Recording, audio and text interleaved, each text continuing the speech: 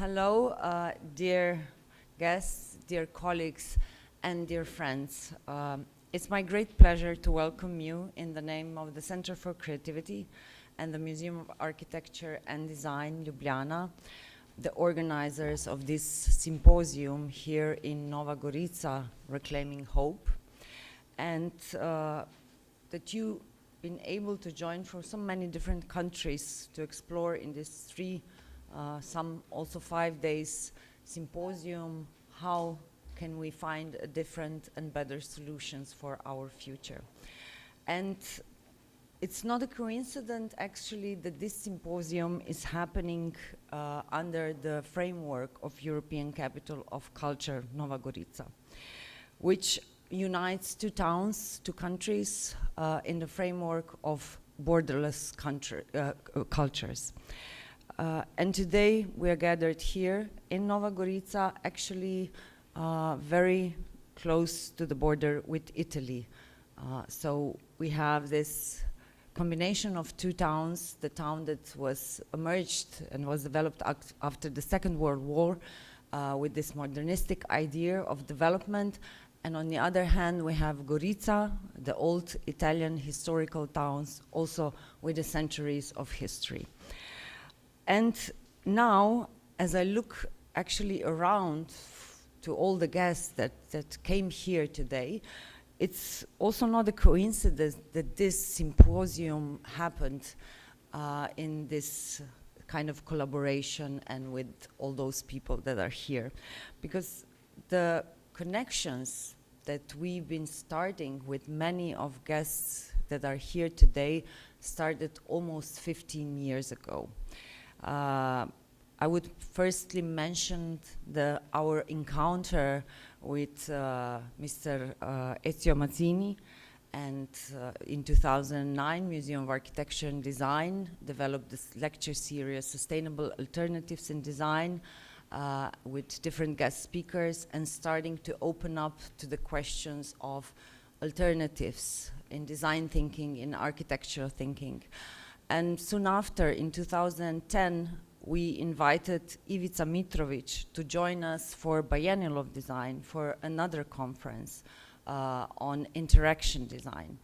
And this somehow followed to a series of collaborations, participations that developed from friendships to colleagues to different networks and events. And also with this conference, we somehow here in Nova Gorica wanted to connect people that are interested in the topics that we are interested in, Center for Creativity, in Museum of Architecture and Design, and also connect this maybe different cultures, worlds, and people to get to know each other and also to collaborate as we, with some of them, collaborate for so long time. And it's my great pleasure also to thank all the partners that were engaged in the topic and were interested actually in the topic. Arts Academy in Split, Academy of Fine Arts and Design in Ljubljana, Pina Koper, Faculty of Architecture in Ljubljana, University of Venice, UAV, School of Humanities and School of Arts, University of Nova Gorica, Institute for Transmedia Design, Politecnico di Milano, Institute Ioanneum, University of Applied Science, Graz, and also our fantastic big team from Zlin, from Faculty of Multimedia and Communication, Tomasz Bata. We are really happy to have you here in such a big number. And of course, we are happy to have here our colleagues from EIT Culture and Creativity and Collocation Center Vienna, which you will get the chance to talk with and listen in a debate a little bit later on. And of course, we are happy to be under the framework of European Capital of Culture. I think there's no better location and event here in Slovenia to be addressed within this topic that we have. So I invite Stojan Pelko, the program director, to join us.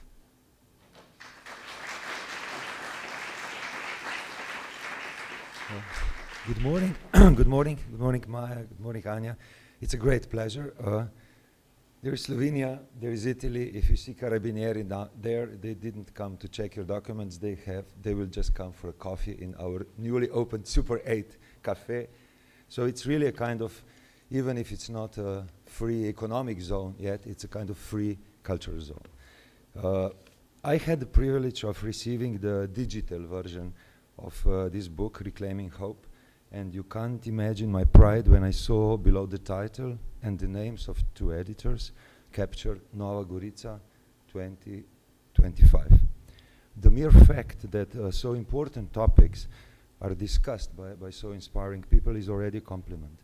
But when I dived into the text, I realized that here in our capital we were not only experiencing some of the symptoms, many of the symptoms of time of polycrisis, as you Ivica said, but we're also able to find, I hope, some of the solutions. Why? Because we were able to lean on some of the figures from the region, both historical and contemporary, in order to imagine alternatives to our everyday life, as Ivica writes in his introduction. So let me give you just a few examples of this, having in mind that usually I'm using a lot of pictures through PowerPoint. Today I want to convince you with words only, and you will see at the end why.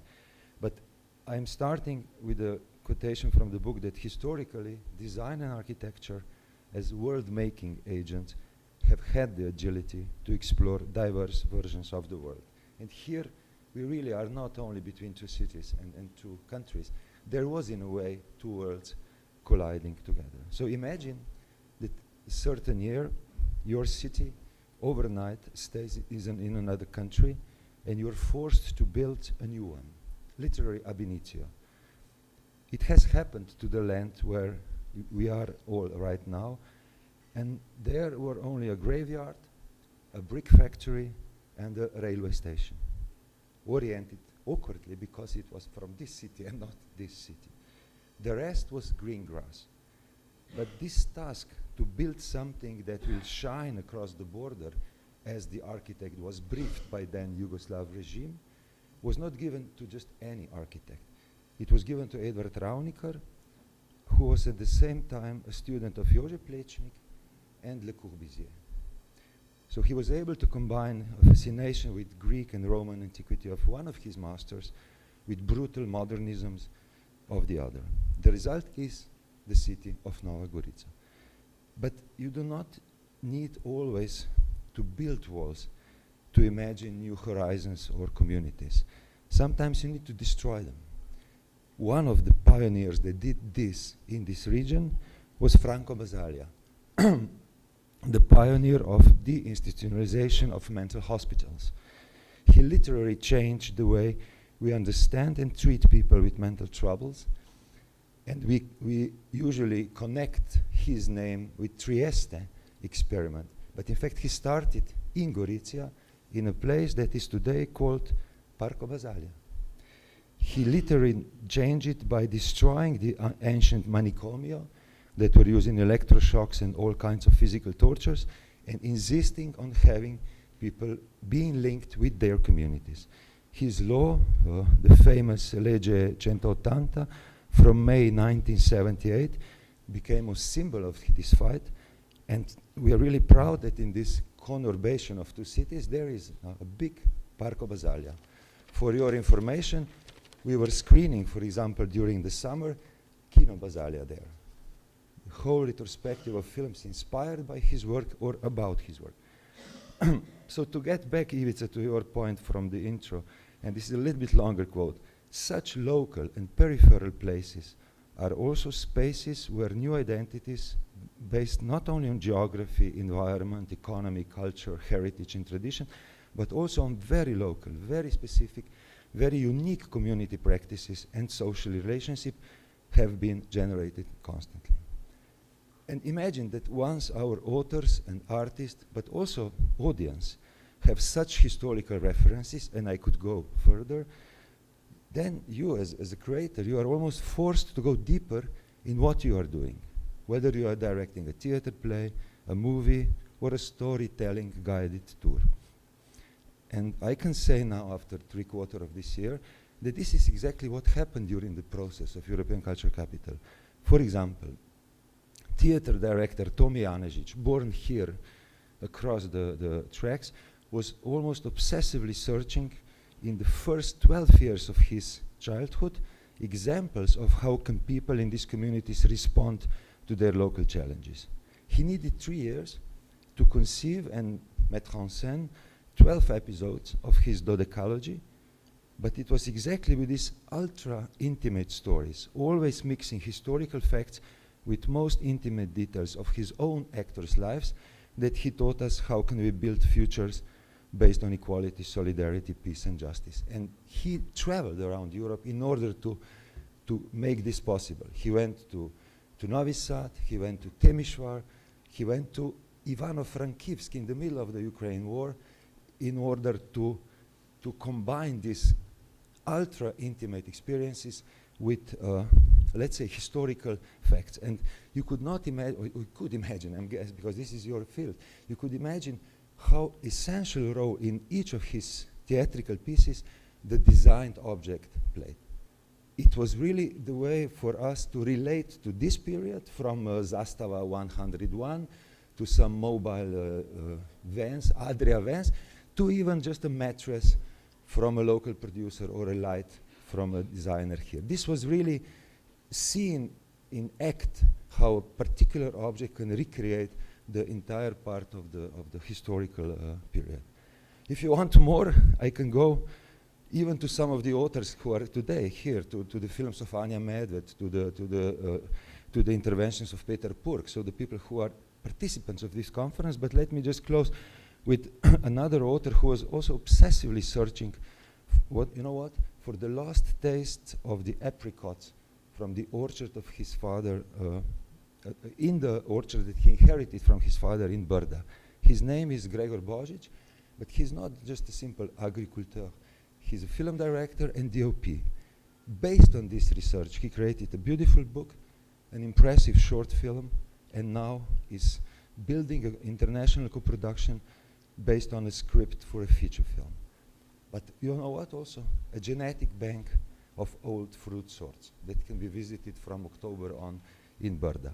So when you meet this guy, young guy still, he may surprise once with some awkwardly looking old fruits, but the other time with Palme d'Or that he got at Cannes Film Festival as a DOP for the short Croatian film, The Man Who Could Not Be Silent.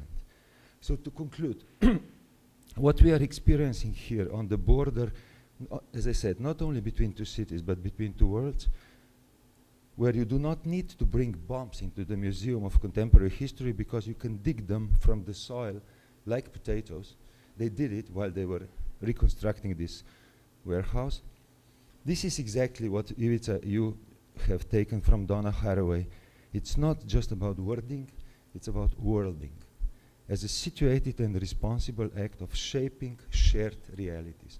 And I agree, Anja, with you that this is really a symbolical place of how you can shape shared realities. Here, where, and we should not forget this, where people were once forced to drink engine oil if they were singing in wrong language, this language being their own mother's tongue, now you would really find people sharing and shaping their realities, not only drinking and thinking together, which they also do, but really trying to imagine speculative paths towards more just and livable futures. And to conclude, really, I would never forget two pairs of names and faces of people who imagined what we are all now experiencing here. The first pair is Neda Rusjan-Bric and Vesna Humar, two ladies who did all the wording necessary. They have conceived and written the bid book that led to the victory of the Nova Gorica and Gorizia together. It was 5 years ago, the victory, but the start of this process was almost 9 years ago, just to have a time span.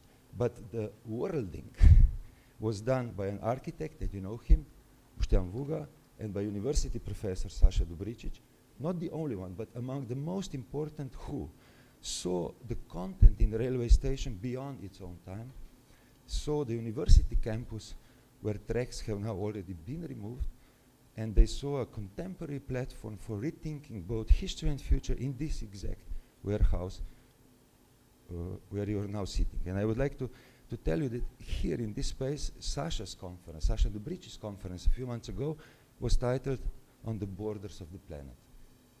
And the most touching moment was when professor of physics, Andrea Gambozzi from the University of Nova Gorica, started with the black matter in the universe, literally, because she is the specialist for this. And we ended with the apropos of Gregor Božič explaining how he found inspiration in Pasolini's work to what he's doing. So this is the diagonal of our work here.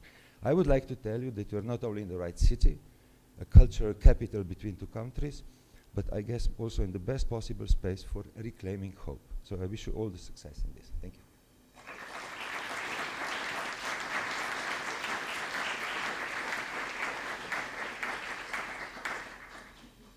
Thank you, Stoyan, for this fantastic intro. And I would also like to mention and put attention that this symposium is also a part of the summer school, Design and Science, with Academy of Arts and Design Ljubljana and also other academies.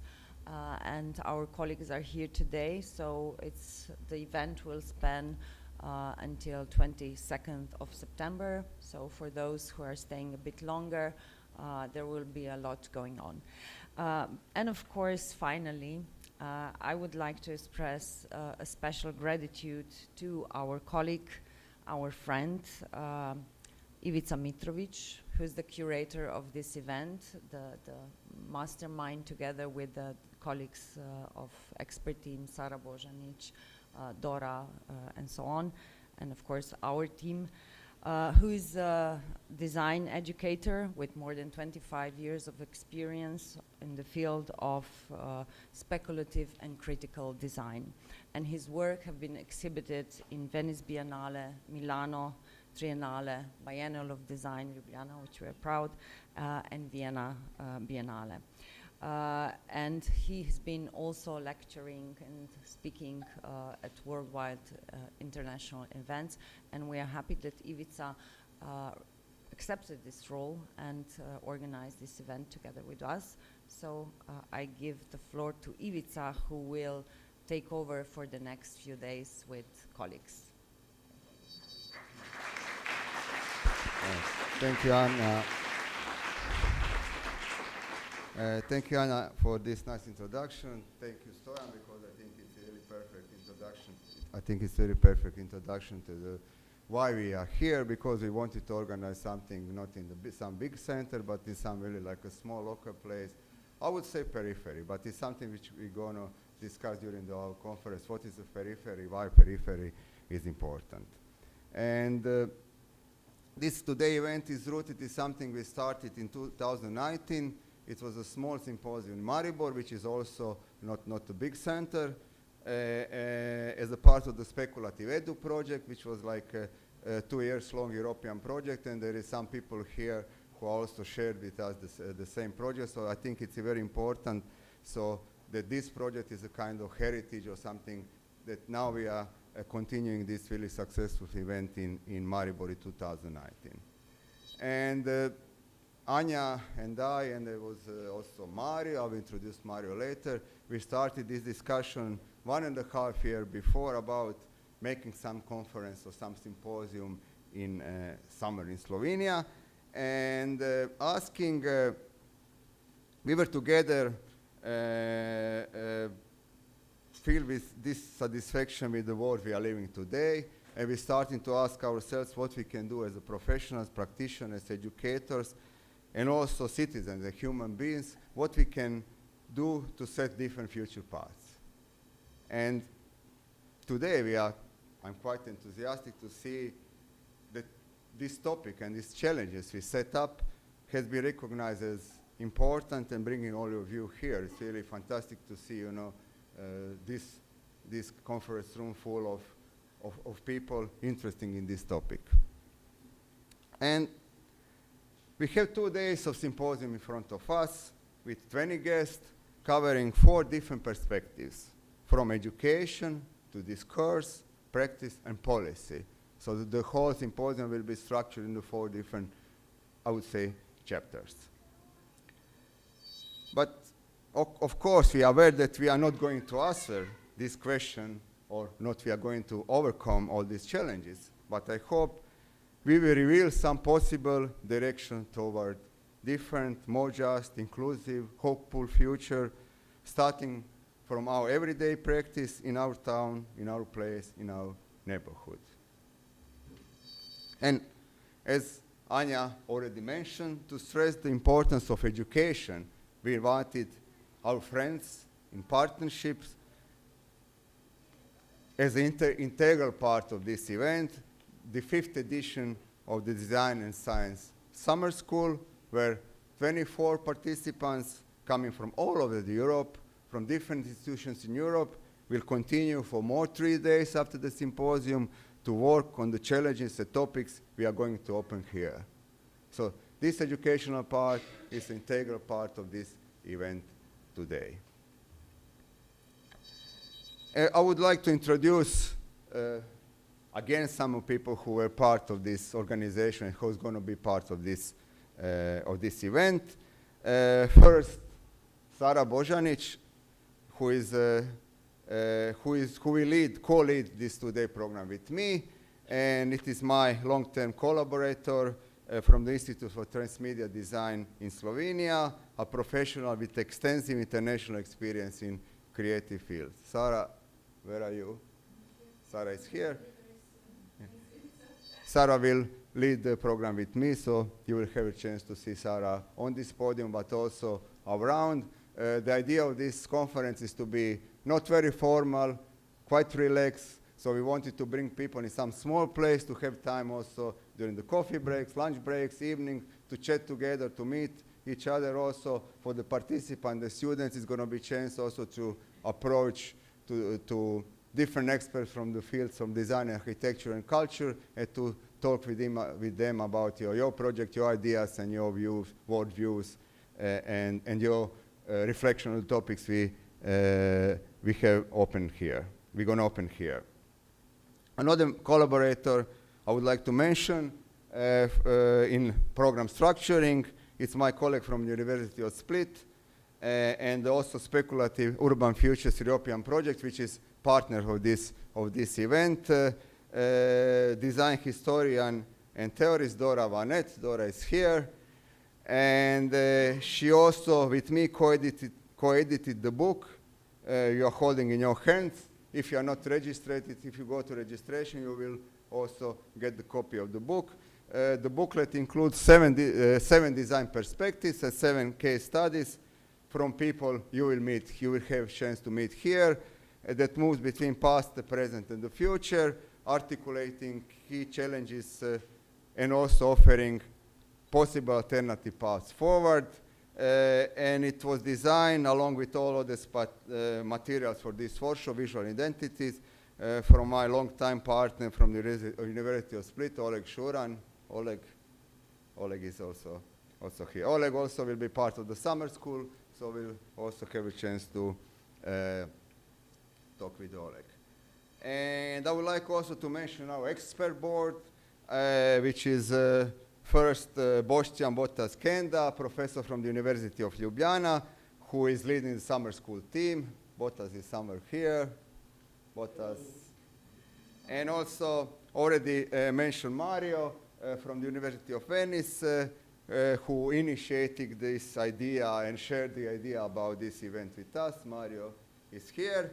And also Stojan already mentioned Peter Purk from the University of Nova Gorica, who is going also to be our host here, who will also lead us to the different events which is happening in parallel during these 2 or 5 days of the event. And last but not least, team members from the Center and the Museum of Architecture and Design in Ljubljana, Simon, Maja Šuštarčić, Simon, where is Simon? Sorry. Simon Gmeiner, Maja Šuštarčić, Maja, welcome, and Maja Dobnik, people who are staying behind this organization, but also the other team of the rest of the Center for Creativity team. So let's start with the first day, with our keynote for today, and it is Natalia Maisova from the University of Ljubljana. Natalia is here. And for us, it was a pleasure to invite a young researcher with international visibility coming from this area, coming from Slovenia as our keynote leader. Also, person not coming from the design and architectural field, but coming from the cultural field. She is a researcher in the cultural studies. And today she will, and there is also text in this booklet, and she will talk about projection of the future and imaginaries of the past, or how technological transformation continue to build nostalgia for the past utopia. So, Natalia, the floor is yours. Hello, everyone. Thank you very much, first of all, to all the organizers of this wonderful event. Thank you to Ivica for reaching out. Thank you to Dora for editing my text. Thanks to everyone just for making this happen and for convincing me to make the drive from Ljubljana today, despite the road closures. My name is Natalia Maisova. I teach at the Department of Cultural Studies at the University of Ljubljana. Especially, I'm interested in memory studies, and memory for me is a vector that connects the past with the future. So apart from memory studies, I also teach a course that's called Future Studies, and it's the first course of this kind at the University of Ljubljana. We set it up last year. So it was really exciting for me to learn about this event and, to get invited. But of course, as Ivica already mentioned, I'm not a specialist in design per se, but at the same time, speculative design and design thinking are things that come in very, very handy when you talk about futures. So what I would like to do today is, in the booklet that you've received, there is a short position paper from my end. It's fairly theoretical-ish. It reads sort of like a manifesto, and I would like to use today as an opportunity. Actually, it's my first time speaking publicly in Nova Gorica, so that's pretty cool as well. I would like to use today as an opportunity to substantiate it and to share with you some of my experience teaching and also doing research at this crossroads between, pasts and futures. So these are some bullet points or some open questions that are also reiterated in the booklet that you have. Basically, my position is that in a context, in a zeitgeist where we can all, or I guess many of us in this room would agree that there is a sort of future deficit. We can't really imagine new futures, positive futures that we would all feel comfortable with. In this particular context, my position is that we need to look back to the past as a potential resource for new futures. So that's it in a nutshell. But of course, things become very complicated because what does it even mean to look at the past? Whose past? Which past? At which level? So Anne talked about very, very local micropasts, but then in our context, we can also consider contexts like, or frameworks like Yugoslavia, like the post-Yugoslav space. So it's a very responsible thing to say, I'm looking back to the past, trying to find, I guess, inspiration for the future. What does it then mean to take the past as inspiration? Does it mean that we want to replicate some things that people had tried and that weren't especially successful? Or does it mean to speculate, just drawing on the past but then creating something different? So these are some of the questions that I would like to address today through a case study. Now, another important point that I would like to stress is that, so there is hope in the title of this symposium. And I think hope is a very important vector that should, of course, be reclaimed. But I also think that to actually reclaim hope, you have to embrace a certain kind of accountability, a responsibility for your actions every day. Hope is not hoping that some kind of miracle will be bestowed on you. So what I will guide you through, what I will hopefully show using some illustrative examples, is that to hope is to make small steps every day and to keep doing things the right way, even if they don't seem to be leading anywhere just immediately. Right. So In the first, I guess, yeah, during my PhD and for my first postdoc, I dealt a lot with science fiction. So there's another link, there's another kind of dimension to my engagement with the futures and the pasts. In particular, I looked at how old utopias, particularly utopias from the Soviet space, got kind of reimagined and reused, and what their explanatory and inspirational potentials are today. I worked a lot with Darko Suvin's work. Darko Suvin is a scholar who was based in Canada for a long time. Now he lives in Lucca in Italy, and he is one of the founding fathers of science fiction studies. One of the takeaways that, I mean, there are many takeaways from his theories that are still very important and relevant, but in the context of today's talk, I think that what we should keep in mind is that when we think about futures, we think about utopias, dystopias often, and Darko Suvin, among others, really warns us about the need to define what we mean by a utopia, right? So there can be utopian forms, he says, structures that are rigid and that portray kind of ideal societies, but they are usually not really feasible precisely because of their rigidity. And then on the other hand, there is this kind of utopian impulse. So this labor of creating, striving towards utopia every day. So this is kind of the theoretical underpinning of my of today's lecture.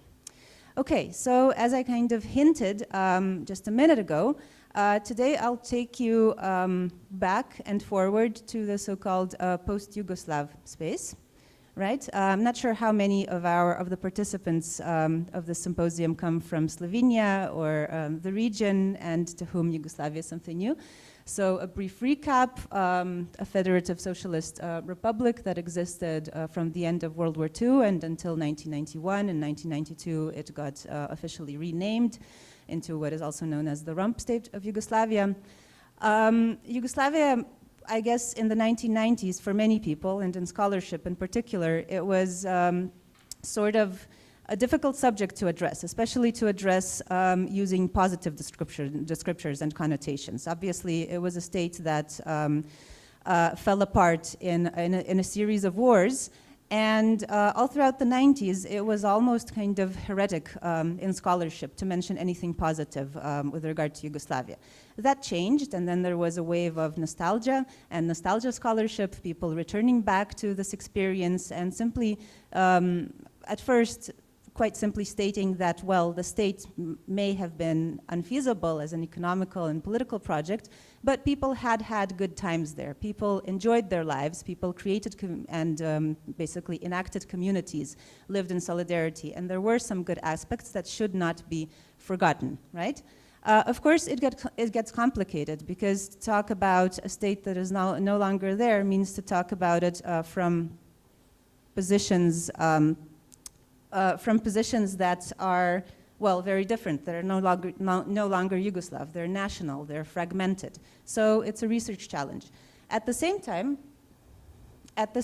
what we have noticed in the region over the past couple of decades are these returns to different ideas from the Yugoslav times in different cultural contexts, from film, which is probably the medium that I'm most familiar with, to literature, of course, to popular music, and to video games, which will be the subject of my talk today, simply because I think that they're they're the simplest form to directly relate to design.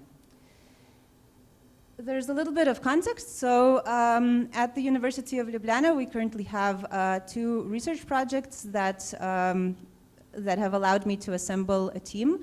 Some of us you can see on the slide, basically a team of researchers looking into popular culture as a site of work with memory work. So engagement with popular culture as something that allows us to assess how memory works and to basically reframe our own understanding of the past.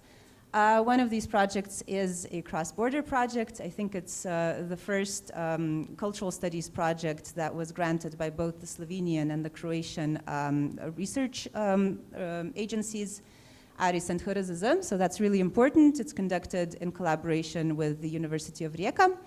And there we look into cultural forms like murals, cinema, film, and popular music.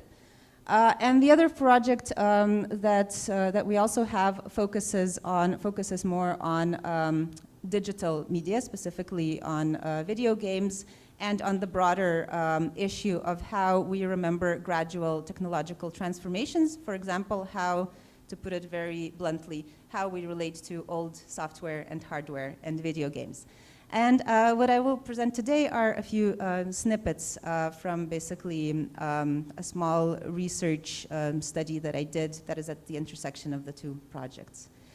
Right, so why do we feel that looking at popular culture is important, and why I find it as a source of inspiration? Well, first of all, I feel that we still have, as researchers, we still have a lot of work to do in defining what popular culture is. It's still much too often used as a derogatory term, as something that is not as important or relevant as art.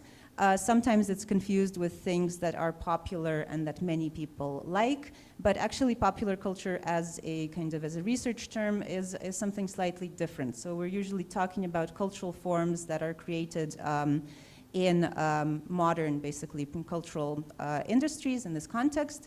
We're talking about cultural forms, some of which eventually get canonized as art, but some are not. And we're basically talking at popular culture, for me, as kind of like a pool of resources, some of which may end up in art history, which is important in its own right. But we're also talking about a pool of resources that are that kind of define cultural consumption patterns and that define popular imaginaries. So popular culture is important simply because it is our I guess for many people, it's the primary way of accessing different ideas, including ways of how we relate to memory. And memory is important because it is the vector along which we position ourselves geographically and temporally. To give a very blunt example, so yesterday I was at a master's defense where the candidate claimed that Hollywood references and Hollywood sci-fi references are available to everyone and everyone understands them in the same way. To me, I mean, I can see where that claim comes from, but I also find it unhelpful because it basically means that you do not consider that maybe looking at a heroic narrative, a superhero kind of narrative as, for example, a man is something different than looking at it from the perspective of, I don't know, of a person, a woman, for example, coming from a very different context. So there is positionality. And basically, if you consider popular culture as a resource that you can't really relate to because you feel that it doesn't reflect your positionality, it can kind of hinder your ways of imagining yourself as somebody who can contribute in the present and for the future. So in this sense, unlocking archives of popular culture in very local, specific contexts is very, very important because it empowers people by telling them, well, you guys do not come from a context of losers who never achieved anything. You come from a context where these ideas were discussed, where these networks were formed, where these kind of cultural forms came into being. And I personally feel that it is empowering. So, popular culture can be considered as a site of memory work. Importantly, of course, if we consider popular culture as a site of memory work, we have to look across media and across formats. We have to consider memory as a transmedia kind of imaginary. Because, I mean, getting access to the memory, for example, of the partisan struggle during World War II through cinema does not mean that your memory of that struggle is limited to cinematic depictions, right? So you have to consider how different media kind of interact in people's imaginations. Okay, so basically, today I'll take you through several popular cultural examples, and more specifically, I'll take you through examples of what I would like to call post-Yugoslav video games. Okay. The ambition is to see whether, by looking at something that can provisionally be called post-Yugoslav video games, whether we can imagine futures of the memory of Yugoslavia that move beyond this dialectic of trauma, the trauma of wars and dissolution and self-victimization on the one hand, and nostalgia for the good old days on the other. Okay? So this is today's business. The provocative question here, and I wouldn't call myself Yugo-nostalgic for many reasons, but the provocative question that we're going to be looking into using post-Yugoslav video games as an example is what the futures of Yugoslavia may be, okay? We're going to be going through virtual memoryscapes, and we will be looking at how independent or indie video games can contribute to them. But before we do that, I would like to take us back to 1999. In 1999, a website was established called Cyber Yugoslavia. I'm not sure, maybe some of you are familiar with the project. So Cyber Yugoslavia was an online project, which was, to quote, home of cyber Yugoslavs. We lost our country in 91 and became citizens of Atlantis. Since September 9, 1999, this is our home. We don't have a physical land, but we do have nationality. And we're giving cyber Yugoslav citizenships and cyber Yugoslav passports. Because this is Atlantis, we allow double and triple citizenships. If you feel Yugoslav, you're welcome to apply for cyber Yugoslav citizenship, regardless of your current nationality and citizenship. You will be accepted. Please read our constitution for the details. If you're just curious, you're welcome to visit us as tourists. This land will grow as our citizens wish, neither faster nor slower, neither more nor less. So this site will always be under construction. For a solid country to grow, even a virtual one, it takes some time. When we have 5 million citizens, they said, we plan to apply for the UN for member status. When this happens, we will ask 20 square meters of land anywhere on earth to be our country. On this land, we will keep our server. So unfortunately, this community never reached 5 million citizens, and the website was archived around 2022. But it is still important as an archival document, and thanks to the Wayback Machine, you guys can access screenshots of the site still, because back in 1999, I feel that this statement echoed a sentiment that was present among public intellectuals, writers, cultural workers across the newly born post-Yugoslav space. The fact that the sentiment that despite the dissolution of economic and political infrastructures, that there was still a so-called Yugosphere, a media sphere, and that people were not necessarily willing to completely give up a common cultural space, even if it grew really, really complicated. And to me, this is still one of the most important stakes for the region. And this is something that young people feel today. So there is this feeling of loss today, of a loss of common infrastructures, of common pathways, and there is a feeling of the need, of the necessity to rebuild networks. Now, things get complicated when it comes to signifiers, to descriptors, because not all young people in the region would necessarily agree that talking about Yugoslavia, again, is something that is relevant. So, let's look at where things get complicated. I chose this particular statement. I could have chosen something else to describe this post-Yugoslav sentiment, so the sentiment that goes against nationalisms, against ethnic divisions, right? And that calls for a new kind of conversation. But I specifically chose this, this virtual project. It wasn't the only one. Tito had his homepage, Titoville, for example. There were some other ideas.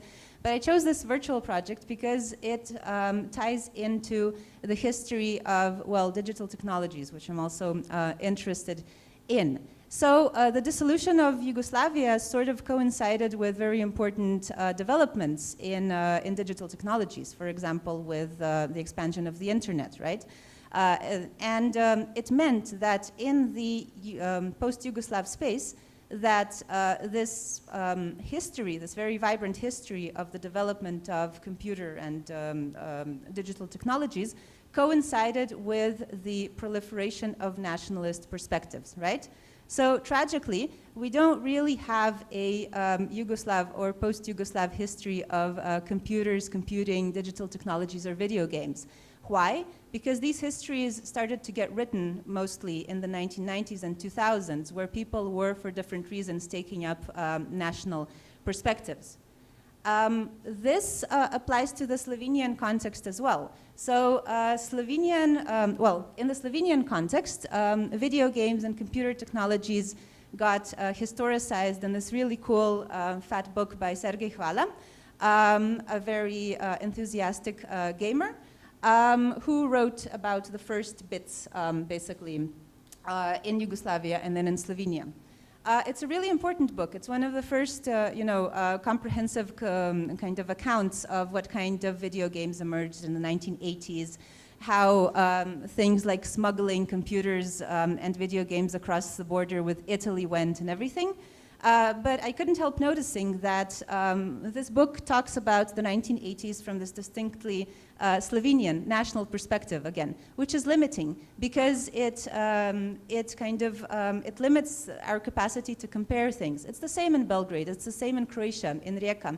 Everyone sticks to small micro perspectives and tries to sell them as something really unique and exotic, which is understandable, but sometimes, at least for researchers, you would also like to sometimes gain more comprehensive accounts. So to kind of undercut this kind of history and recollections of digital technologies in the Yugoslav space, what I tried to do was look at things the other way around. So I performed a study where I looked at how Yugoslavia features in video games. So not like national perspectives, but I tried to reconstruct the Yugoslav perspective in actually recent games. So the idea was to look at how game designers and players, how and in what ways they might find Yugoslavia relevant. Obviously, one of the most obvious motifs when it comes to Yugoslavia would be Yugoslavia as a place of conflict and war, right? This was probably the first way in which it got introduced into video games in the 1990s. In the 1980s, Yugoslavia was a place of smuggling computers, and it was also kind of this Balkan place, which is a bit chaotic, but has the seaside and so on, and is also sort of rife with potential conflict. So in the 1990s, certain strategy games emerged where you could play Yugoslavia, where you could replay conflicts and so on. More recently, for example, in Croatia, there is this game called The Battle of Vukovar, Reign of Steel. It was created with the collaboration of Croatian war veterans, actually, who helped reconstruct the city of Vukovar. You can go through the city, it's a first-person shooter, and basically you have to defeat the other side. So this is also, it's a game that engages with the dissolution of Yugoslavia, but it's not a game that I would call a post-Yugoslav game, because it takes up a very specific, very national kind of perspective. There are more games, one of them developed by Kremlin Games. These are developers, I think they're based in Belarus. Armored Brigade Nation Pack, so you get the picture. A lot of conflict, and again, a lot of the reiteration of this 1990s vibe where Yugoslavia was something that could not really be talked about in relation to anything else other than conflict. Another problematic aspect of post-Yugoslav digital memoryscapes are mods. So again, basically versions of popular war games that take place magically in the context of the Yugoslav wars. You can, for example, you can replay Operation Krivaja, you can replay the genocide in Srebrenica. If you play an Arma Serbia mod, all of this is available on YouTube and on their archives online. So as you can see, what I'm trying to say is that the digital memoryscape is kind of is fueling and reviving certain conflicts in certain very nationalist ways. This leads to discussions on Reddit, for example, where people actually ask whether there is anything that you can look at in the region that does not involve war and conflict. And this is where the more interesting part of the talk, I guess, begins. So there are driving simulators, such as Eurotruck, West Balkans. It's developed by Czech game developers, and it's really interesting because you can basically you can drive around the West Balkans, but it is the post-Yugoslav space plus Albania. It's interesting because certain national stereotypes, certain cultural stereotypes play in. But to me, it's cool because it's something that is moving away from this imaginary of basically this chaotic, war-ridden Balkan space. But then things get even more interesting if we look at even more low-key indie games, okay, from the past decade or so. And I'll basically present a few examples. So Yugoslavia, I would say that it haunts indie games as this kind of landscape which is no longer there, so many things are possible. But these things are still tied to some very specific local references. I wouldn't overly hype up these games as things that will solve the question of what to do with the future in the region, but they're interesting nonetheless. And the first game, just because chronologically it comes first, the first game that I'm going to start does not even come from Yugoslavia, but I hope that you'll understand why I feel it's important. So in 2017, a very young Polish game developer, Piotr Bunkowski, created this experimental interactive movie / game, A Trip to Yugoslavia Director's Cut. What was interesting to me is that he says, well, this game is not based on any real conflict in Yugoslavia. It's just kind of a fantasy, I guess. It's a fantasy that still has a lot to do with conflict and war, but to me it's also a fantasy that revisits this very important point of the mediatization of war. So it's not about war as such, it's about how war is mediatized and how it is aestheticized. For example, the Balkan conflicts, as you can see, are here depicted as this VHS tape that you can keep replaying. There are 9 alternative endings. None of them is particularly positive, but basically you are a young boy who is trying to escape somewhere, and he meets some soldiers. It's all very vague. It's all very grainy, right? But it's a game about choices, about whom you're going to help, whom you're not going to help, and so on. What was interesting to me is how Yugoslavia here is designed. You can see, first of all, like I said, it was a game that was made on a very low budget by a very young Polish game developer. So he did not travel to any of the Yugoslav spaces. He shot it somewhere in Poland, okay? Which is really important because it's an important point about how space is constructed in video games, right? And as you can see, the space of the Yugoslav conflict is constructed here through, through specific color schemes, through things like graffiti. But then again, if you know the language, you'll see that uwaga is not something that comes from any of the Yugoslav countries. So you can see that this is that the setting was actually Polish. Again, fashion, design. So this is basically how Yugoslavia emerges.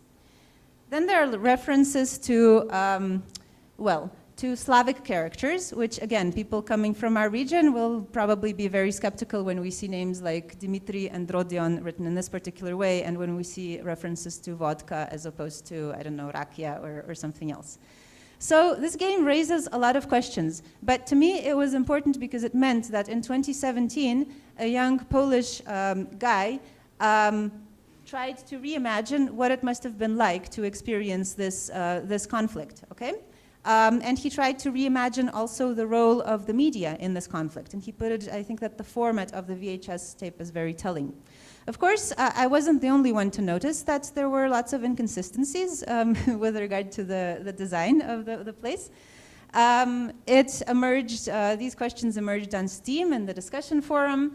And it's also, I think, telling and interesting to see why somebody from Poland would choose to shoot a small game, a short game, to produce a short game about Yugoslavia. So he says, It doesn't exist anymore, so we could use it to make our own fictional conflict. Then there are some funny arguments, like from what I've heard, the Balkans had one of the richest fauna and flora. This, of course, includes forests, of course. Poland wouldn't be a good choice for that. Our country is still on the map, and our war history is around World War II. We didn't have the funds to buy all the gear, and so on. I know that the Yugoslavian conflict was happening somewhere around 1990. That gave us the opportunity to use VHS style, and the gear we've used in the clips matched these times.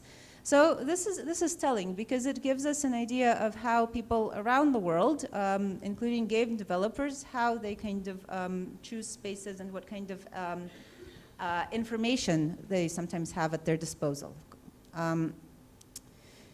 So this game didn't resonate too widely, but still it was appreciated as kind of, as a sort of non-game, as a recreation of a space, a time, a feeling, and a way to identify with a certain kind of protagonist, a photographer, a boy that is trying to move from one place to another. Of course, not all people from the post-Yugoslav space were happy about that. Now, there are also some games that respond to this kind of gloomy imagery of Yugoslavia and to this obsession with the 1990s and World War II. And here, what needs mentioning is this project by a Belgrade / US-based game developer, Igor Simic. He has a background in filmmaking, and he has a degree from Columbia. A couple years ago, he embarked on this very ambitious project of basically creating a game premised on the idea that the rich fled to Mars because the Earth was in the middle of an ecological catastrophe. So the rich are now based on Mars, but they can occasionally come back to Earth to play a round of golf, okay? And because it's all in the future, and because the super rich really are that rich, their golf games go around countries and regions. And what we can see here are these references to the European modernity projects from the mid-20th century. So you'll probably recognize the atomium on the screenshot above, right? And you might recognize the monument, the Yugoslav partisan monument from Podgoric on the slide below. So, and you can recognize probably Kaufefe, the Twitter sensation from a couple years ago. So it's a cheeky kind of game, which, because Igor Simic is originally from Belgrade, I guess he was especially invested in inserting the spomeniks, the Yugoslav brutalist monuments, into the design. He did it quite consciously. If you read his articles from around the time that the game came out, the game is called Golf Club Nostalgia.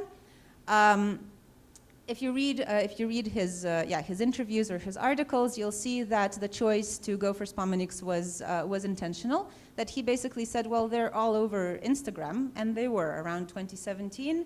After the exhibition Concrete Utopia in the MoMA in New York City, the Yugoslav modernist utopia became a very, very hot thing. So his idea for creating this game was basically to riff off of this hype. What I think is interesting here is that these local references, and it doesn't matter if we're talking about the Belgian atomium or the spomeniks, that they're kind of torn out of their immediate, very local contexts, and that they're inserted into this global history of failed, basically, modernity projects of the 20th century. And in this sense, I think it's pretty cool that Yugoslavia gets reinserted into this story, because it often is still underrepresented and not seen vividly enough, simply because the state failed in the 1990s. So the game evolved into a trilogy. The first part is Golf Club Nostalgia. Basically, you're that golf player, and he's not even super rich. So his storyline is that he had no choice. He knew how to pilot spaceships, so he had to take the super rich to Mars, and he basically deceived his family. So he left his family to die on Earth. And because of the favor that he made to the super rich, he is now allowed to occasionally come back and play a round of golf.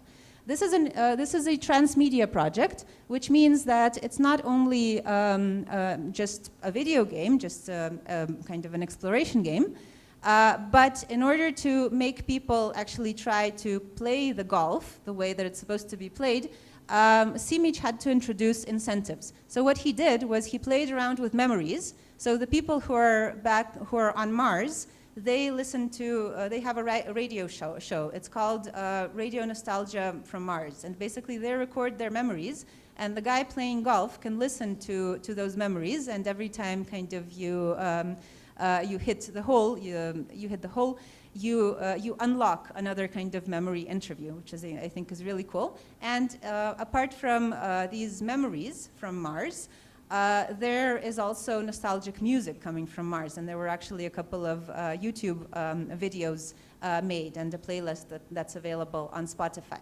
So again, Simic was very, very intentional with the way that he went, with the way that he approached this. He wanted to create this transmedia project that would appeal to people through different media and on several levels.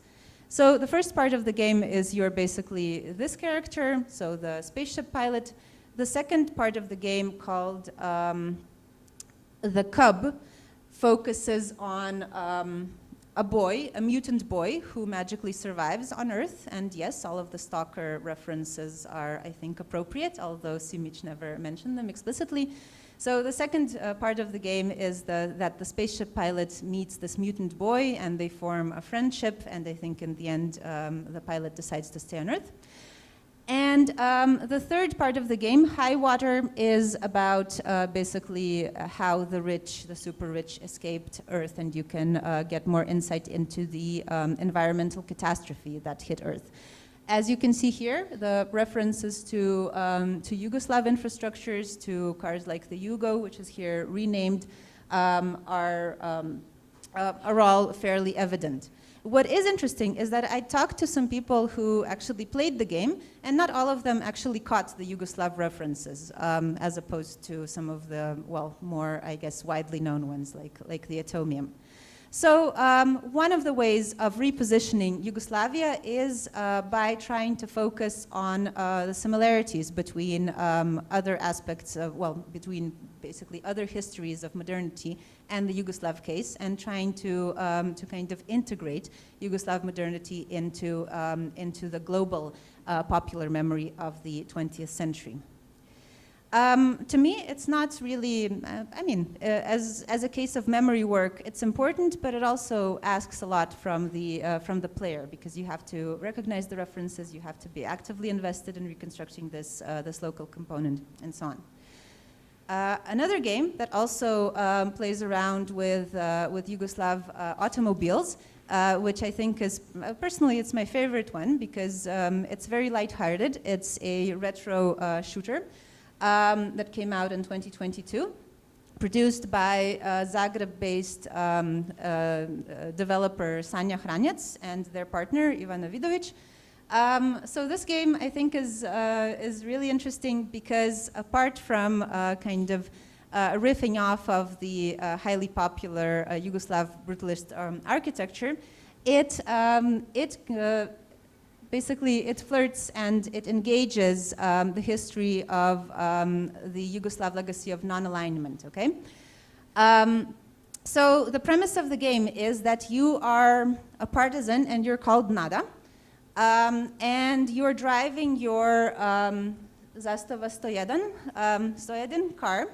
You drive it from Merkurslavia to Neptunslavia, taking 7 levels, okay? And there is some drama. You have to kill the things that are coming at you. There is a boss. And back at home, there is your partner, Sasha, a woman, and there is your cat, Misty, who is hungry because the cat food factory is on fire, and Sasha is annoyed because you're missing your anniversary. So this game has been described as an incredibly fun retro shooter. It was reviewed on YouTube by Space Junkie. What's really interesting is that it really catches the vibe of space shooters from the 1980s. So it's more difficult to play, I would say, than modern video games. But basically, the idea is to capture this experience and to create a game that never, that such a game never really existed in Yugoslavia, but basically you're playing this what-if speculation game in this really fun way. Another interesting moment is that this game was directly inspired by the Slovenian mockumentary Houston, We Have a Problem by Žiga Virc from 2016, which specifically played around with the idea with the what if Yugoslavia had a space program that got sold to the US and that wasn't operational, and that maybe then incited the US to contribute to the breakup of Yugoslavia. So this to me is an example of memory work. It's something where you acknowledge, both in the mockumentary and in this video game, you acknowledge that memory is something that does not directly relate us or refer us to something that actually had happened to the past, but that can also be liberating because it's a source of fictions, and fictions that you can play around with, and fictions that you can sometimes even enact in the context of video games. Okay, and that of course may lead to micro transformations in your way of positioning yourself vis-a-vis the past and the future, and in the way that you present yourself to the world and act. A final example in this line of post-Yugoslav video games, so games that return to the Yugoslav moment and that don't necessarily take it up in this explicitly nostalgic step, but try to rework it. Another game that I would like to mention is Jugo, the non-game. It was produced by a young game developer, Petrik Hokša from Kosovo. And the idea of the game, so he produced it during COVID, and he was stuck in Berlin, I think. And he just really missed his family and having a communal space and, doing something like, I guess, driving in a car together. So what happens here is that you just get into the Jugo, or you're in the Jugo, and you drive it around along these highways, which are supposed to represent Kosovo, and there are like crows that are flying above you. And there are these abstract Spomenik-like structures, and it's always dusk. And you can either listen to the radio, or you can invite other people can join you in the car. Of course, there's only space for like 4 or max 5. It can get tricky if there's nobody there, or if the people that join you don't speak your language. For example, if some Japanese player comes along and they don't know English. But the idea was to recreate this space, this cramped space of a Jugo, as a space of also, interactions, human interactions. So yeah, this Jugo the non-game is also featured in a podcast called Jugo Block, Remembering Yugoslavia, which is run by the Slovak author Peter Korčnak. What is really interesting about this game, again, is its relationship, or basically Petrik Hokša's, the developer's idea behind creating it.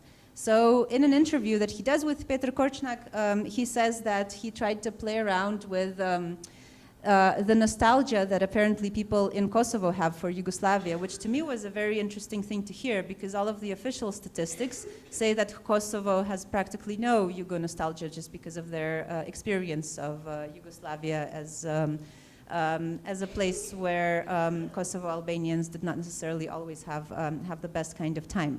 But maybe a return to not necessarily Yugoslavia in its entirety, but to very specific experiences like driving the Jugo are things that many people can actually relate to. Right, some conclusions.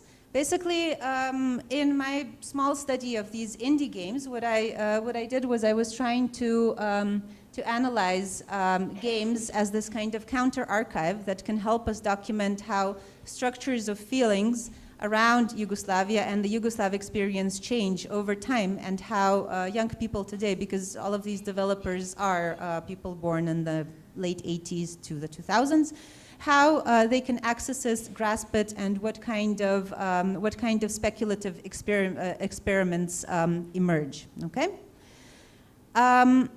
Why does this matter beyond research? Well, basically, I think that there has been a moment for at least 5 years or so to be revisiting this Yugoslav legacy from vantage points that are very, very different. So from positionalities that may be diasporic or Croatian or Slovenian or Albanian.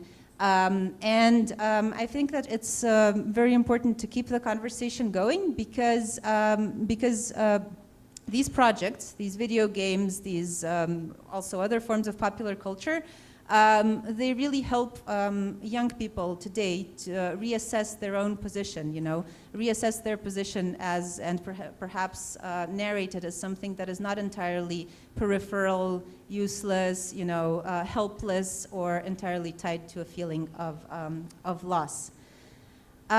This presentation is indebted in part to the Graphic Arts Biennale that took place in Ljubljana in 2021 and that played around with the legacy of Iskra Delta, a computer company based in Slovenia. So in the 70s, apparently 2 guys built a computer for Tito for his birthday, and he was so impressed that he subsidized Iskra Delta. Which produced computers in Slovenia.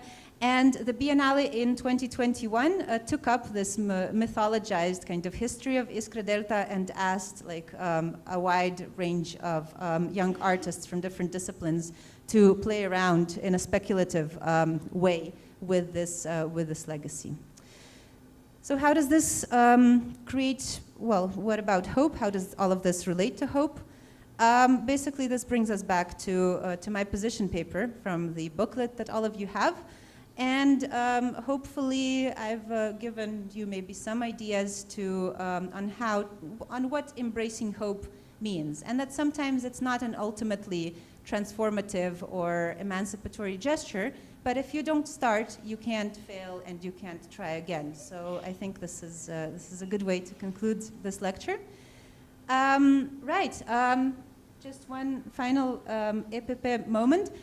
If you're interested in this kind of stuff, if you're interested in popular culture, in how it relates to memory, you can follow the MEMPOP project on Facebook or on Instagram. Our community is growing every day.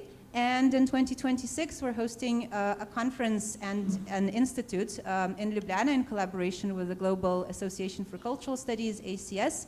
And you guys are also welcome to find the information online and maybe apply. Thank you. I think that understanding the past helps us imagine, first of all, ourselves, where we come from, what we embody, how we relate to time and space. And it also helps us set priorities for the future that reflect our understanding of the world as opposed to ideas that are imposed onto us by basically by cultural forms and content that do not reflect our own experience. So I referred to the future deficit, which is a term that I took from the Bulgarian writer Georgi Gospodinov. I heard him speak about it at a memory studies conference that took place in Prague in July this year. There, Gospodinov very convincingly referred to the future as something that is inherently connected to memory. And he says that people who lose memory also lose the capacity to imagine the future. Basically, the more flat and the less nuanced that our understanding of the past is, the less access that we have to our own memory, the more incapacitated we are when it comes to thinking about what the future should look like. Well, I think that articulation, using words, is one of the best ways to, one of the first steps to start living, acting in a certain way, and therefore to contribute to this process of becoming and to contribute to forming the future. If we don't tell the stories, if we don't speculate about what could have been, then we basically stick to recipes that are not our own. If we don't tell our stories, we don't we don't narrate ourselves as subjects and as agents in the world. That is why it is very important to create this environment where we understand each other, because we understand each other's stories, because we understand that your experience of the world is not the same as mine or as somebody else's. They're all conditioned by circumstances that are not of our choosing. And yet all of these experiences come together in this process of world building that we're involved in every day. And if we don't raise our voices, and if we don't question recipes that are given to us, for example, contracts, systems, working schedules, and so on, if we don't pose questions, we can't change them. We can't engage in negotiation and dialogue, and therefore we remain constrained by imaginations of the future that were created in circumstances that have nothing to do with our own everyday lives. Skoraj bi težko našli po mojem boljši kraj in boljšo lokacijo za ta tip konference, zato ker je Nova Gorica že dokaz tega, da se v bistvu neka vizija da realizirati. Ko sem v uvodnem pozdravu povedal, da v bistvu tuji udeleženci prihajajo v mesto, ki ga dobrih 80 let nazaj sploh ni bilo. Se pravi, da je možno zasnovati nekaj in zgraditi iz ničle. In to ne hišo ali naselje, ampak celo mesto. Po drugi strani, če gremo pa čisto na mikrolokacijo, je pa to skladišče nekdanje dobesedno med dvema državama. In se je z takimi vsebinami, kot je ta konferenca, postalo dokaz, da se da jeti čez mejo. Ampak čez mejo običajnega ali pa čez mejo neke običajne rabe nekih prostorov. Mi smo v celem letošnjem letu kar nekajkrat skozi dizajn in skozi arhitekturo bili v situaciji, da pokažemo ena znamenja dobe. Eno je ravnika arhitektura, katere vizija je tukaj realizirana. Drugo, ki sem omenil, je pa vloga drobnih dizajnerskih objektov v dodekologiji Tome Janežiča.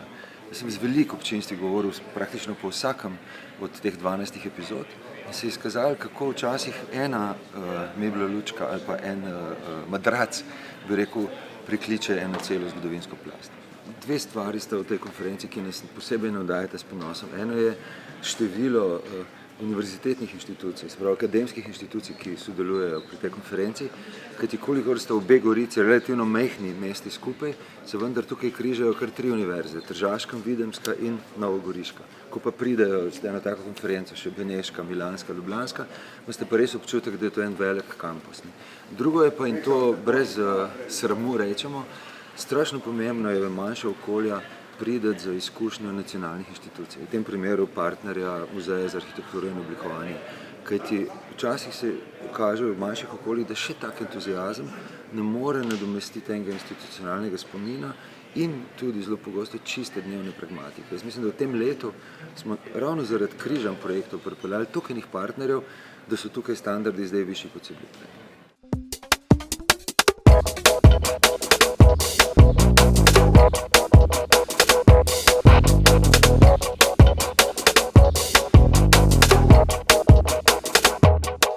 We are continuing with the first session, which is deal with education, and we have two guests, James and Jimmy, and now I will call Sarah to introduce James and Jimmy. I think she is the best person to introduce their work.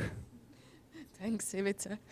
So I've been partnering with Ivica for 20 years, and in the same manner, James and Jimmy have been a long life partners in development, in thinking, in knowledge sharing, but also in entertaining all of us that surrounds them. And I need to admit that I'm really in favor of the James work, and James Hour is going to be next. But I had this trouble because we're becoming seniors, and the more we work, our titles become longer. So I was like, okay, Sarah, prepare for the moderation. James' title today is...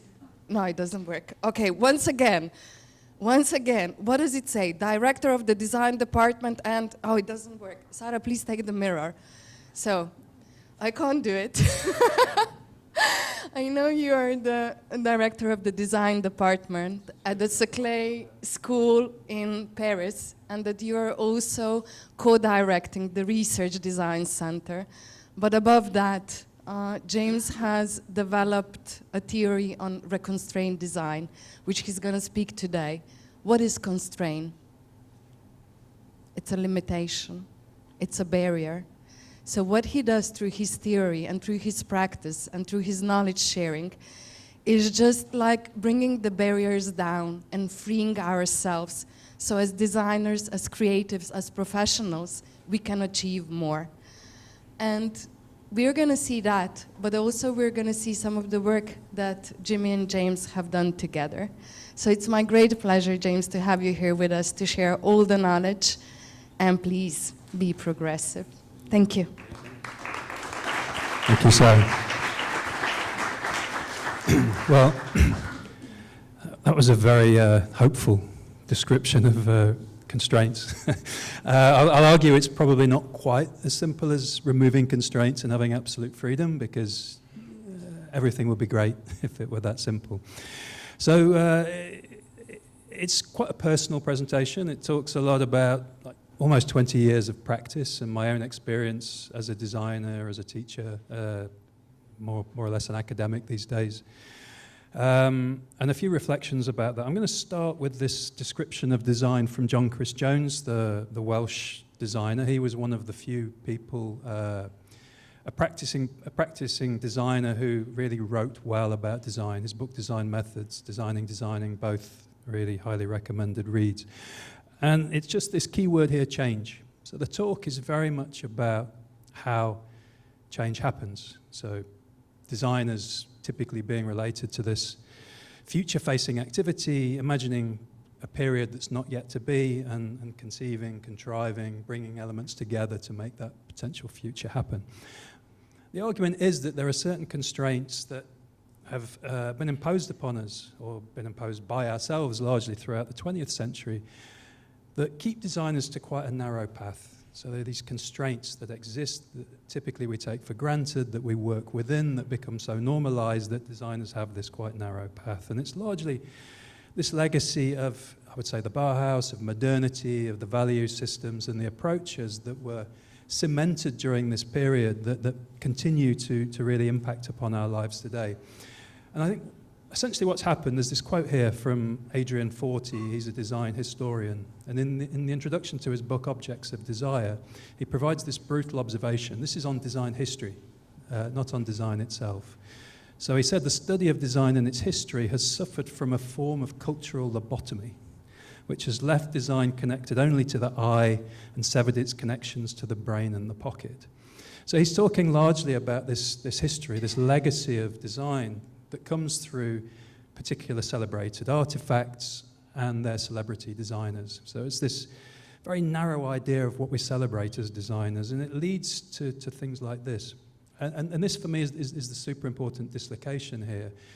We have design almost going through a living autopsy by historians, by philosophers, people from science technology studies, writers like J.G. Ballard, all providing these very, very powerful analyses of our activity, whereas designers kind of just exist in limbo, just continuing this practice without much reflection. And this, for me, anyone who's seen my talk, I usually focus in on Dyson at some point. And this encapsulates everything that's wrong with design today. There's a quote here, an article from the New York Times, a supposedly reputable newspaper, 2017. It goes, there's been zero innovation in this market for over 60 years. That's the market of hairdryers. Said Mr. Dyson, 68, a billionaire who was knighted by Queen Elizabeth II in 2006. Mr. Dyson, who's Britain's best-known living inventor, is the Steve Jobs of domestic appliances. This is the highest accolade we can give to a designer, comparing them to Steve Jobs. And he's built a fortune from making otherwise standard products seem aesthetically desirable. Dyson said that there were over 103 engineers involved in the creation of the supersonic, that's the name of the hairdryer, which included the taming over 1,010 miles of human hair tresses, 7,000 acoustic tests as teams tackled 3 core issues: noise, weight, and power. They're the 3 key issues that Dyson's addressing here. And as a result, this hairdryer costs nearly $400.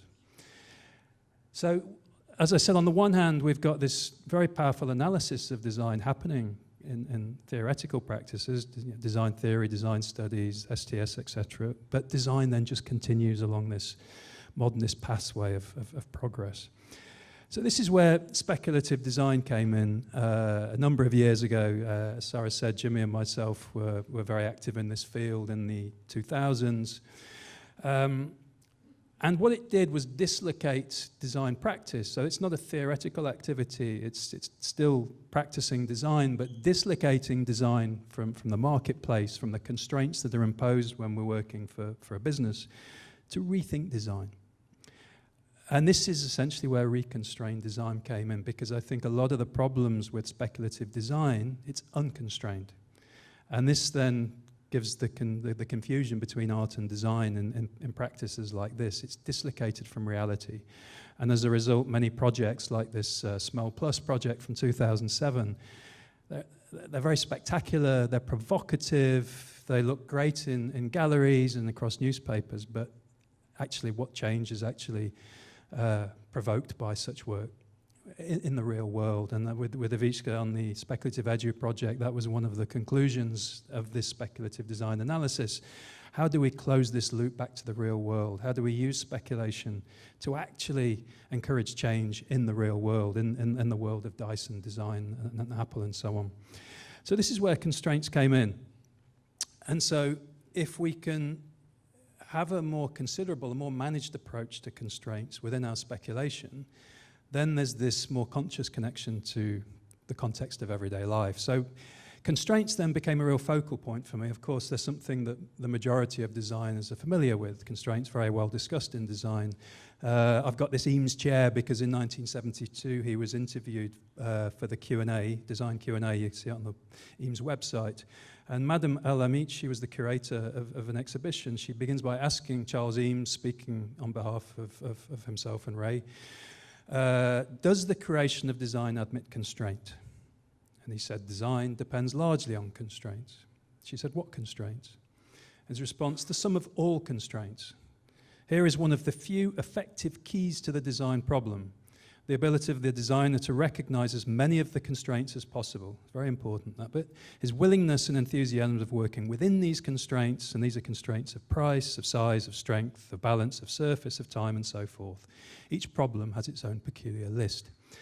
Now, if you analyze that list, nearly all of them exist on the scale of the object. So the bendability of the plywood, its desirability in the marketplace, a little bit about the relationship with the client, such as the deadline and the price and so on.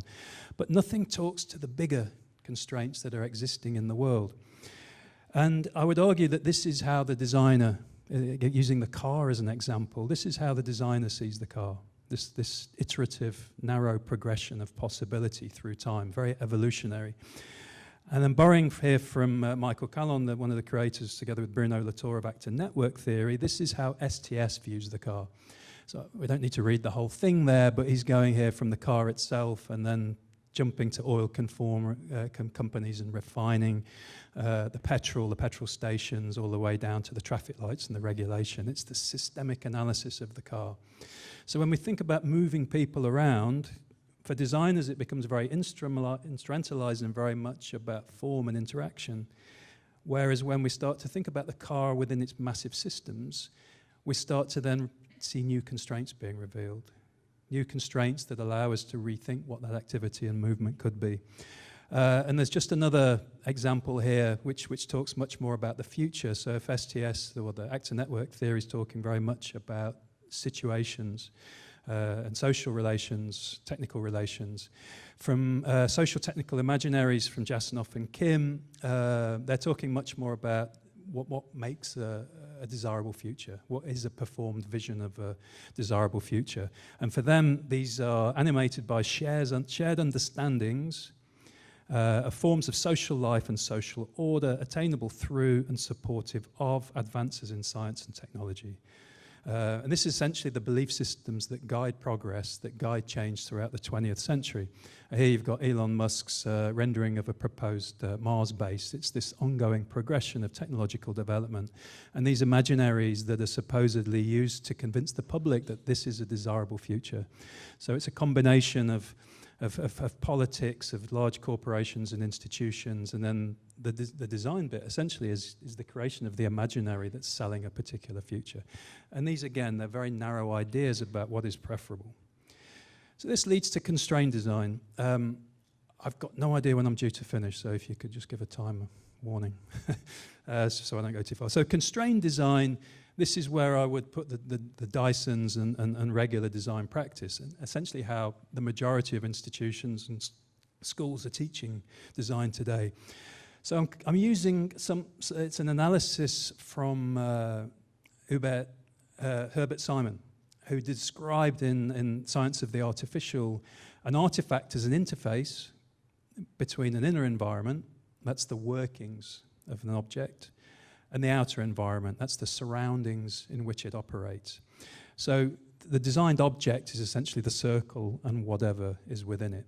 And to explain this, he uses the sundial, which may perform as a clock in a sunny climate. And then he goes on to describe a more complex problem of a clock that would tell the time on a rolling and pitching ship. So you've got the internal mechanism of the clock, you've got the interface there, which is where you would read the time, and the environment is the rocking ship, essentially the natural environment in which the clock is working. And this very narrow interpretation of the context that I think limits the potential of design and allows us to exist with all of these hidden constraints. Because from there we can start to add other functional environments. You've got the natural functional environment, you've also got the artificial functional environment. And we can see that through this rise during the 20th century in infrastructure, whether it be the power grid systems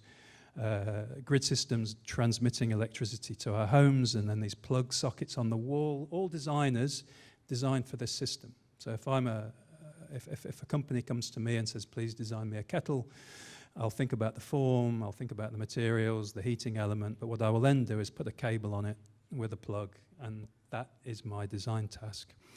So infrastructure, again, is something we take largely for granted, but it's becoming increasingly important in the design of everything. Smartphones, GPS systems, electrical products, everything is reliant upon this infrastructure. That constrains us to the dominant infrastructure and its legacy.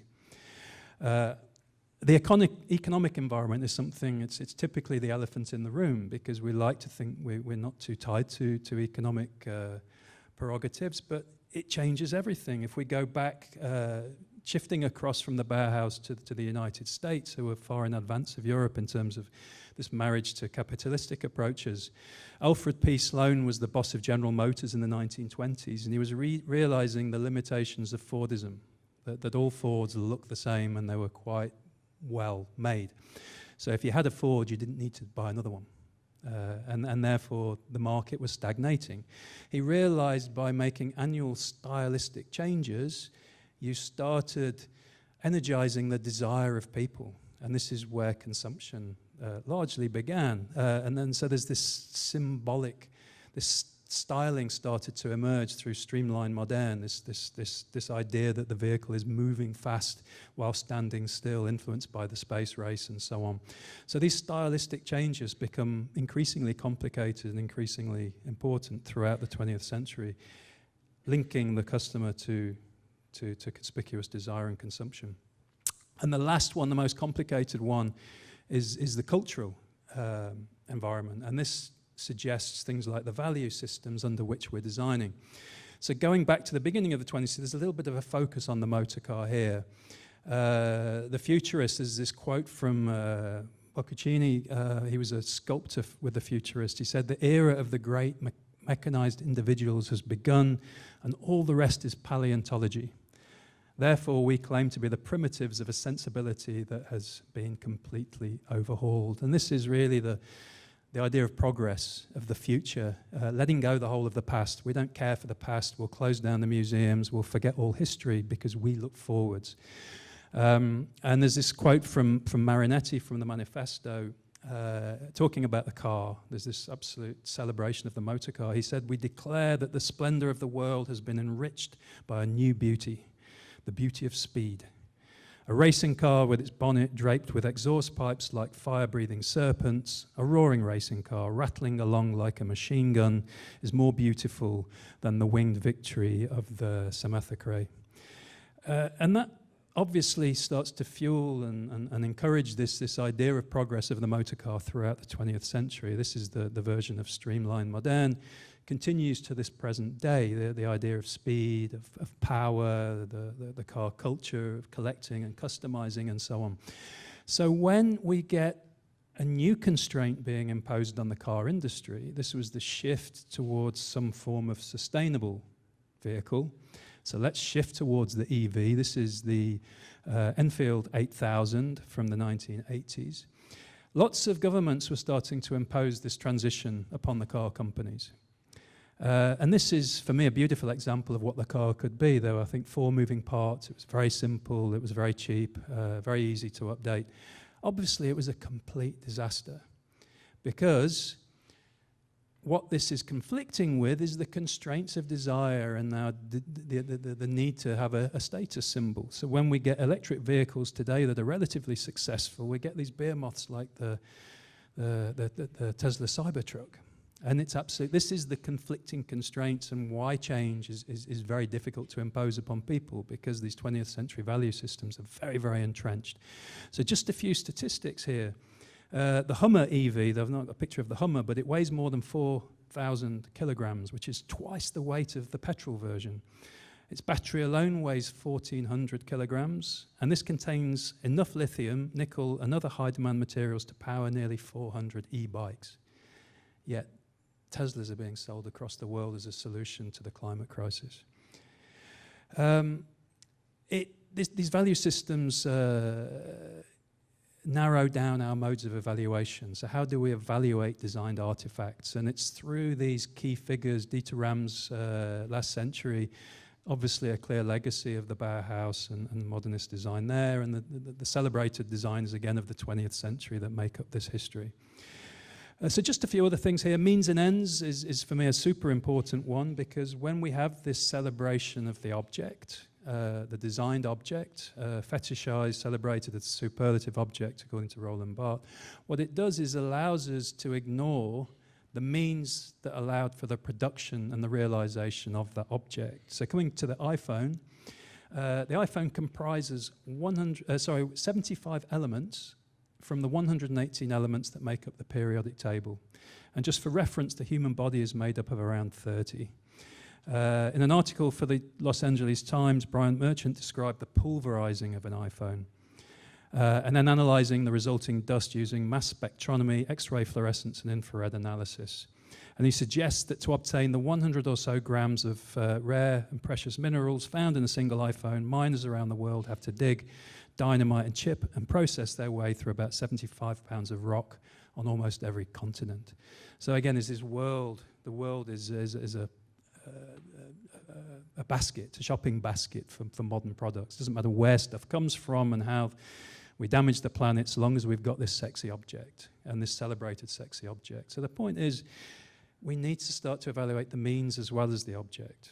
And that is, again, a radical shift in the value system. And the end also becomes increasingly complicated because it's not often simply an object anymore. And this is something picked up by Guy Debord at the end of the 20th century, who stated that in societies dominated by modern conditions of production, life is presented as an immense accumulation of spectacles. Everything that was directly lived has receded into a representation. So there's this complexity here, perfectly exemplified by the Whole Foods store in the United States. So Venkatesh Rao describes this as the American cloud. So you have the experience here, the end that the customers interact with, these shopping experiences where sales items peek out of custom-made crates, distressed to look like they've fallen off the back of a farmer's truck. And every detail, from the font used in the signs to the rustic finish of the countertops, is designed to create the illusion of a nostalgic country market. Whereas in the background, it's anything but local. You see there, buy local. And this is the reality behind the facade. So these means are existing in vast industrial back end of our lives that we access through a theatre of manufactured experiences. And this in many ways sums up the messiness of the postmodern period.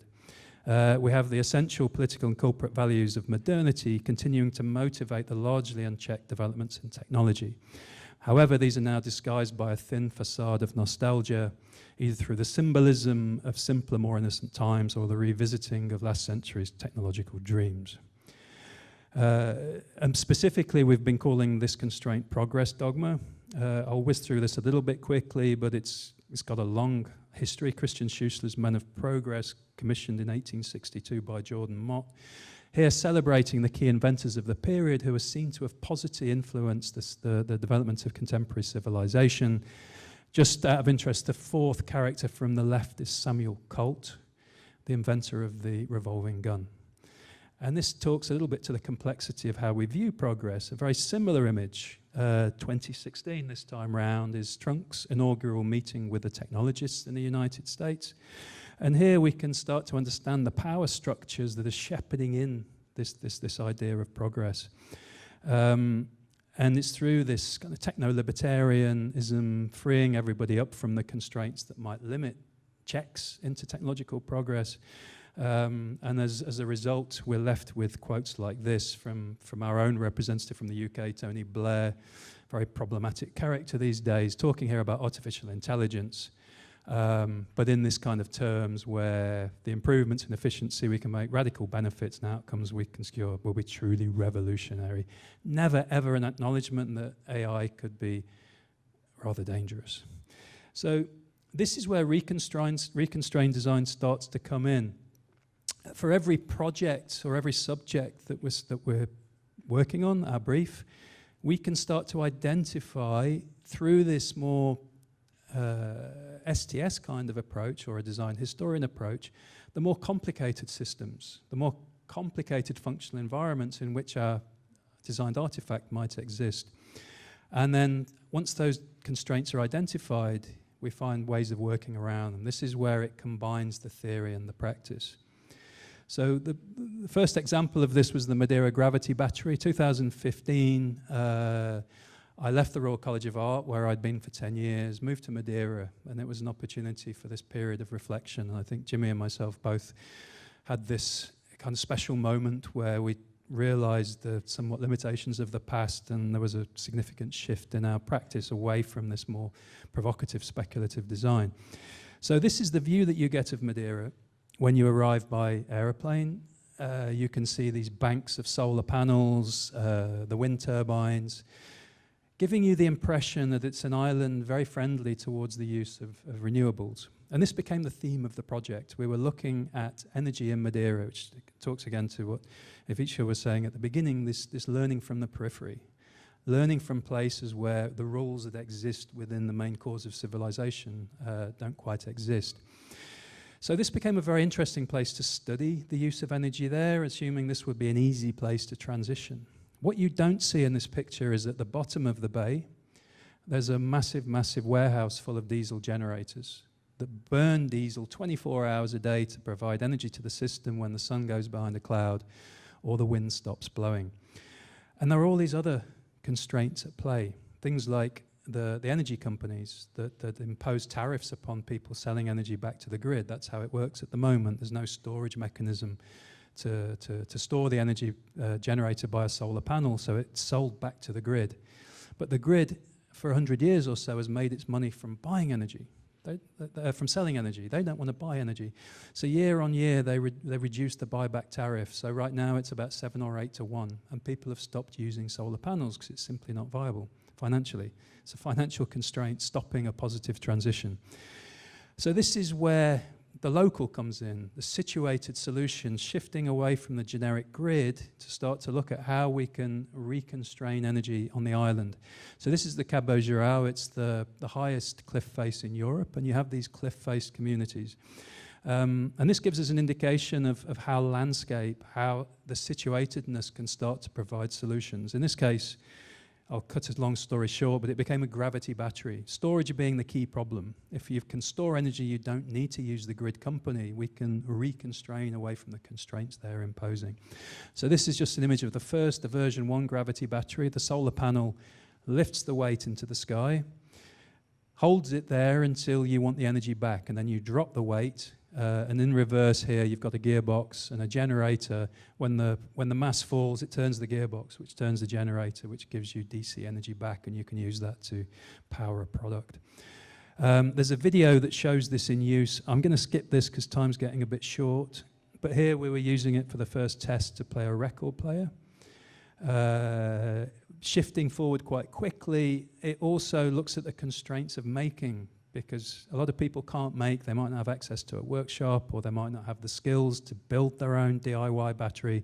So rather than build the gearbox, which is complicated, we find the gearbox in a scrap motorcycle, which you can find completely across the world. And then you just need to modify the structure slightly. And this then also becomes a community project. We were awarded the cultural Climate Change Prize by the CCCB Gallery in Barcelona, and part of that was to do this one-week workshop on the Scottish Orkney Islands, again a peripheral place, where we're scouring the island for scrap, or brook as they call it in Scotland. We found this motorbike in a chicken shed, and 2 days later it looked like that. And working with the local community and their tools and their knowledge of place, of mechanics, of everything, we built this functional gravity battery. That we found this keyboard that was broken, we repaired the keyboard, and then working with a bunch of local people, this was the final day where we did a demonstration. Completely fun, and this can evolve through time. The gravity battery, because it's all on a wiki, it's all open source. The idea is that more people bring knowledge to it, and we start to improve the design of this. So, whizzing quickly on am I just suddenly talking louder? It feels louder. The audio tooth implant, the very, very first speculative design project, I might argue. Jimmy and myself, still students at the Royal College of Art, a big breakthrough project, looking at the future of telecommunication. So there's this radical shift happening in the early 2000s. From the late 1990s is the rise of mobile phones. And we were starting to explore the implications of this, also ideas of post-humanism when technology is starting to enter the body. So we had this idea of putting the technology in the tooth, and you have these mega capabilities of communication. To cut a long story short, this was disseminated broadly across the UK. This was kind of before the social media of the day, but still it went quite viral. Here you have the Sun newspaper, readership of about 7 million people per day, and we have almost a full-page spread. And this is a genuine scan of Time magazine. We're on the front cover of Time magazine in 2003. So here we are speculating about a future that's not yet happened, and the purpose is not to make it happen. We're not celebrating this. We're not pushing this as a product. It's very much about debating whether this is a good idea or not. So whilst this is fantastic for our ego, far more important are these kind of letters that we got. This is a letter from an associate professor of medicine at Stanford. This was 3 pages long, hand-typed letter. And he says, as a physician, I believe the technology you describe in your press release has the potential for producing immense social harm. So it's a very rich, powerful debate about a possible future before it happens, which allows us to maybe navigate around the dangers or the risks. And for us, this is, again, one of the reconstraint here is not simple belief in progress, but to say all change is debatable. So let's find more conscious, more meaningful ways of making that debate happen. Counterfactual histories is another way of reconstraining, essentially reconstraining the past, reconstraining the legacies that led to this particular present. So there's a little diagram here. Regulative speculative design is here, looking at possible futures. And the alternative present step outside of a particular historical lineage to imagine an alternative present. It's something that is very popular in historiography, and what it allows us to do is to allow the voices that have not been heard to have a say. So history typically dominated by key people, by key figures, those in power, but there are all these other voices whether they're from other cultures, whether they're the popular masses, who knows? But this is really one of the key strengths. Other value systems can be explored. Just a very quick nod to SURF, the Speculative Urban Futures project is a continuation, a little bit of speculative edu. And this is very much looking at design pedagogy. And if anybody here is a teacher, I'll give you the link to the website at the end. At the end of the project, we'll be launching 5 design briefs that are open education. They're for anybody to use with their own students. And this is really looking at how we really should be teaching design today. So an example of the counterfactuals, this is the first one, Archaic Smartness from Valentin Grayat. And he's really looking at the word smart. So we've got this very powerful word today, smart everything, smart cities, smart cars, smart homes, but what is smart? And is this version of smart really smart?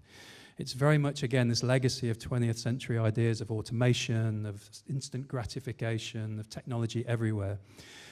So part of the thing here is analyzing this history, so looking at the 20th century utopias, the companies and the corporations that are pushing this particular version of smart, finding a key moment for this bifurcation, and then you have this counterfactual history where you're imagining a different version of history starting to be developed. And it's a great project for a designer because you're essentially designing with a different rule set.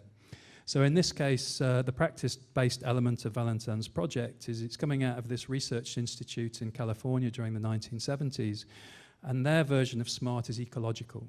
It's how could a house be situated in a specific environment in some kind of harmony with other species, with other elements of nature in that situation. So looking at how energy could be generated, how the house might adapt to certain circumstances. So it's really pushing an alternative version of smart that could inform new ways of designing. There's a project here by Etienne Axelos. He's just starting his second year of PhD with us, again, practice-based.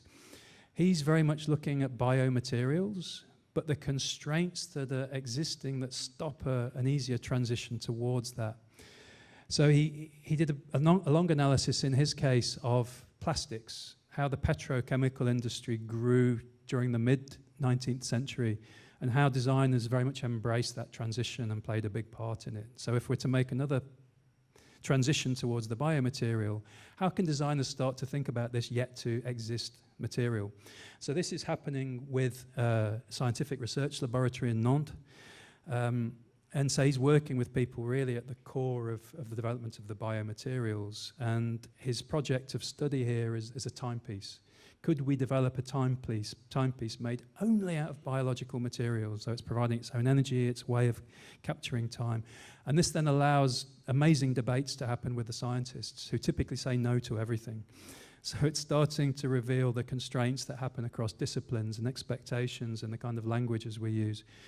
Very interesting to understand then the barriers that are hampering this transition. Here, there's a big piece there, the obstacles towards the transition. I'll skip this one, but again, another very interesting project that's looking at how reconstraints can be used to work around bad practices within the textile industry. So the petrochemicals being used for coloring materials, very damaging, but very much in place because of our expectations on things like brands and color fastness. So Clarissa's project is looking at how more natural pigments will change through time and how we might start to rethink our things like our Pantone color charts based on seasons and the degradation of a particular color. And then the last one here is it's a beautiful project about how we can decolonize design. Jose de la O is a Mexican designer designing in Napantla, articulating design value system for the Mexican context. So what he's doing is imagining the kind of removal of the Bauhaus influence on Mexican design, using this idea of Napantla. It's a term for an in-between condition, which for him sums up the Mexican existence. And so his project imagines the construction of a Mexican design school in the 1920s. And he's been developing an approach, what we're calling method design. So like you've got method acting, where an actor will fit into the role and try and stay in role throughout. What's it like to design using 1920s tools and equipment and paper and techniques? So really trying to get into the period and then the evolution of that through time to the present day, where you end up with this hypothetical, very different version of Mexican design, where European influence has been removed. Jose's 2 years into the PhD. There we are, that should be about 5 minutes. There's the final slide here. A lot of the early work on reconstrained design and how these ideas were formulated together with my colleague Julian Hanna are on Crap Futures. Reconstrained design very much captures the Madeira project. surffutures.eu is where you'll find more information on the counterfactual, and Avicia's project, which is called, in the local context, so there's a brief that Avicia's team are developing, and there are 4 others on there as well. And then the last one there is our laboratory in Paris, if anybody wants to drop us a line. I shall stop there, pass over to Jimmy. Thank you very much. So there's no clear answer to that. It's my opinion of speculation has changed a lot. It was a term that we started using, I would say, around 2005. And how I articulate that now, the reason for speculation was, first of all, we were stepping outside of mainstream design, let's say commercial design. And what speculation allowed for was a removal of the constraints. So let's say I have a client, I'm producing something for the market, there's a bunch of constraints there that narrow down that practice. So speculation, first of all, removed those constraints and let us imagine different configurations of design, different ways of doing design, different activities for design practice. So the speculation here just being a way of imagining possible futures. There was a very future-facing element to early speculative design. And the speculation then, like any other form of speculation, you're using whatever information you have available to make assumptions about possible futures. And the key aspect of that speculation then was, how does that informing happen? So there was a bunch of projects were very much working with emerging technologies, so this is technologies in the laboratory, to speculate on how they might mature and what kind of everyday lives would emerge as a result of that maturation process. And to inform the technological element, we would work with scientists. There was a lot of early public engagement with science projects. So there's that notion of the informed speculation. And for me, there were a few choices, as I wrote about this during my PhD, that there are many, many overlaps between critical design, design fiction, discursive design, a whole bunch of different things. I chose speculation because it's clearly could come true. It's something that could happen. Whereas design fiction, the fiction makes it otherwise. It's not something that can necessarily happen. It's not real. Discursive already gives away its purpose, as does critical design, that it's critiquing something. So speculation for me was a more powerful term, in that someone seeing this as speculative design could see that as a possible future. Now I don't use the term anymore. For me it's finished, because it got confused with a lot of other practices, and then it got picked up by some of the big corporations because it got a bit too trendy. And a lot of the projects were just simply provocations that we did very well for a while. Jimmy and myself, we had exhibitions in many different countries. So for the ego, it was very nice. But then when you actually reflect upon what impact we've had through speculation, it's beyond existing in a gallery catalogue. There wasn't actually much impact on real life.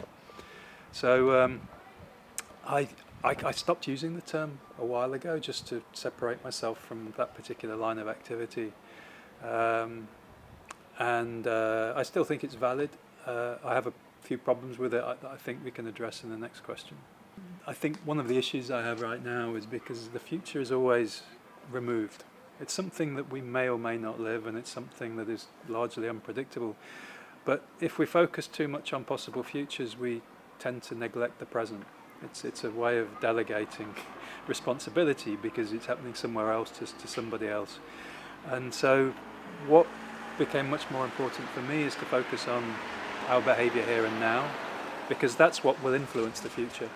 So it's a little bit of a chicken and egg kind of scenario. We can think about a possible future and make plans and put activities into place to make that future happen, or we can behave properly today and we can have more appropriate ways of developing technologies, and we can stop doing things purely for profit and think about other metric systems through which we evaluate our applications of technology and the products that go alongside that. And if our behavior becomes more responsible, the future will look after itself. So I think it's really not about thinking about utopias and ideal futures that will be almost impossible to get to. It's really focusing much more on what's happening now. And that's easier to do as well. I think it's more hopeful, because we can hope that if we change our behavior today, then that will have an impact on a future. Whereas, I mean, there's a lot of critique of utopias that, you can define a perfect world where everybody interacts and gets on well. There's been numerous examples of that, but very, very rarely do they give you an instruction manual on how to get there. And very, very rarely do they acknowledge the barriers that would exist in that transition. And so, yes, they might be very hopeful when you read that and you think this would be an ideal place to be, but without an instruction manual and any common sense approach to achieve that, it remains fictional. And so for me, I think a little bit the hope would come from trying to encourage people to think more about their activities right now. And a lot of that is to do with communication, that we can look at. I mean, design and communication, this is really one of the key relationships there, the ability to communicate well, whether through manipulation of media, or understanding the message, the semiotics and symbolism and all of these kind of things that design has done very well in the 20th century.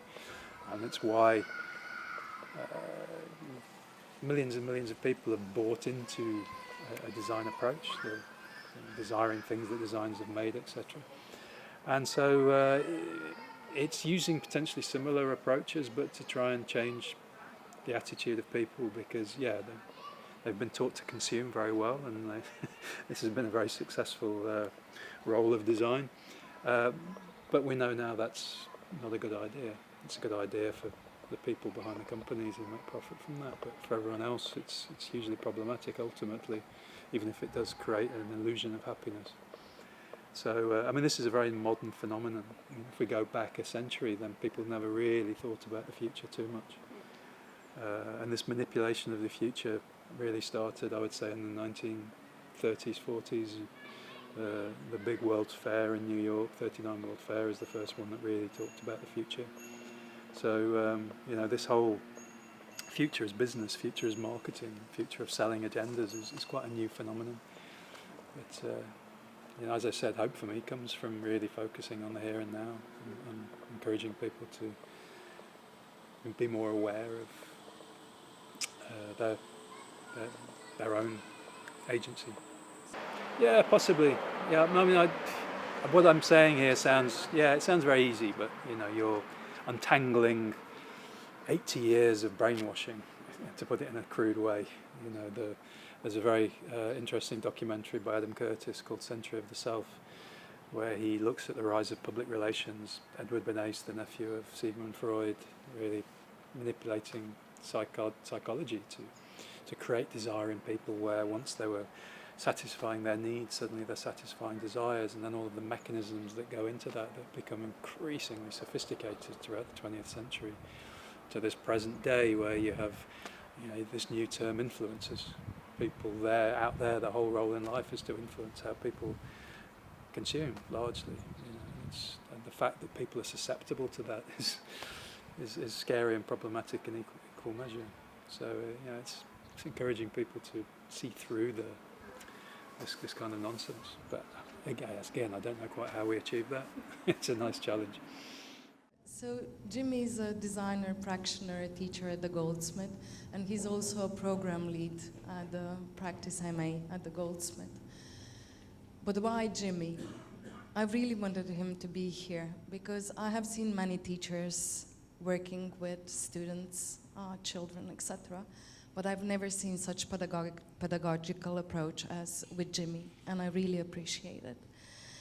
And it was in Maribor, when we were delivering together the panel on future friends, when I said to my colleagues, and especially to Jimmy and Matt Ward from Goldsmith, I'm really sorry, my dear colleagues, but I'm fed up with all this really responsible, tough topics when we enter the gallery space and we all pretend that we are super smart and understand what is written, but we have no idea. And we just say, okay. So can we just please design the future and remind ourselves what do we need in order to design? And in essence, if we want to look at the bright and the hopeful future, we need to start to imagine again, we need to start to dance and to dream. And this is where our common project, this school, came to life. So we educated more than 800 children from Austria, France, Slovenia, and Chile. And together with Jimmy, we designed a methodology on how to teach those children speculative design. So, but what Jimmy is presenting today is the project which I really find very relevant and very needed in the socio-political context we live in. And it started as a small community project where the communication was cut, but the people use imagination and use the new processes in order to have and to provide a journalism in a migration camp. So Jimmy, please inspire us all for a better future. Thank you. So first of all, thank you to everybody who's brought this event together and facilitated this whole thing. It's a real privilege to be here and allowed out of our little country that used to be part of Europe. So I can't settle this presentation down. I get very jumpy about it. I tried to present it in Spain, in Madrid, with Lourdes a few years ago, and I got 75% the way through. I'm going to start with the end, and then I'll go to the beginning, and then I'll bounce around the beginning and the end for the rest of the thing. Hopefully the audio will work.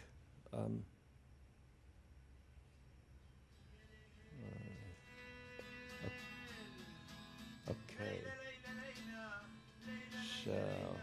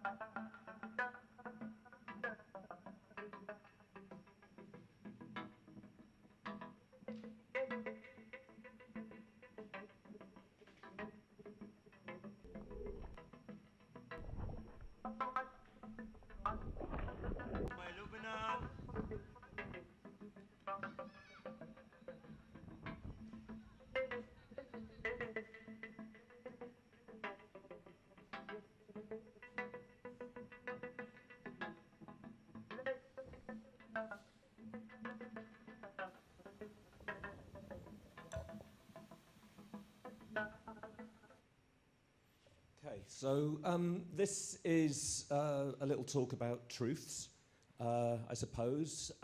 Just a quick revisit to where James and I began and sort of carried on to, got the tooth implant there. Again, relating to this idea of popular and pop in terms of the dissemination of design. James and I made a real effort, a concerted effort with the tooth implant to not show it in galleries. We wanted, although we had the idea in the computer room in the RCA in around 2001, we were like, yes, we're going to get in Wired, right? And then we thought, no, this is a niche, small newspaper with a limited readership.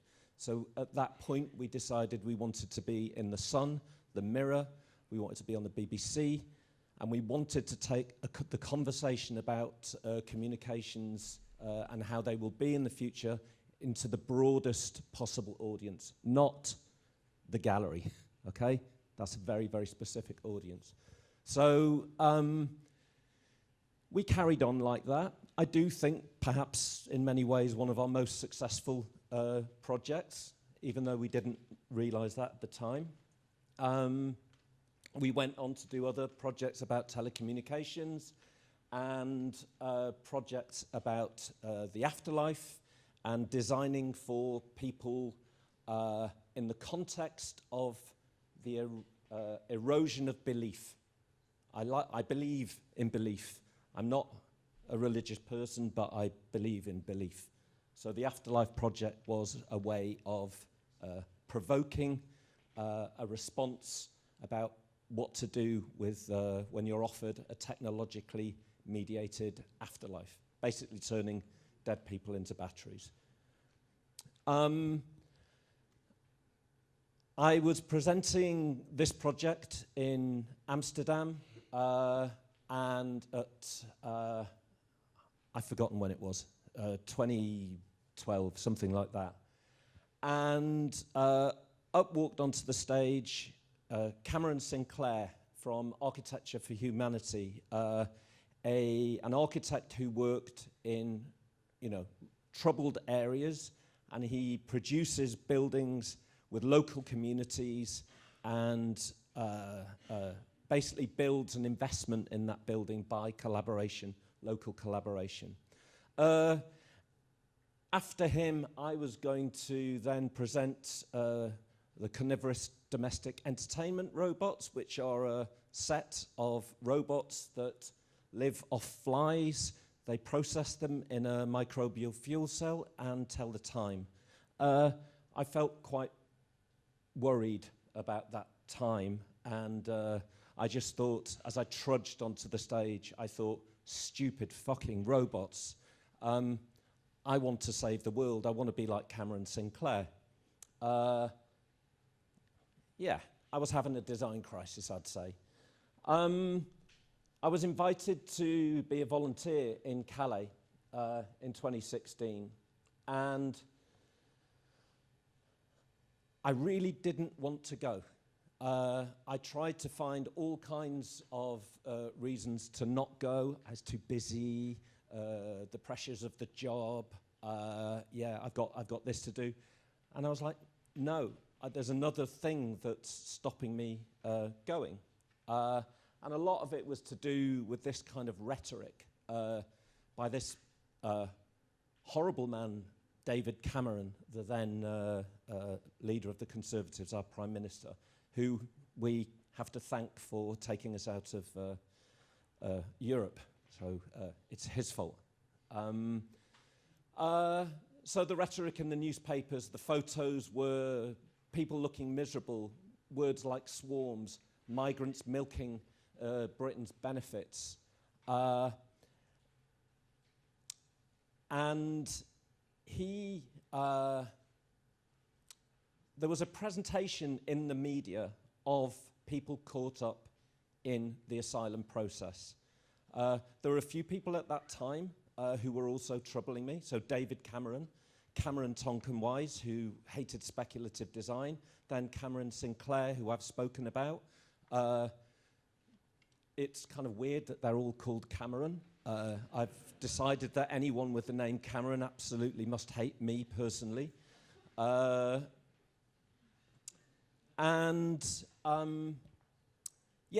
I ended up going to Calais. This is the kind of rhetoric that's still there. Small boats, arrivals up by 10% compared to 2023, as Tories declare, migration emergency. So I'm going to jump forward now from Calais to Greece. In short, same as the life of the children who were strangled in it. It's like those short sentences to you uttered by the human smugglers. Do you see those lights? The island is there. The watercourse is too short. You will arrive quickly. What is the difference? What is it called? The slaughter between Turkey and Greece, which, because of the Almighty of time, is in the path of the mouth of the gods of the sea. Those who pass through the sea and see it each have a unique relationship with the water, but undoubtedly all of them think about freedom. The meaningless freedom that may come up with a bit of a surge, the minimum individual rights of a human will emerge. Safety, security, they never might find. Many came to the sea because their lives were void. Yes, that void which they spent their last oxygen in their physical body mixed with the fear of dying. So this is a poem about people crossing water. It's by a guy called Mehdi Dayanati, who I met in Greece later.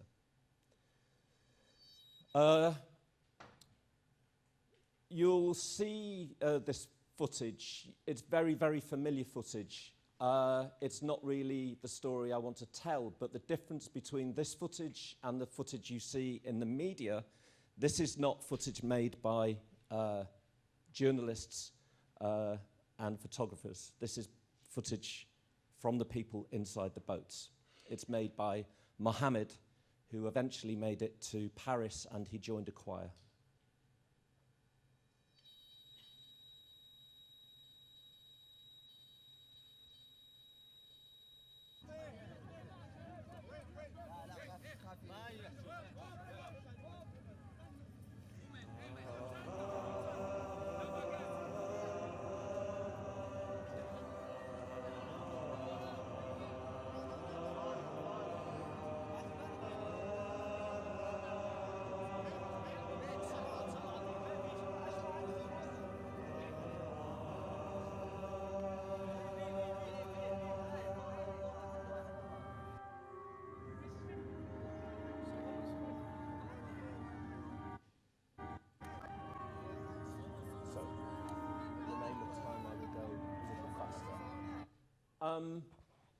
So, not made by journalists, made by the people in the boat. That footage is usually taken as evidence by people seeking asylum that they have arrived in international waters, so they have a geolocated film that they can present as part of their asylum request. So it's not just the right-wing papers that are showing disturbing, horrible images of people. The more left-wing, sort of liberal press are also showing these pictures. They're showing a truth, and truth is very important. But this is a truth that made me scared to go to Calais. I had to ask myself, did I accidentally become a racist? Because when I was asked to go to the jungle, I didn't want to go, and I was scared. Why was I scared? Was it because it was a place called the jungle, or was it because of representations in the press, or was it because I had fear, because I was a racist, right? A horrible question to have to confront yourself with. So I went to Calais as a volunteer with no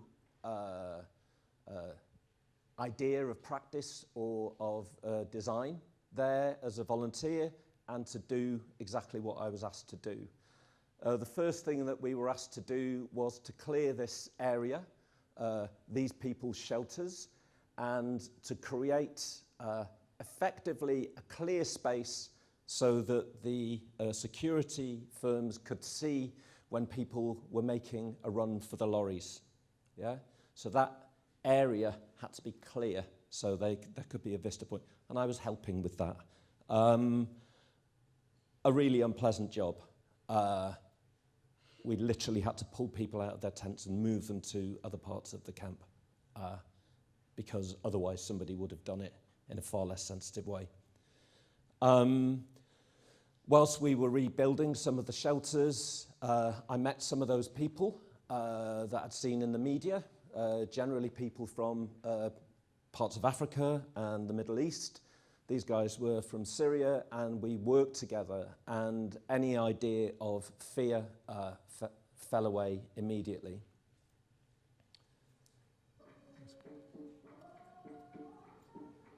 So this is literally, I don't know, 100 miles from London. And this is the Eritrean church in part of the jungle. This is a space that housed kind of 9,000 people. And there was something incredible about being so close to London, yet hearing these kind of sounds from Eritrea. So amongst the kind of mayhem of the jungle, it wasn't a pleasant place in many ways. There were instances of beauty. There were other truths.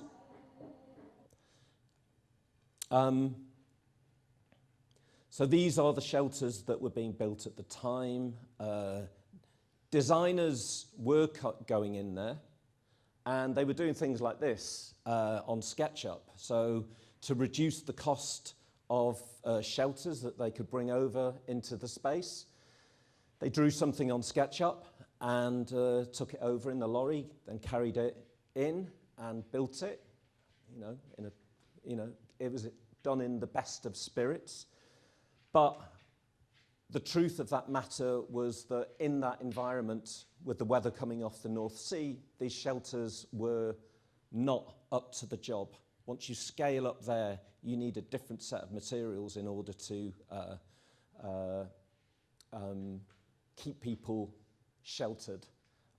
Basically, these leaked and people got ill inside them. So within this kind of attempt at goodwill, design was failing. Our job in this situation was to attempt to waterproof these buildings. We knew it wasn't going to work. It was as we were stapling and fixing stuff down onto the roofs, the wind was just blowing it away. So it was a pretty miserable task. So, looking at the site of the jungle, which is that place sort of in the middle, on Google Maps, we realized that despite there being people there for many, many years, there was no record of it on Google Earth. So 9,000 people were just kind of missing. Yes, there are reasons for that. This was the kind of Google Earth thing at the time. That's actually looking down on the area that I was asked to clear in the beginning. So sort of compulsive practice started to happen. And we decided to put our own version on Google Maps. So using Google Street View, we took 360 kind of videos, and we were able to kind of post them on Google. And they still exist there, but they've removed the search term. So as soon as it was put up, these maps, these street views started to get lots and lots of looks. I think at the peak it was about 874,000 in a relative short period of time. So people wanted to kind of see that.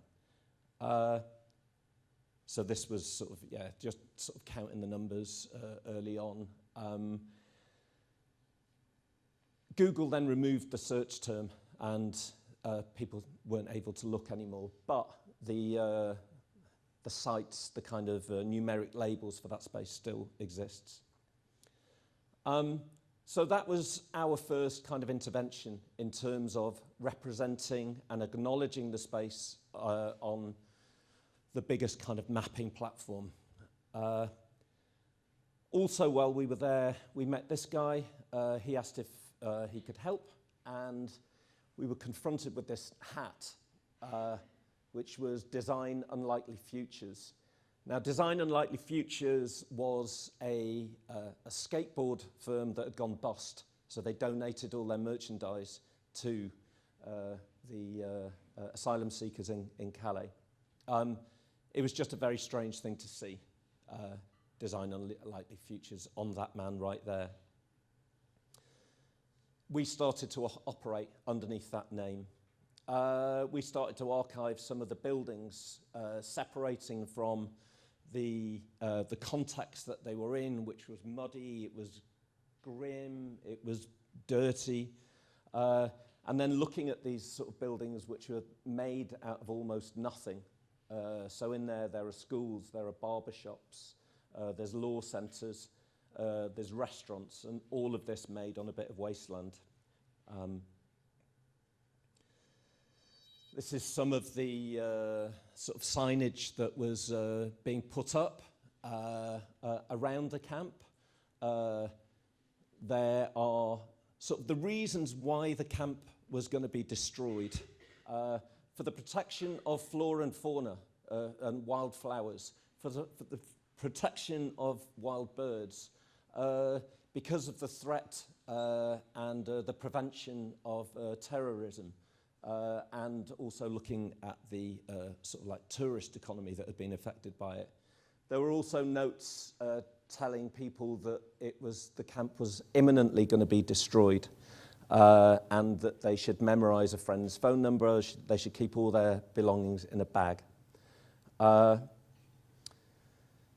These are some of the people that we met. Because of the asylum rules, you meet people, you make friends. The asylum law means that these all wanted to come to the UK.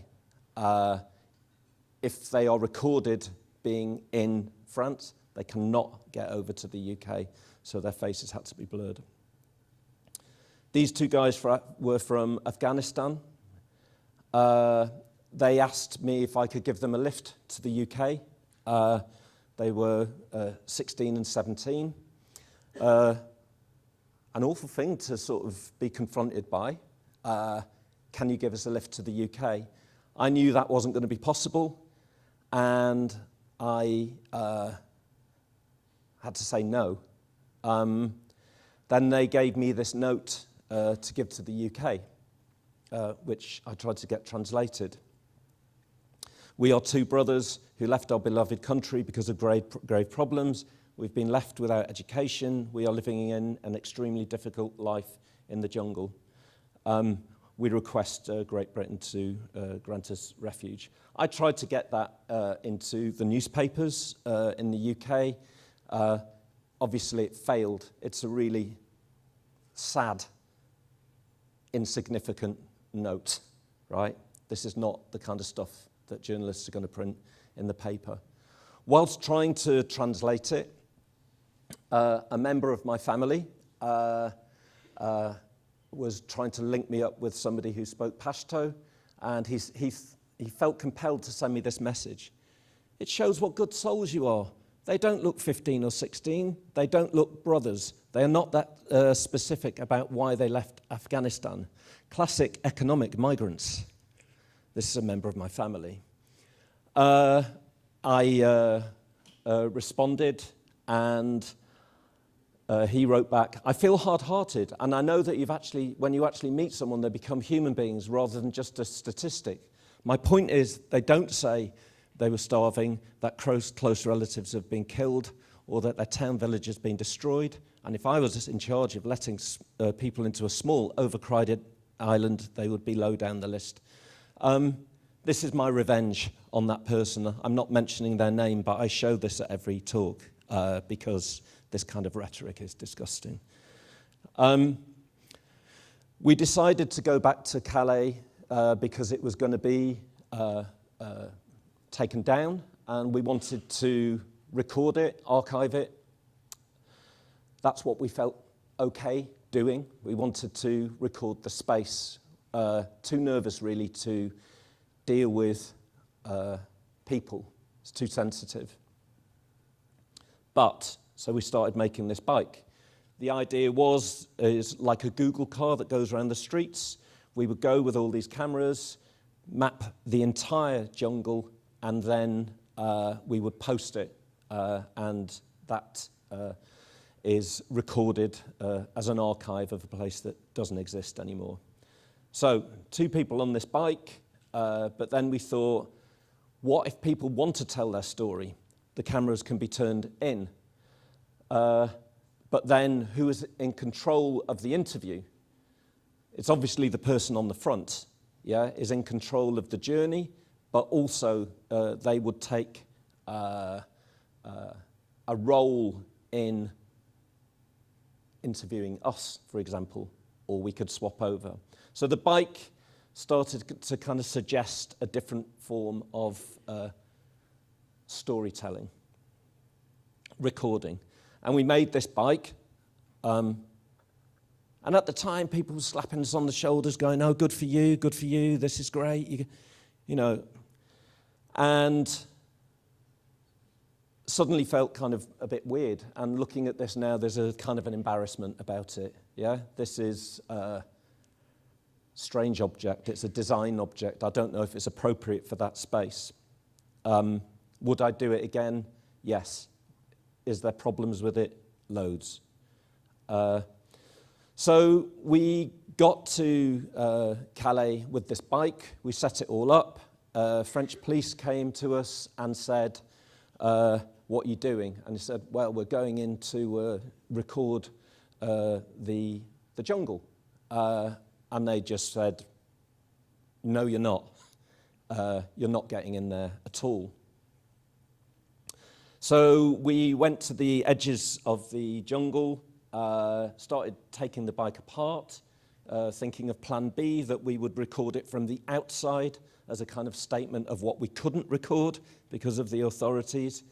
And then this guy just said, what are you doing? Do you want to go in the jungle? And he just said, come with me. So we fixed up the bike, and Abdi from the Oromo area in Ethiopia took the front of the bike, me on the back, and we rode straight through the police. He had a different kind of access into that space than I did. And this is us sort of attempting to ride around the jungle. Quickly here. And then these two guys, they took the bike and told us they were going to do it, okay, all for us. And they did this kind of recording, which we flattened out and edited, and we have the whole of the jungle recorded. This is Khalid.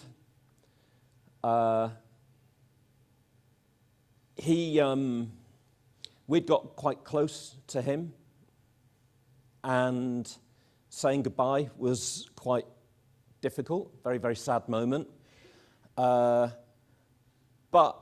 we had talked about this idea of alternative journalism, finding alternative truths and telling different stories. He took that kind of journalistic thing quite seriously, and we left the jungle, went back to our comfortable homes in the UK, and he started to send me pictures like this. So this is the day the CRS moved into the jungle, thousands of them with the, all the equipment for demolition. And I got this from Khalid.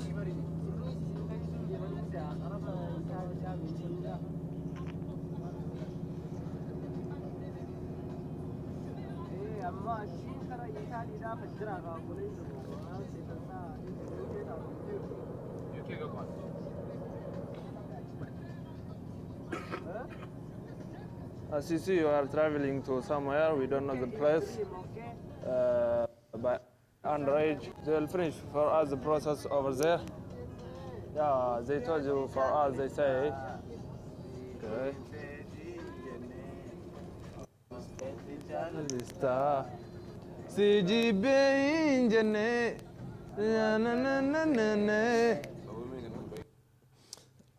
So this is a 15-year-old boy who we'd made friends with, and he decided he was going to sort of embark on some kind of storytelling, journalism with us, but he was going to be the journalist. And what's so beautiful about that is in the attempt, he's on a bus there, he doesn't know where he's going, the French authorities are just dispersing everybody from the camp around France. He then started to send these other pictures and images of the end of the camp. And then I got a few weeks later, a few months later, I got a phone call. Guess what, Jimmy? I'm in London. So as part of the Dubs agreement, as a minor caught in that space, he was given the right to enter the UK. And the only thing that he wanted to do was to emulate one of his heroes from Oromia, who ran the marathon and actually was, he did a protest gesture and wasn't allowed back into the country again. So this marathon runner became, not allowed back into his own country. So Khalid wanted to run it. We managed to sort that out for him, not for the marathon sort of immediately when he arrived, but the year afterwards. And it meant we really got to know each other in a completely different set of circumstances, and he raised a huge amount of money for an East African charity. And then he made this film saying thank you to everybody who contributed. I'm not going to finish this talk again. I'll try and we went to Greece. But what had set in my mind was, yes, there is media truth. It's an important truth to show the suffering and the plight of people. But that serves very often to alienate people, to other them, to make them feel that you're different from them. So that there are other truths that need to be told, to be expressed, to be represented, so the othering of people who need it most doesn't happen. So we took the bike to Greece. You know, we were realizing at this time that we were taking something, a novelty object, into a camp where people are bored to death, right? So it was like a trap. It was like giving people sweets. That's really problematic, and perhaps something that we should have really kind of considered. But there was a lot of joy on that bike, and it served as a kind of wrong mode of engagement with lots and lots of different people. The idea being that we would set up like a mobile publishing space with printers. We also had a volleyball net, and we started to kind of discover these other truths that you don't see on the front pages of newspapers. People smiling and playing with balls, that's a truth too. We decided to become a media outlet, and lots of people kind of joined in with it, and these kind of collaborations, people started sending all kinds of stuff. I'm gonna go to the end. Spinball, no. No. Okay, this one. This is the poem I read at the beginning, sort of features in this.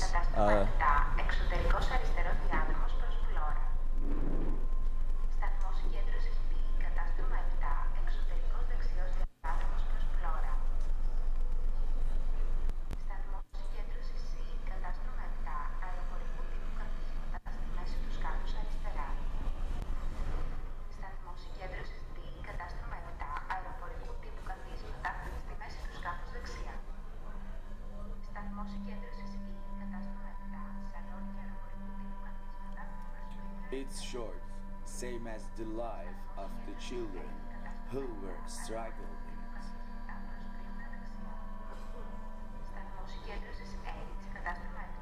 it. It's like those short sentences to you altered by the human smugglers.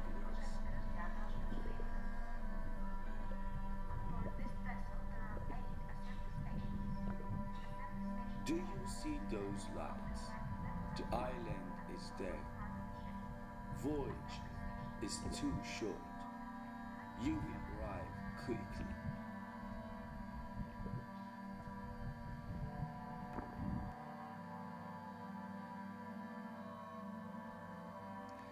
What's the difference? What is it called?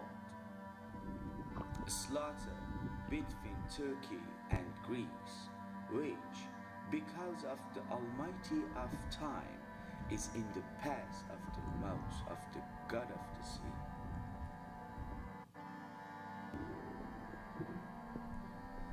Those who pass through the sea and see it, each have a unique relationship with the water, but undoubtedly, all of them think about freedom.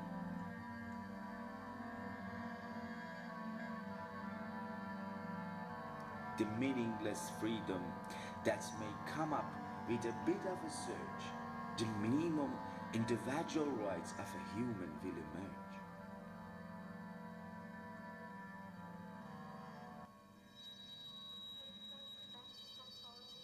Safety and security they might never find.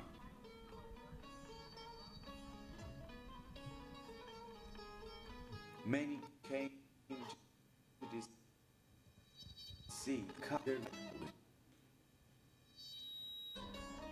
that which they spent their last oxygen in physical body mixed with the fear of dying.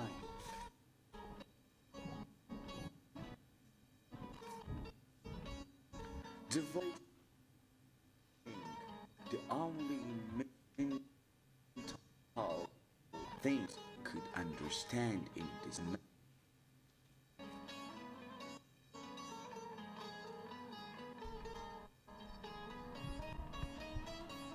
All of about freedom? I'll stop there. I guess the final kind of thing is about hope. Very often in the media you see a truth, but that truth is very often devoid of any hope. And in that instance, we feel separate, we feel distanced from that. So the thing is, truths, not just truth, is really important because we need to feel the joy and the hope of others in order to sort of properly empathise with them. And that's that. Okay. Thank you. I think if we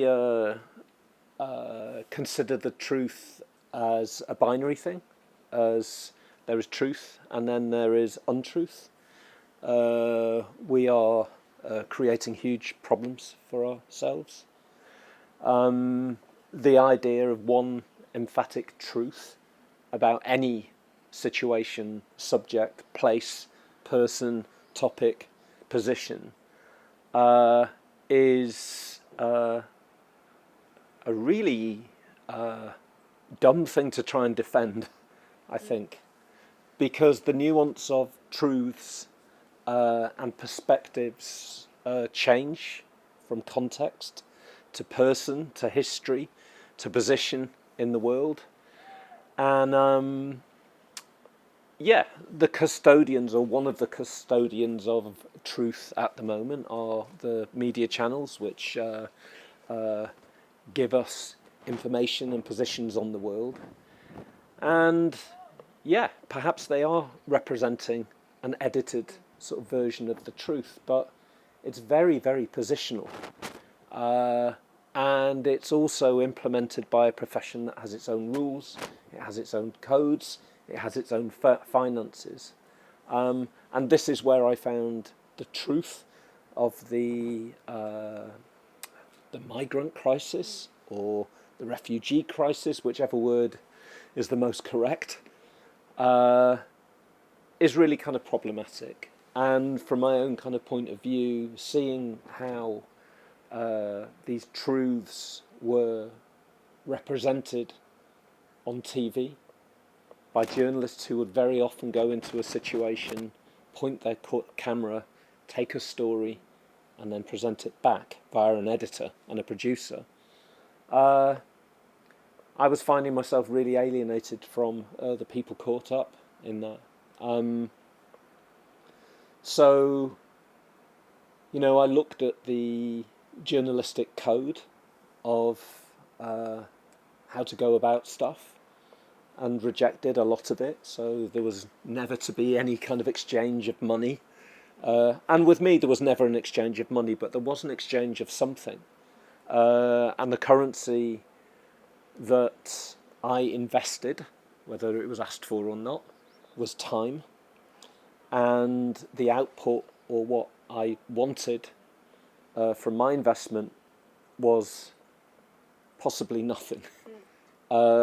Because it can't be transactional. I can't go into a situation and invest my time to try and find other truths and expect anything, right? So I removed myself from all kinds of expectation to produce output, and just spent time with people. And when you spend time with people, their stories and their truths unfold slowly.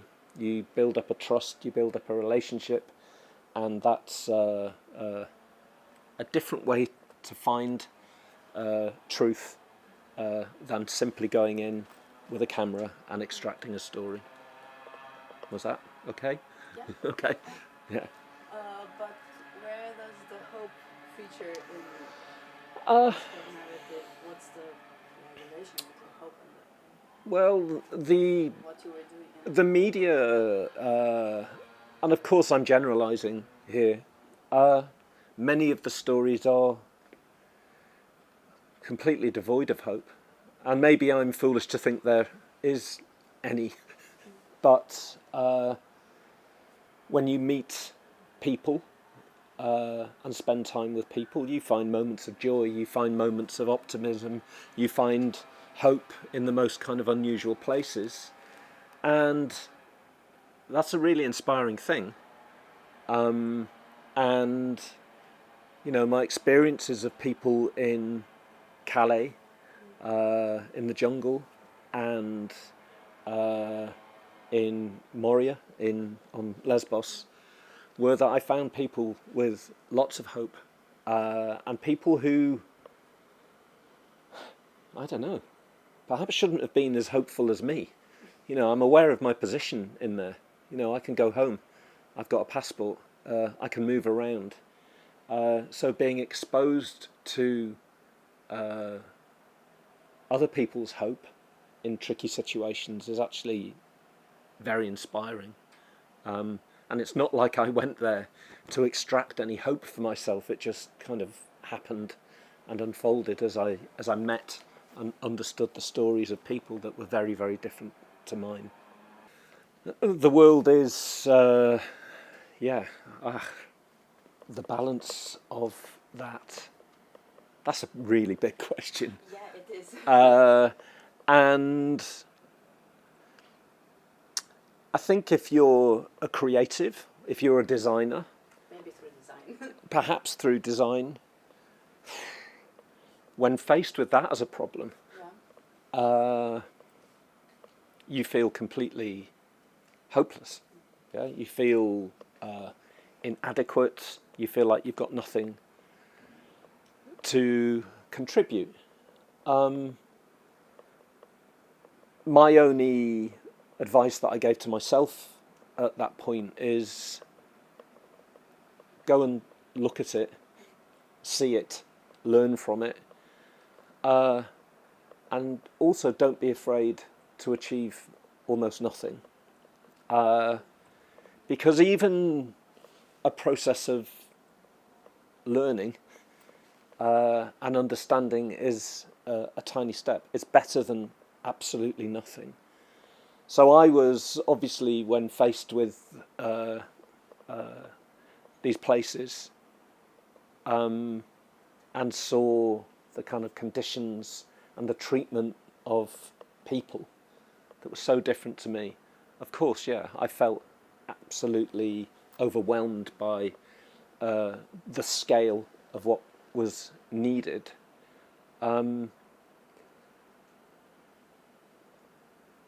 And I actually gave myself, in that particular situation, I'm not a journalist. I'm somebody who just wanted to learn how stories were told, the parts of stories that weren't told, and I engaged in a series of collaborations with the people in the camps, who I slowly became friends with. So there was a point where we were, unlike a photographer going in, so almost aggressively taking a story, I was going into there and we were learning about each other, and collaboratively we produced films. So it wasn't me directing, it wasn't me producing, there was no funding in that situation, so it was absolutely flat. And in that those moments of collaboration between the various kind of people that took part in the kind of 6 films that were made, we did something together. And to actually just the luck actually to spend time creatively with somebody, making, taking footage when sometimes you don't know why, and then seeing what story can unfold, is a tiny little step. It's slightly more than absolutely nothing, even if it's on a personal level. And the other side of this that is really important, because I call this an alternative form of broadcast. It's called Borderlands Broadcasting Collaborations. So the pun with the BBC is there. and they were borderlands, and they were collaborations. The broadcasting is much harder because the appetite for those kind of stories and the context where you can show them is quite difficult. So coming to places like this, where I have an audience, a captive audience, and they become an essential part of that broadcast. So every time I show this project, more than nothing happens. How do I... Should there be alternative forms of knowledge sharing? Yes. Is it difficult? Yes. Are there mistakes to be made? Yes. Should you still do it? Yes. And as somebody within education, sharing that, you know, I talk about that with the students. I show them the output. They're moved by it, and hopefully this will help them understand that transformation doesn't have to be done in huge gestures. I don't think it can be. It's the tiny gestures en masse, the collective of small gestures that will produce change. And this is why when I present this project to the students, as somebody quite senior in a university now, and I can talk about the mistakes I made, the fallibility, my position, they still see that as a kind of positive movement. And that's kind of enough for me with that project. I don't fully expect to be able to do a grand gesture of change, not with that work. There is ambitions for the future, but that's a different set of ambitions, more to do with creative practice within education, and how absolutely integral it is to maintain that discipline within our schools, so that it continues to feed into secondary schools, undergraduate education, postgraduate education, because we're seeing in the UK now a lot of students are not even bothering to do master's degrees in creative subjects. How long is it before they stop doing BAs in the creative subject? So unless we address that through not only kind of government policy but education in primary and secondary schools, then we're going to lose something very, very special. And the creative right now, I would say especially in the UK, is under threat. The stuff that has fed the art schools, that has given the UK a cultural reputation, is fading fast. So yeah, we've got some work to do sort of within education and policy in general to protect that as a fundamental skill that's essential for humans, because it's reflective, it's sensitive, it's sympathetic, it's empathetic, and it can move stuff in an interesting direction. Not always through big gestures, but you also need a critical mass of that in order for it to have some kind of impact, I think.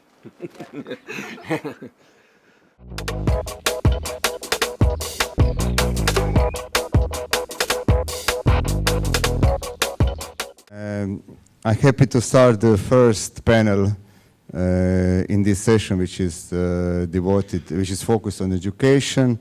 And you already met James and Jimmy, who are people coming, as they described, coming from the Royal College of Art, and later moved to different education institutions in Paris and London. So Jimmy is working at the Goldsmiths, and James is working on at university in Paris, and also co-directing this design center. And also, would like to introduce our other guests for this workshop. First one is on my left hand, Cecil Ugur-Yavuz. If I'm right, she's a professor at Free University of Bolzano, and also when she is also leading eco-design master course, and she's also involved in the design by design and by disaster summer school, which is also happening in the Alps every summer. And she's a person who is, for me, for us was interesting because coming from the educational background and being part of the, I would say, university which is quite near to this region. Another guest is, I would say, my colleague, Ida Križaj-Leko from the University of Rijeka, and she's the head of the postmaster program in urban studies for last 2 years, 3 years, if I'm not wrong. But she is also architect with quite very interesting practice, and she is also curator of the Croatian presentation at this year Venice Biennale. So she's a person coming from the practice, but also being part in education. And so we have like around 1 hour, so we're going to discuss about different topics I here prepared dealing with education. And also we're going to open some questions to the audience. I would like to include you also to give us feedback regarding some topics we are opening here. So basically the idea of this panel is based to this, like the main idea of the whole symposium, which is what we can do from the perspective of design and architecture, but this time in education, to open possibilities to make different, more just, preferable, more visible futures. So I will start with the audience from Cecil with my question. So how do you see design and architectural education at the moment? Does it work? Maybe yours. Yeah. Okay.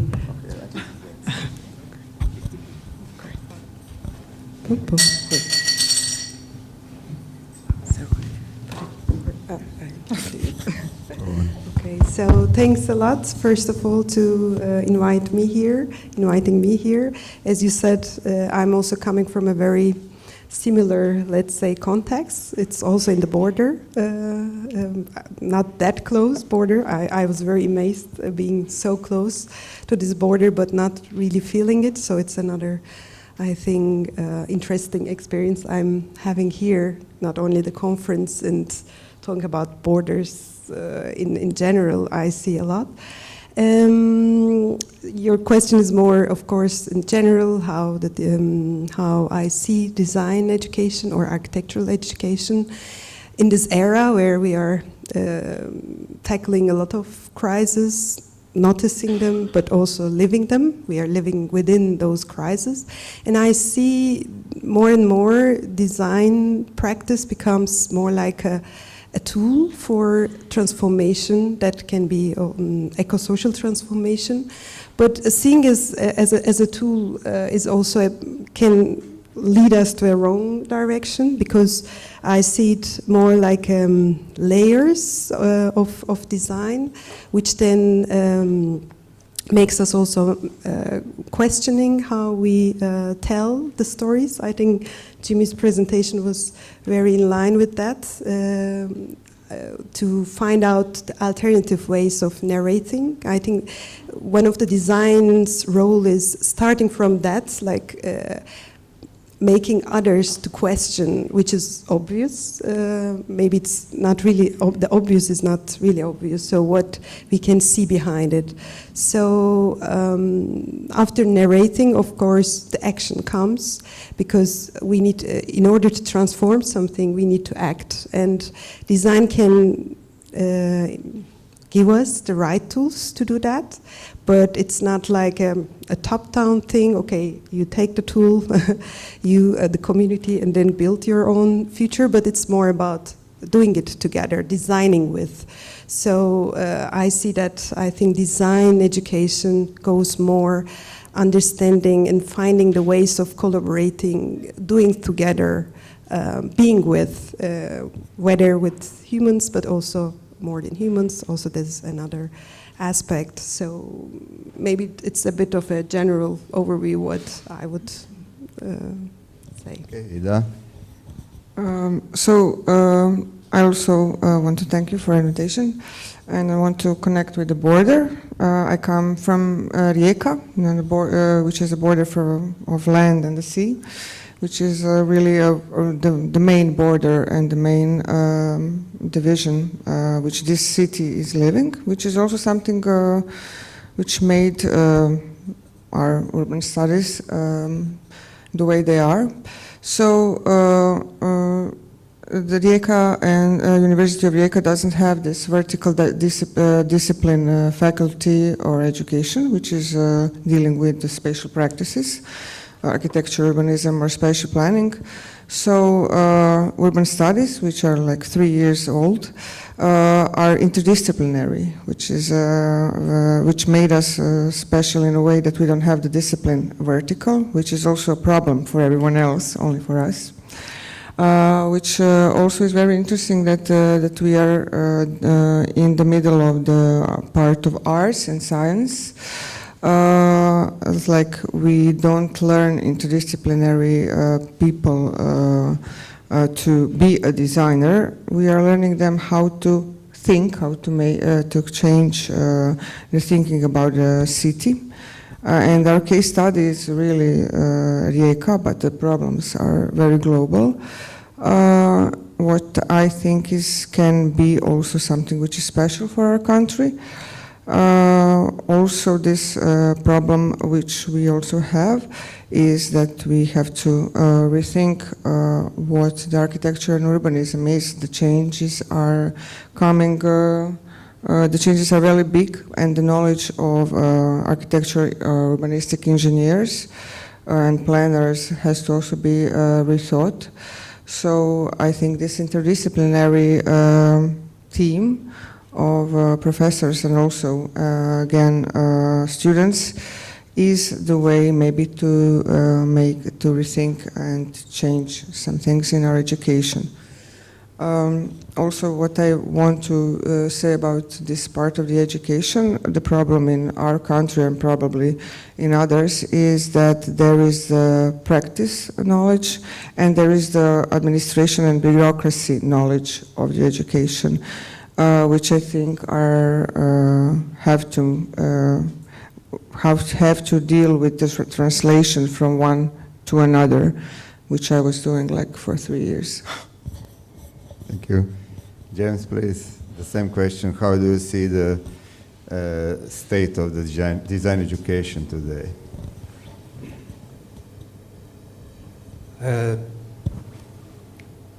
It's a very general question. Is that working? But you can start from the general and go to your personal practice. Yeah, it's hard to speak for others. I mean, I'm in a very luxurious position personally. I only teach at master level and PhD, so already students are a little bit more mature than, I know Jimmy's on the BA, which I have huge admiration for. I think it's a much more difficult task. And our master is a master of research through practice. And around 70% of our students now are going on to do a PhD. And so for us, we can really indulge in this questioning of design. Because they're going on to be researchers, we don't really need to worry about their how could I put it, their ability to be hired as commercial designers. So it allows us to very much question what we're doing. I mean, we had the rentrée, the return to school last week, and the opening speech to the students is that, as I started here, design is a bit broken. The methods that we've been teaching for a long time, the methods that I was taught, particularly on my BA, are no longer fit for purpose. So if design is largely broken, what is design? And I then pass it on to the students, that it's for you now. You're the young generation, for you to start addressing this question, to find new methods, new approaches, new ways of thinking about materiality, new ways of thinking about what's desirable and how that message of what's desirable is transmitted to others. Because this is, I think, the key thing that comes with age. And it's a kind of luxury, being in your 50s now, to have all this extra knowledge that I didn't have as a young designer, that totally transforms the way we design and the way we think. And so how can you transmit that stuff that comes at an older age to younger people, but not make it boring? And I think that's, if there's any key thing for me, it's the combining of the practice and the theory. Because even at the RCA, where we were on quite a celebrated course at the Royal College of Art, Ron Arad had just become the professor. A lot of students went on to become really successful. But there was never a theory. Theory was half a day a week taught by the Historical and Critical Studies department. It was totally unrelated to our practice. So this separation of the two, for me, is a critical problem with design education. Now, you've got to be careful with certain younger people. They're not ready to get deeply into the theory. It will turn them away. But it's actually critical for designing. I mean, the simple question is, how much do you need to know before you start designing something? Is it okay just to experiment with a few materials and put an object together without understanding the bigger systems in which this thing is going to exist? So that is the key challenge. And I don't have the answers or really much reflection on at what point do we do that. As you know, with this SURF project, the counterfactual, the key benefit, I would say, of the counterfactual is it's almost a surreptitious way of encouraging students to understand a particular history and to start interrogating that history. So I think there are techniques, but that's, I would say, is the biggest challenge. And also to understand what we're up against. You know, the power structures that are very keen to dominate and maintain the status quo. The so-called versions of good design. How can you tempt students away from that pathway, because it pays a lot of money? It can be seen as quite a glamorous lifestyle. I know numerous people who go to Silicon Valley as designers and do very well, but what they're doing is largely problematic, I would argue. Jimmy, you shared similar part from the beginning with James, and then you moved to the Goldsmiths. And how do you see some of this stuff you already answered during the presentation when you had your design identity crisis, and how could you connect it to the educational context where you are working now? How do you see the state of education also at your institution? So it's hard to talk about the institution without actually talking about the whole of the country, and the kind of creative arts design education in the UK is just completely broken, and has been for the past decade. So, you know, where we would have had an opportunity to be exposed to creativity in our primary and secondary schools, that's been eroded. I teach on the master's program in Goldsmiths, so we've got about 500 students starting next week, mainly from China. And I'm hugely grateful to those students who come, because they have held up UK art school education for the past few years, because our home students and the students from the rest of Europe aren't coming because of Mr. Cameron and other policy, sort of, which has eroded secondary school education. So there's the number of students even on the BA from the UK now is diminishing. We're becoming increasingly reliant on external markets, and I'm wondering how long that can last, because the UK does have an art school cultural legacy, right? The reason why those students are coming is because of Blur, right? Because of Vivienne Westwood, because of Steve McQueen, people like that. How's our country going to produce those people anymore if there's no more art schools? So, you know, education, I think, is in a really sorry state. I'm really, really frightened that this is the kind of end of the creative legacy that UK had. So, yeah, to anybody else, please don't act like the UK does. Thank you, Jimmy. Thank you, Jimmy. Sechil, is it Sechil? Yeah. Sechil, you're coming from the quite different educational background if we compare this British one. And how do you see the role of hope in your educational environment while you're working with the students? Yeah. Thanks for the question. Do they have hope? Yeah. Actually, it's quite interesting because last year's annual theme was hope in our master program. Just a like side note.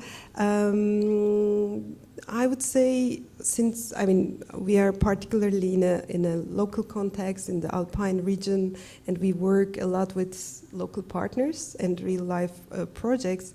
Therefore, we immediately somehow see the effect of hope in real life. So I would say our students collaborating with the communities there, I think they really see the resonance of how design can change something. And being in this, I would say, you were saying about luxury, I think we have also a kind of a luxury of having people trusting us to really become real partners to change something in the local setting. Being in a small scale and being embedded in this, let's say, social fabric, of course, gives this possibility. And therefore, I think we, as a design school, we can bring hope to people, but also we also, I think, work with the hope of people, and we are, of course, responsible for that, not to, let's say, do harm or not only just, how can I say, promise something which we cannot deliver or which we cannot do, which often happens in projects like when you work with communities or participatory design projects. That's always a kind of a question, how much you can really do together, or what would be the result, is it sustainable enough, and so on.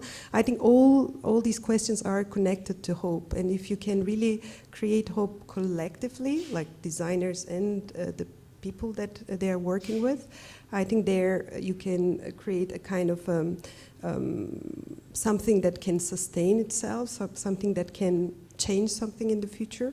So, yeah, my answer to your question is hope is something collective, and it needs to be embedded already in the making process, but it comes from the two sides, and the designer is somehow the person who cultivates hope, but also needs to interact with others through the power of hope.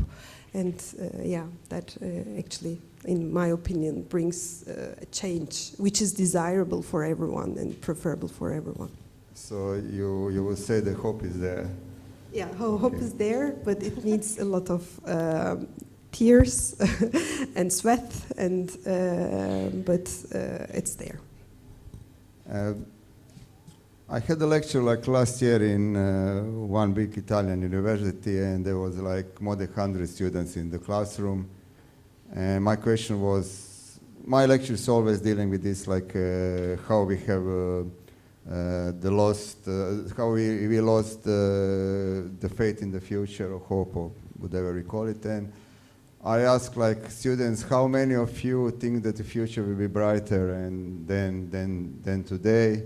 And only one person raised the hand, which was a professor of the student. So it's like, I was quite very like depressed, 100 or something, young people, students of design, they don't have a kind of view or they don't trust to the future. And going back to education, Ida, you are both in the practice and education. I really like interesting to see this like a difference. Is it like easier to make the main questions also? We have also here how to move from imagination, speculation to some kind of concrete actions or concrete outcomes in our environment. Is it easier to do it, to achieve it from education in our context where you are now, or from the practical one? You have also really strong experience. Yeah, I have to say that I had this opportunity, I would say, or a challenge, that in a way I was coming from a practice and I started to doubt in the practice and the way how the architecture is developing around because of this, of course, architecture becoming also financialized and an asset of capital, which was something I didn't like believe is the good way. So this was the point when I started to be a head of urban studies and also someone who was not progressing in the academia. So in a way, I had two unknowns which I had to like accept and to learn, which was also an opportunity to deal with the curriculum. And what I am doing, like someone who also has an experience in practice, I'm really doubting in it. Have an opportunity to make a new curriculum with all the teachers and all the students' feedbacks, what is really needed in a way and what knowledge is needed to understand the complexity of the cities, because this is the main topic and focus, these complexities. What are the complexities and how can we, understanding them, try to make an action in a real world.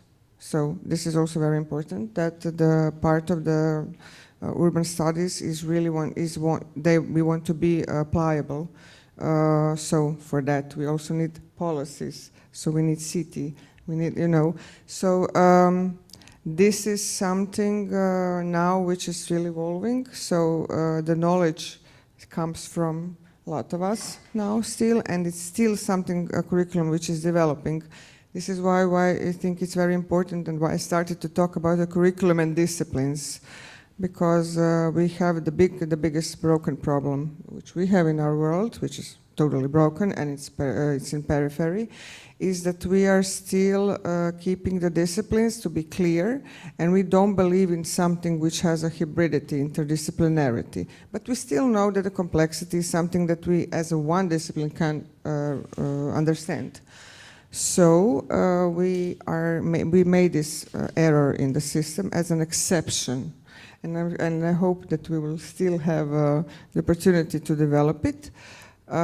So I would say that the knowledge from the academia and practice have to be combined, and so I don't have this clear answer for that, but I have the process, and I have this knowledge of the process and understanding the curriculums and the languages of bureaucracy, art, science, and everything, and try still to combine it.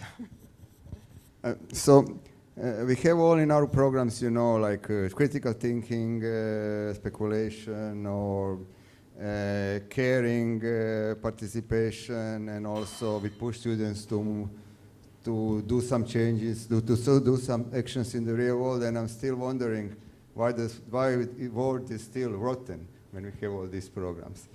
So basically, my question is for James. So, what do your students work after the graduation? For Jimmy, the same question. What do they wear? They become like me. As I said, the goal of this École Normale Supérieure is kind of supposedly training France's future civil servants, researchers, etc. So it's rather prestigious, very elite, and very problematic at the same time. But certainly, some of these students will go on to have positions of power, and if we can put people in those positions of power who have a different sensibility and a different attitude towards the world, then maybe things can change that way around. And it's also about trying to understand the scale of the problem, and that design's only got it's only a little bunch of people doing a very specific activity. It's not going to change a huge amount. That said, what we've been reading about quite a lot is the last key design reformation. So design has been on this trajectory for 100 years or so. You can debate about the period, but it came about, first of all, as a reformation that was dealing with the aesthetic qualities, the over-ornamentation, etc. The first schools of design set up in the UK were, sorry to the French over there, but dealing with this art décoratif, the over-styling and the overindulgence of the object. So you've got this stylistic reformation. But then there's this shift towards industrialization. So a major shift in society, and debates mid-arts and crafts, and then going on to the Bauhaus, was how can design, or how can, let's say, the arts and crafts maintain importance? The social responsibility, the understanding of the craftsperson in a particular community, very situated, very local, very pertinent at this time. And then as that shifts towards industrialization, well, what then is design? So there are all these super important debates taking place that shape the world. So design was very instrumental in that. At the same time, you've got the darker side of design, which is public relations and marketing and branding. So this whole, again, communication and the manipulation of desire throughout the 20th century that we're also involved in. So there are good things and bad things, but a lot of power of communication. And one of the things that we talk to the students about, and I think where they can be very important, is a quote that in Adam Curtis's Century of the Self, he's got this quote that talks about shifting America from a country of needs into a country of desires. So desires is quite a modern thing, manipulating this desire. And of course the public relations people were very successful in making that transition happen.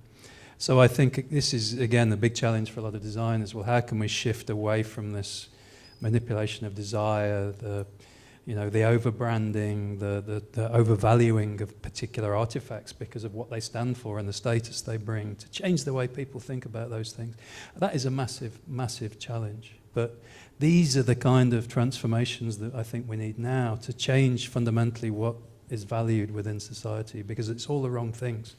And this is what people like Donald Trump prey upon, because he's a master of marketing and branding, coming from the worldwide world of wrestling, understanding this kind of manipulation. So this is where we need to improve the game. But what students do, how they earn for their life? Yeah, well, they can work within the existing system and get very rich. It comes down to what do you really want to do and what are your priorities. And as I said, there's going to be a complicated transition going to happen soon. There's no two ways about it. Things are broken. I don't know if Jimmy was there. There was this protest in London last week, one of the biggest has ever been seen.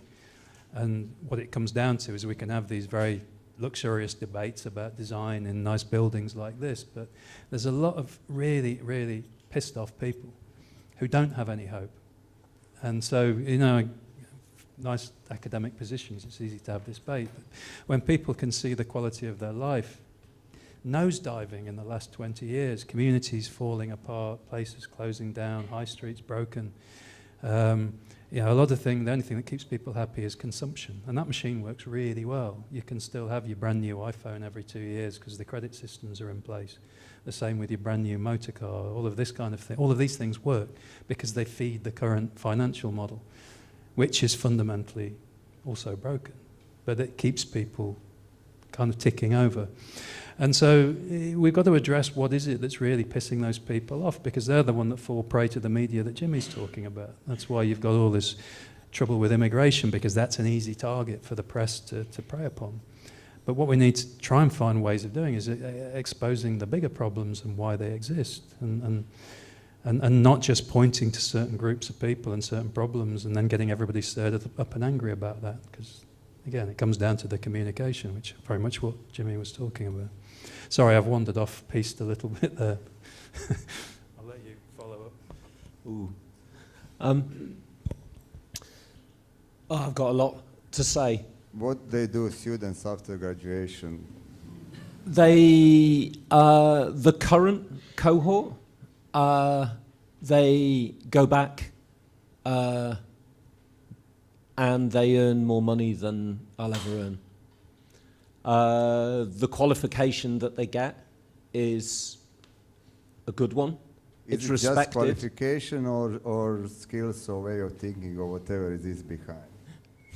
I have to sort of do this propaganda all the time to the students. So I interview 370 students last year, doing the hard sell for a really vague, loose, non-directed master's called expanded practice.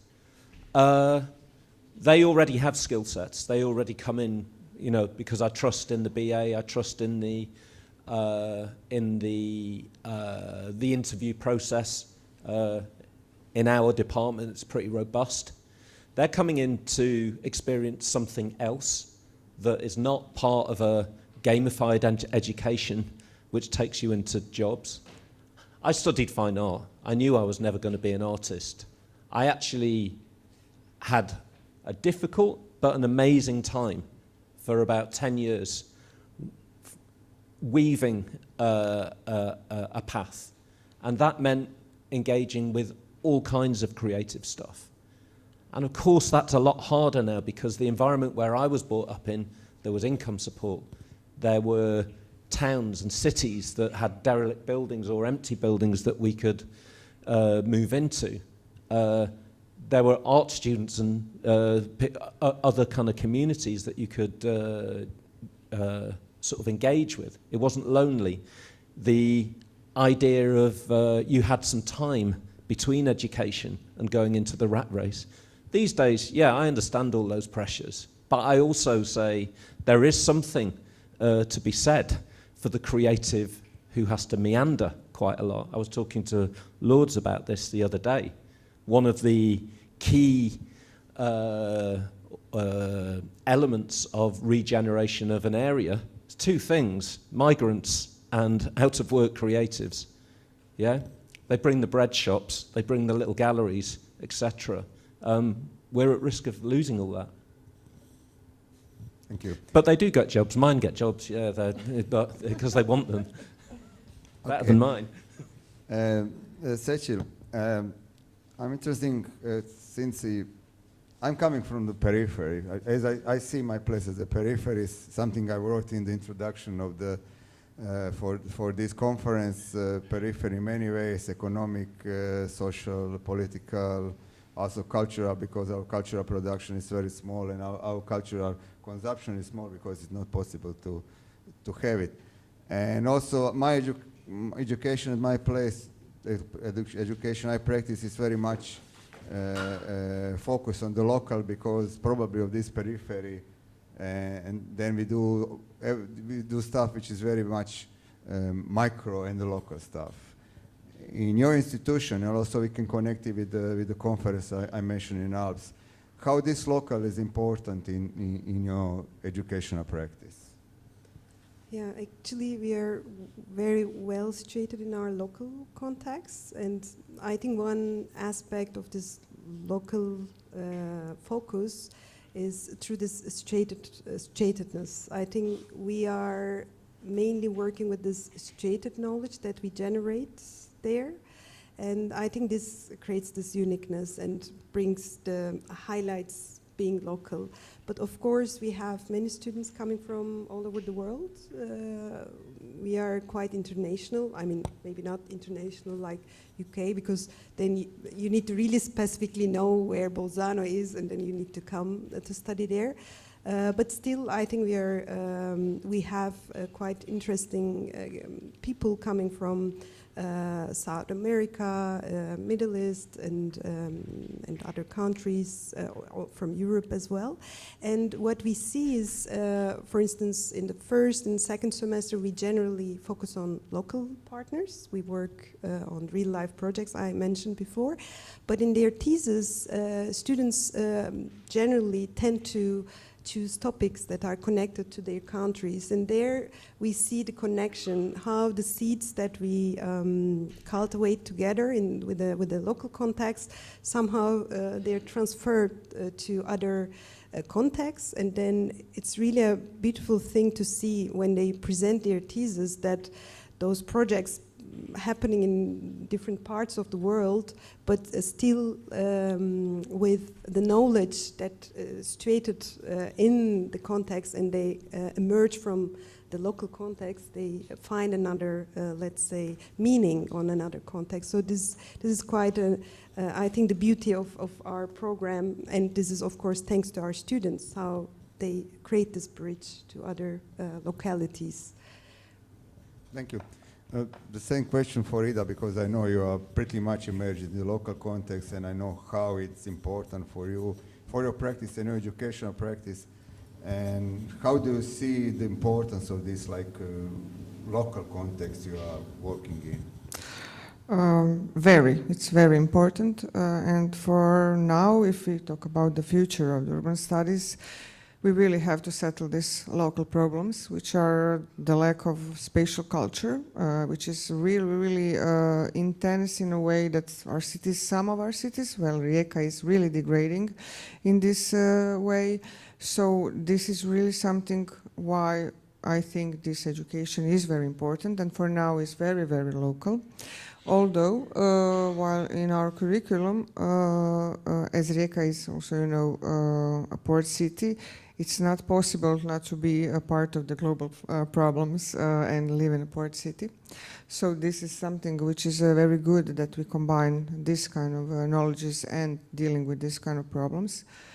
But also, we don't have enough educational platforms, or to say institutions, which is also the other problem, for our spatial, for our newer basic spatial practices. So I think this is the main, this is my mission, really, my hope, to build something first foundational in the local context, and then we can talk about different cultures and different students. Thank you. At this point we have, I think it's the time to open like questions to the audience. So I will just get up and I will give the mic to anyone who has any kind of question for any of the guests here. Come on. Okay. Mic is yours. Thank you. Do I stand up? Yeah, I will. Hi, I'm sure. I'm Tilan. I come from the background of architecture. My question is mostly to you, James, but others can also chip in. It's maybe a two-part question and a bit more philosophical, or maybe more personal. Maybe. So my question is, like, you were, or as I hear you from, you are quite cynical about your students, about your process. My question to you is, how do you cope in the system, which you know is broken, and you kind of, I will say, contribute to it because you work in this faculty? How do you cope with this system that you, because I'm dealing with this professionally, how do you cope with this system that you know is broken, and you kind of, with your work, you kind of doing it like you are pushing the train toward the crash? And also the other question is maybe more, I've written it down, sorry. Yeah, okay. Other question is, how do you provocate the system? And is there any space for guerrilla in this, let's say, century or this time span? Thank you. I feel even more depressed than I was before the. Yeah, I suppose I am rather cynical these days. I really do my best to not let that rub off on the students. You'll see a different version of me in front of the class. But I think the cynicism is important because I think the fundamental problem with design is it's been largely optimistic. And I didn't show that slide today. Avicii, you'll remember the design myths slide, design is good, design improves people's lives and so on, that these are actually fictional. I remember during my BA, the tutor said to me, "You're one of the good guys. You know, you designers, you're going to do a fantastic job, you're going to do very, very well." And you believe it for a number of years, and then the further and further you get into design, particularly the kind of pathways that we chose, a different version starts to reveal itself, and it's slow in the beginning. And then the more you read, and the more your knowledge grows, and obviously particular types of reading, you see a different version. You know, it's like the picture of Dorian Gray, where all the ones leading this very luxurious life, and there's this mirror in the attic that is literally falling apart. And so for me, it's a back and forth battle of moments of despair and depression, and a desire to essentially do what Jimmy did, to bugger off to Lesbos and do something a little bit more active and constructive. My sister's a palliative care nurse, and you know, I sort of look at her career compared to mine and wonder what this is all about. But then, when you do see your students going on to do amazing things, and the projects that they're developing becoming more and more important, and some of them going on into really important roles, whether it be political roles or places where they can make decisions, a little bit of hope comes back. And so, yeah, my survival has been easy, and I do feel guilty about that. Academia does create this space where we can have such debates. This is a fantastic luxury. It's super important. But it's what do we do with it? And this is my fundamental criticism of a lot of the stuff I read. As I said in the talk, there are these really super important analyses through STS, through philosophy. From France in particular, there's this history of thinkers, and it's phenomenal. But how much of it actually has any impact or changes anything? And that is the bit that drives me today is, well, you know, there was an acknowledgement that we weren't doing that. We both had that around 2015. So what can we do that might just make these small incremental steps somewhere? First of all, it's really identifying what the issues are. Then identifying why those issues are so pervasive, at this time even growing. And then this is where constraints become a very practical tool. That's when we can actively find ways of working around them. So what I talked about today was really, really a work in progress. It's being taken up by a few of my students now who are using this methodology really in practice. I have a little bit of hope that it could go further and be actually quite a useful tool, because it's practice-based, and I think that for me is important. That the theory can only go so far in design. You're talking to a very specific audience, but the practice is what's made design so important in the world. So if we can shift those value systems, then maybe the cynicism will disappear a little bit. Do you want to add something? Anyone else? Yeah, maybe just a quick answer to yours. I mean, my point of view on that. I think it's there's always this question: are you against system or within the system? No, it's or you can be inside or outside. That's a bit of positioning of as a designer. So I see it when you're against the system, when you're outside the border. I think what you can bring is a kind of a vision where you cannot really change what's there, but sometimes designers or design discipline within the system also stays in particular place where then it doesn't really dissolve into the whole system. So as a strategy, I see design should just dissolve and then being every part of the system in order to bring change in a major way. Therefore, what I see is that within the system, I think there are still places for design to create something new.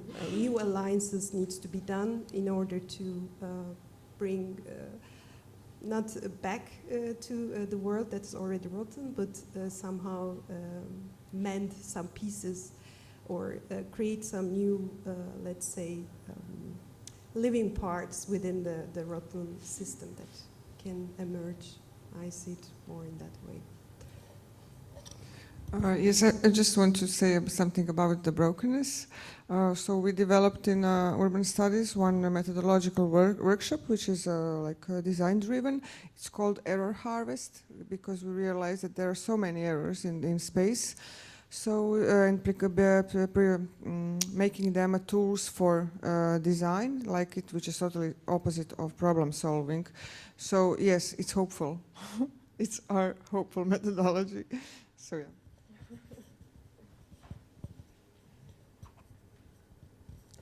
Hello, so I'm Dominic Siama. I'm a former director of design school in France and a creator of design school. Thank you very much for all the presentation, because you address most of the issues of the education. But there is a word that, the P word that is never pronounced. And the P word, actually two, power, politics. Okay? Because, we can, as educator, we can hope that by some kind of side effects, the world will change. But the only way to change the world is to take power. So reclaiming hope is reclaiming power. So the big issue of design education is how do we train designers that who are willing to take power? Well, not the way James Cameron was using power, or Macron is using power. Actually, anyone is using power. Another way of using power, of acting in power. But this concept of taking power is not yet taught in design schools. So designers actually design. If you were saying that design should be everywhere, okay, if we want design to be everywhere, it has to be in power. So how do we train designers who are willing to take power? Not alone, because it's a collaboration process. This is, I think, the big issue, because if we are just looking at the world and looking at people taking decisions not the right way, well, we will hope that our work by side effects will change the world. But the only way to change the world is to be in the place where power is used. Okay. Yeah. Yeah. Go ahead. It's and it continued with Sarah. We started a project called the Illegal Town Plan in one of the sort of towns that depressed towns that James sort of described, where basically the people legally attributed with the power to make change had failed for decades and decades and decades.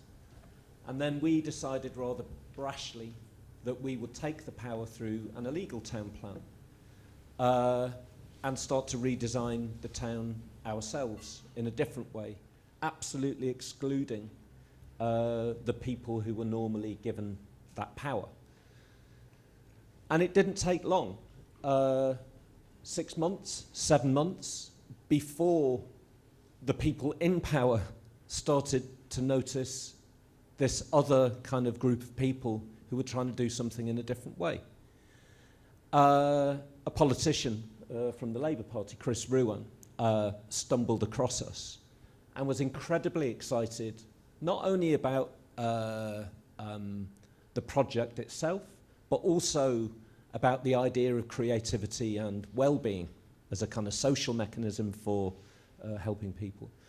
But it ended up with a few of our students walking around North Wales, one from South Korea, one from China, one from Japan, dressed as fairies. And there was some luck in this, but they went around collecting the wishes from the people of the town. And it was a really beautiful thing. They engaged with them in a different way than they would have with a normal politician. And they took those wishes, they wrote a policy document, and they delivered it to Westminster, dressed as fairies. And were they noticed in Westminster? Yes, they were. And did the project. So there's an act of luck there, but actually making those opportunities and believing that kind of creativity and innovation, all kinds of practice can hold that power, and you maintain a crazy ambition or an ambition for it to go somewhere, then you have to do it. And it is something that everybody needs to believe in. It's one of the things that they forgot to tell us in Art College, in the Royal College of Art. We were doing something incredibly interesting educationally in terms of learning. People forgot to tell us how important it was, how useful that skill to create, to think, to imagine, sometimes in a deluded manner can be. And that is my message of hope to the kind of creative now. Believe in it, right? You have to believe in yourself and develop that ambition to not be afraid to approach anybody at any level, because actually, in reality, most of the time, the solutions that you will be able to offer are way better than the ones that they're thinking about. So I completely agree, but we need to be educated into that kind of belief in creativity. The opposite has happened. They've just eroded that education. And I could get depressed about that, but I have blind hope.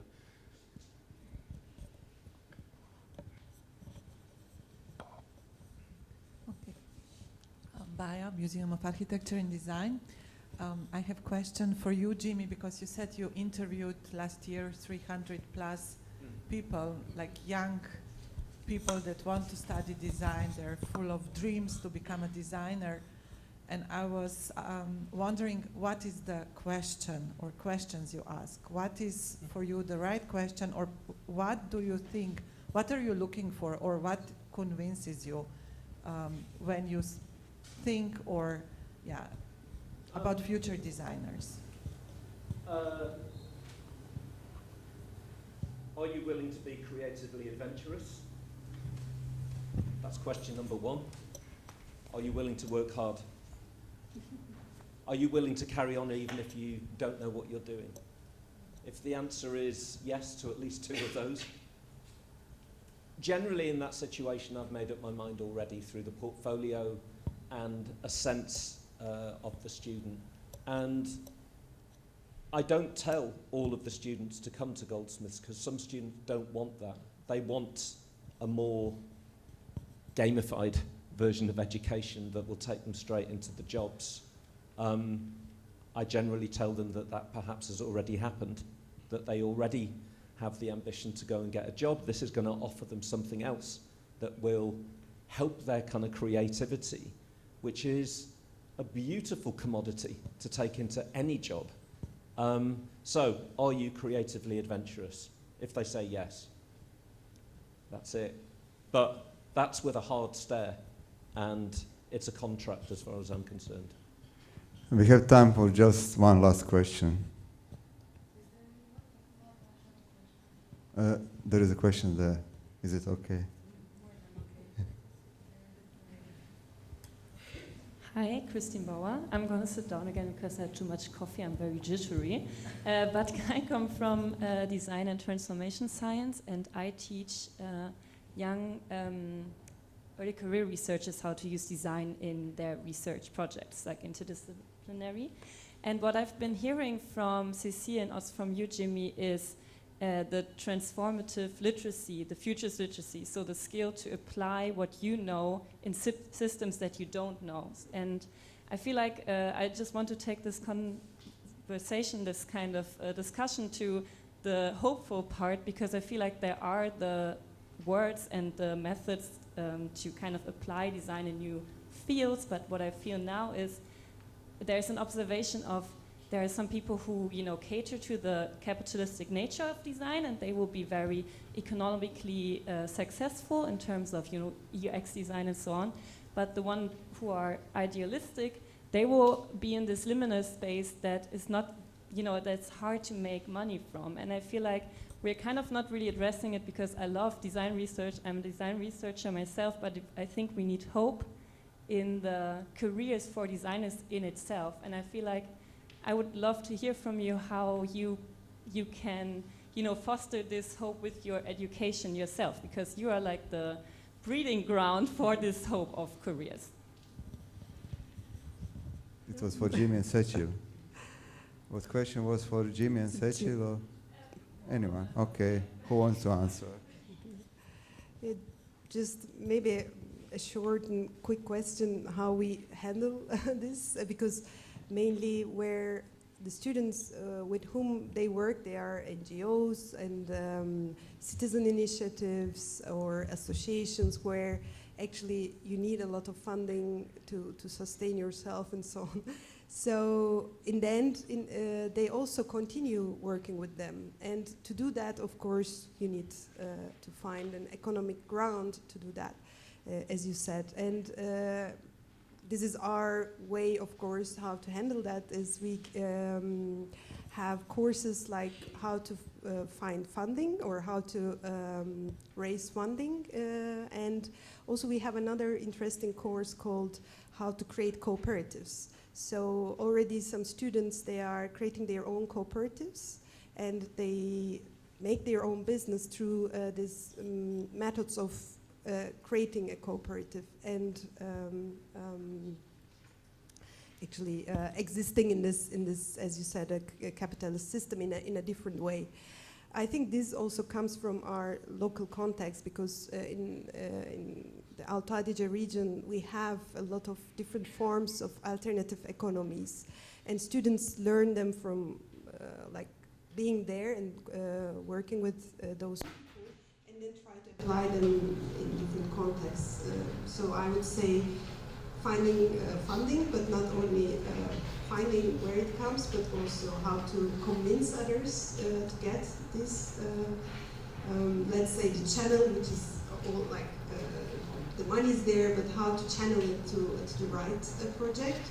And then the other one is forming different types of alliances with different types of methods and different alternative ways of being together. Yeah. I just want to say that like we don't have this kind of problem because it's an advanced study, and the most students come, most people are already working. But what I want to say is something about this power moment. They come because they are very desperate sometimes because the work they're doing is not going anywhere. Some of them are coming from the municipality and from the departments of urbanism also. And this is very interesting. They want to know something different or something which they can propose from their position. So this is also very interesting that we now have the head of the Department of Urbanism of the whole country. So yes, he really wants to do something, and he's learning how to do it, to make some new policies, which is dealing with the mobility on the sea. So we don't have that kind of problem, but the hopefulness comes from the task they will not solve, to propose or something like that. Yeah, at the end of our time for our panel. Thank you everyone for coming. Okay, we started this idea to organize a symposium which is going to deal with design in the future, and basically we started with our dissatisfaction of the world we are living in. So we wanted to think about how design and architecture can make some small actions, or how can imagine different paths toward more just, preferable, different future than the future we are living in. And then we decided to invite 20 different guests and divide the conference into 4 different sessions. Session which is dealing with education, practice, discourse, and the policy. And we structured conference in 2 days with 2 keynote speakers and these 4 sessions and the different panelists inside the sessions with summer school. For sure, summer school was important because summer school with the summer school we stressed the importance of the education. So 3 days after the symposium, 24 students from the different European countries, from the different institutions, will stay for the summer school here, and we work on some of the topics and the challenges we opened during the conference. So the main topic of the conference is hope, and it's based on something which we see that the hope has been lost in the last decades, because this idea of future which is going to be something bright, something shine in the future, which was a like kind of main idea during the 70s and 80s, slowly disappeared. And with this disappearance of the future, we slowly lost our ability to imagine different futures, to imagine possible positive future. So the idea of symposium was how to bring back this hope from the position of design and architecture, how to bring back this idea of thinking about different future, about like more just futures. The other idea of the conference was to come here in Gorica, which is not a central town, not a kind of a center, European center. It's a kind of periphery. My place I'm coming also is a periphery Adriatic Sea. So for us it was important how to think in a very local context, in the micro context, how we can start to make changes from the local context, and how it's important to make something in the local context. But then with the main question, how we can in some way connect all this like a small local movement, small local actions in some kind of more broad and transformative change. From my perspective, since I'm design educator, I think the role of education is extremely important, because from education we are starting to build the future. So some of these parts are starting from education. So from education we are giving to the students some kind of possible tools or approaches, how they can slowly in their professional life start to change the future. But it's not only education at the level of academic level, also not only in design and architecture. I'm talking about like a whole education from the elementary school in all different fields of the education, where there is a chance where we can push some of these ideas we are discussing here.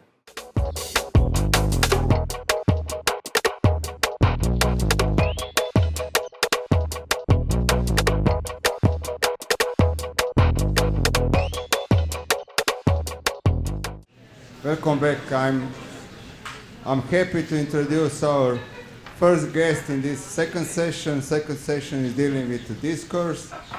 And our first guest is Silvio Loruso. Silvio is a bright designer, writer, and also artist, coming from Italy, living and teaching now in Lisbon. And I met Silvio many years ago in Zagreb, and I really happy to have a chance to see him again. And also I'm quite sure that you are quite familiar with his last best-selling book, What Design Can Do. And Silvio, the floor is yours. Limits of what I'm going to say. So I'm excited both in the positive sense of like presenting this new work, and the one that maybe I'm going to say some very silly things. So, but let's try. So the topic I want to tackle is this idea of like this psychoanalytical idea of the designerly unconscious. But before doing that, I want to give you a bit of a picture of like what are the dimensions of like design culture of practice that have been studied throughout the decades.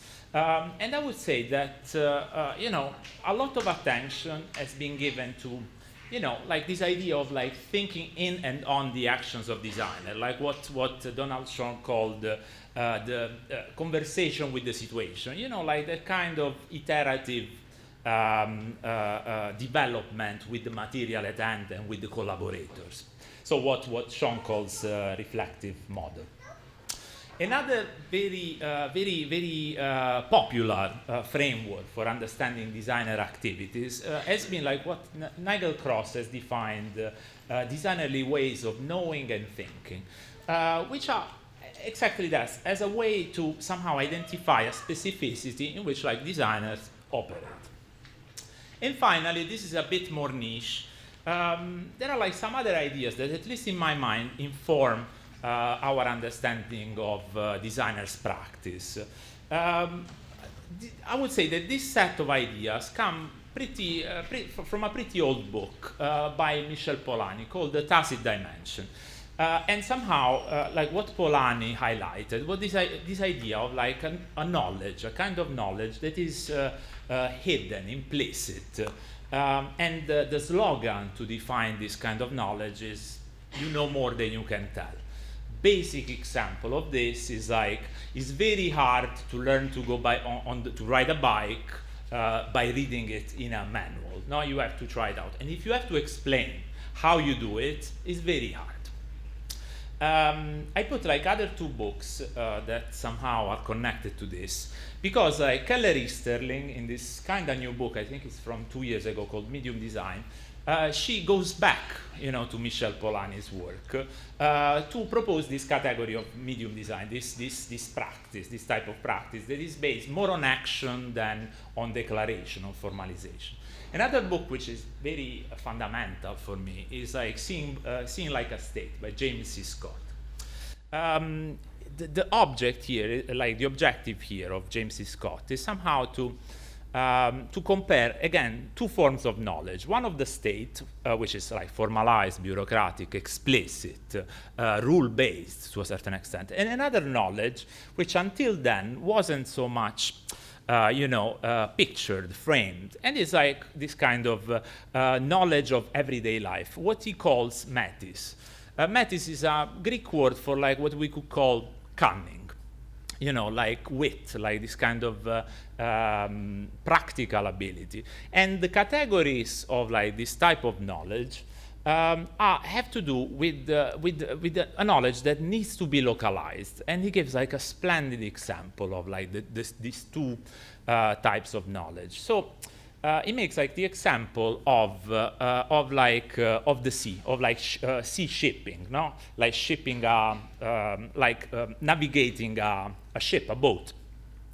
And he says that like the explicit knowledge, the state kind of knowledge, is the knowledge of the captain who navigates the ship in the open sea, in the open ocean, which is to a certain extent an abstract space that is replicable in various contexts. But when, let's say, the ship is brought to the coast, something happens. Like the captain gives the reins of the ship to the pilot. And the pilot, the knowledge that the pilot has is specific to the port, because like there are specific rocks, etc. So the captain wouldn't be able somehow to deal with the specificity, with the locality of the coast, and at the same time, the pilot, the coast pilot, wouldn't be able to replicate that knowledge in another coast. Of course, somehow in all these works, there is a bit of a risk, which I see in maybe the derivative works coming from this pioneering example, which I would call like the risk of self-fulfilling theorization. In the sense that when you study a category like design, which is perhaps too big, too diverse, too protean, maybe like the kind of epistemology that you developed is like looking, by epistemology I mean like the kind of interpretation of what you see is like what you are looking for. So somehow it's self-fulfilling because you generalize what you already expect to a certain extent. Now, if this is like what has been to a certain extent, studied, deepened throughout the decades. Something that less attention has been given to is what I would call like the designerly unconscious. And I would define this designerly unconscious as the givens of a specific design culture. Those givens that are, to a certain extent, automatically employed and rarely questioned. And let's say these givens can be seen as like the conditions that make like the explicit design practice, design thinking possible. In Freudian terms, we would call this like the primary process of a design culture. Like according to the APA, the primary process is something that operates without regard for logic or reality, and is dominated by the pleasure principle. So it's not like something that we do rationally. It's like something that happens in us, we act by it, and then we rationalize in retrospect. There has been, in other fields of theory and research, other proposals for unconsciouses that are not, how to put it, that are not like the individual personal mind. The first is probably Walter Benjamin with this idea of like the optical unconscious. And the idea was simple somehow. The idea that photography discloses a new reality that it wasn't open, it wasn't accessible to the human eye. Then Guattari, in 1979, proposed this idea of the machinic unconscious. And the idea here was to say, look, the unconscious is not much in us, but it's something relational and networked. It's part of like the networks of machine and institution in which like the subject happen to live and behave. And this is somehow very similar to the new ideas around like, let's say new ideas, like popular ideas now around the idea of like the mind as an expanded thing. Like where does the mind ends, not in our body, in our limbs, but in the relationships we have. And then my favorite unconscious is that by an Italian photographer and artist who is called Franco Vaccari. Basically, what he proposes here is to say that like the technology sees for us, like the camera sees for us. So when we say we take a picture, we frame that specific scene, we are sort of fooling ourselves. So it's a romantic, humanistic return of intention on a technology that can really do without us. So it's a sort of kind of telling to ourselves as human beings that we matter more than we actually do. And his proposal here was like to look at the technological unconscious in its autonomy, which is very, again, very psychoanalytical in this sense, in trying to go deep in this magma. Now, I want to specify that when I use this term, I don't refer to something atop design, like a sort of meta design, something that structures design from the top, but something that lies beneath it. So let me use, like the classic diagrams used in psychoanalysis to express this idea. No, so the designerly unconscious would be something on the surface of the iceberg that is like design culture. So you see something that pops up from the bottom, and we will never have access to it. So we only have access to this kind of surface, and this surface is somehow perturbed by the underwater current. And so this perturbation are somehow forces that orient designerly ideas.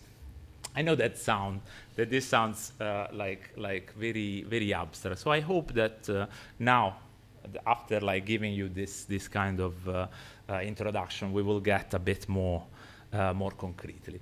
But the kind of question that we must ask, I believe, to address this idea of the designer unconscious is like, what aspects of the design activity are removed, like suppressed? I don't know how it's like the actual, like the stronger translation. or even foreclosed, which is like a kind of suppression, a kind of removal from our mind, like with a trauma, so to speak, that we cannot access anymore.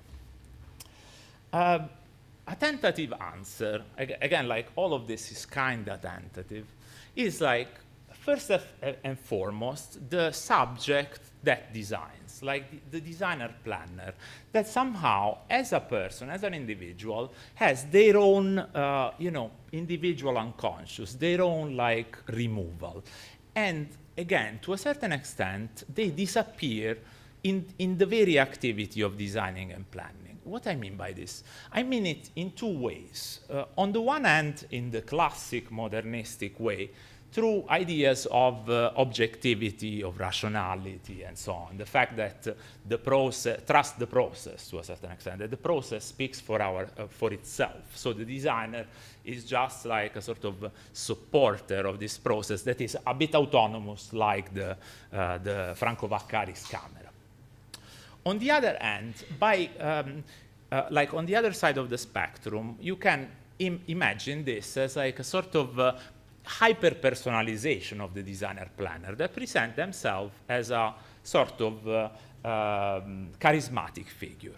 In a way, these two spectrums are one and the same. Because like let's say the rhetoric of neutrality and objectivity was always defended by some sort of charismatic figure. And I think there is no better representation of this idea of course, like a figure like Le Corbusier. I chose this picture because I find it really perfect to capture this idea of designerly unconscious. As you see, it's a very different picture from the ones that we usually see of Le Corbusier. To start with, because it's not in black and white. No, it's a color picture. And then this is taken by Willy Rizzo, which is an Italo-American photographer who, somehow is sketching Le Corbusier in his studio. You see, there is a haunting quality in this picture, in the sense that you have like this shadow looming on the table board. So for once, you have like somehow Le Corbusier, this charismatic figure of a certain degree of rationality, objectivity, somehow caught, almost afraid of this picture that comes from outside. So it's really, this is a bit the attempt to catch the designer planner in the act of designing, in like the real context of this actual planning happening, with the strong shadows, with colors, with like details, with strange details. And when you have this kind of images, you have like this kind of haunting quality to it, kind of dreamy, nightmarish quality to it. So that's why I really like this image. So in order to define this kind of idea of designerly unconscious, one has to clarify that there is no design culture, that design culture is tied to a time and a place. And I'm not talking of like time spans of centuries, of half centuries, but really of decades. So here is another picture that to me is really telling of like how design culture, like my design culture has shifted profoundly and dramatically in the last 20 years. Again, like a picture that has like some sort of dreamy, haunting quality. Here we have Steve Jobs introducing Kanye West on stage to perform for the launch of like one of the Apple products. I don't remember which one, maybe the MacBook Air. So compare it to this, to now, this image. Now Kanye West has become like an almost literal Nazi. Steve Jobs was substituted by Tim Cook, which is now the CEO of Apple, that a few days ago, like a few weeks ago, gave like a very tacky present to Donald Trump, with a golden base, very heavy, something that sounds like completely far away to Apple philosophy. Now, so you can see that design culture is really active, is really real, is really alive, no? And I think we tend to forget how fast it has changed. Not in the kind of hypes or fads or fashion, but really in the values and in the let's say, iconic pictures, again, in this kind of things that are on the surface of design culture. So, sorry, big words. So when I speak of like this idea of like a design culture that is in shaping, I'm referring to something like similar to natura naturans and natura naturata, in the sense of you know, the process and the output. So the output in this case would be you know, Steve Jobs introducing Kanye West. But what is like the process that led to that kind of outcome? What allows us to find that cool? No, and what allows us not to consider it cool anymore 20 years later? Now, in this process, I'm going to use like a term from a philosopher I really like, which is Cornelius Castoriadis, who himself was a psychoanalyst. And he was really concerned with the problem of change, because he wanted a revolution, basically. And he was like asking the question that somehow was asked during the panel: how do you bring change about? And he was saying that, you know, somehow the social magma at one point becomes a recognizable figure.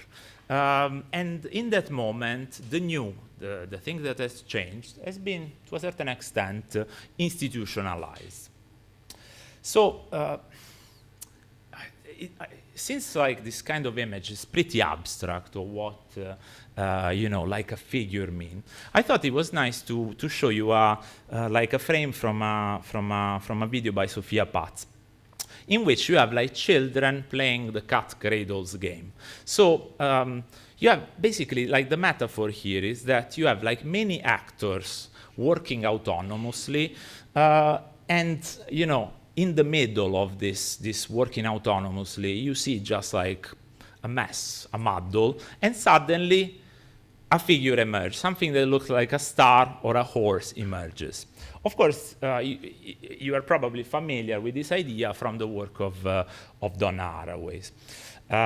So she insisted a lot on this idea of the cat cradle as a way to understand, to stay close, you know, to this kind of change. So the formless web of the game suddenly becomes like a plant, a star, an animal. So the figure as emerges. So how would I suggest to understand this notion of the designerly unconscious? First of all, as an hypothesis, like, does it exist like an unconscious of design culture? I imagine it does, but the risk is like this, there is this risk of self-fulfilling prophecy, as with other you know, terms and lenses applied to conscious design practice. And also should be seen as something investigative in order to try to capture, to frame this kind of foundations that are constantly moving of, again, a design culture. How would I define these foundations?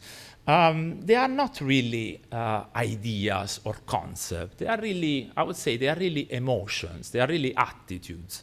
And here, like, my inspiration for this is like an old book by Laszlo Molineux from 1947 that he puts it like so clearly and so beautifully. He says like that the goal of the task of our generation is like to feel what we know and know what we feel. So the designerly unconscious is a way to know this kind of feelings, this kind of likes, dislikes that we have almost immediately when we see a kind of image related to design culture. It's nice that James in his presentation mentioned in the panel mentioned optimism as like a feature of like design culture, and I would agree that one of like the kind of givens of design culture in the last 20 years, I would say, has been a sort of social optimism, and this is to a certain extent intrinsic to the role that design attributes to itself. That is, like in Herbert Simon famous definition, to focus on how things ought to be, they should be. So I say, yeah, optimism is one of these emotional givens of design culture, even though things are somehow changing. This is like, you might know, like this, the Dutch initiative, what design can do, very strongly active in social project on a global level. But you know, like nowadays, as we have seen, like in the last panel, expression of pessimism are very, very, very present.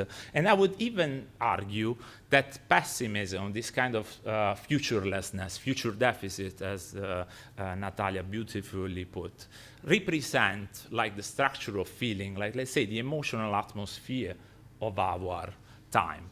But in design culture, they tend to be immediately, easily neutralized by a sort of constructive stance. And I will tell you more.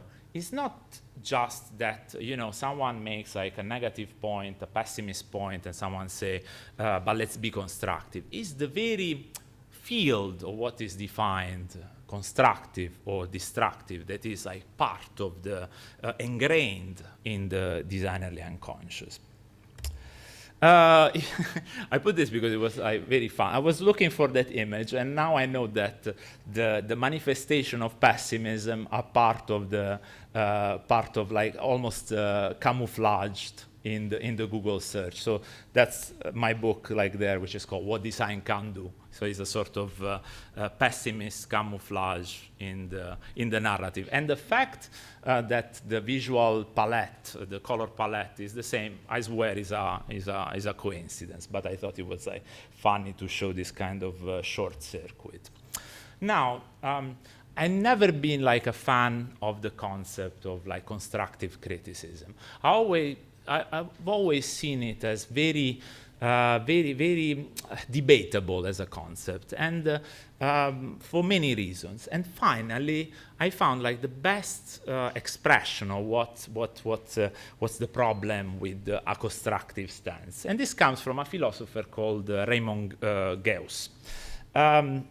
So basically, the thing that Raymond Geuss highlight is the fact that the person who calls for a constructive stance, to a certain extent, is asking you the burden of proof for the thing you are criticizing. So, for example, he says, you can't criticize the police system, the system of labor law, health service, unless you have a completely elaborative, positive in the technical sense, something like rational in a way, alternative to propose.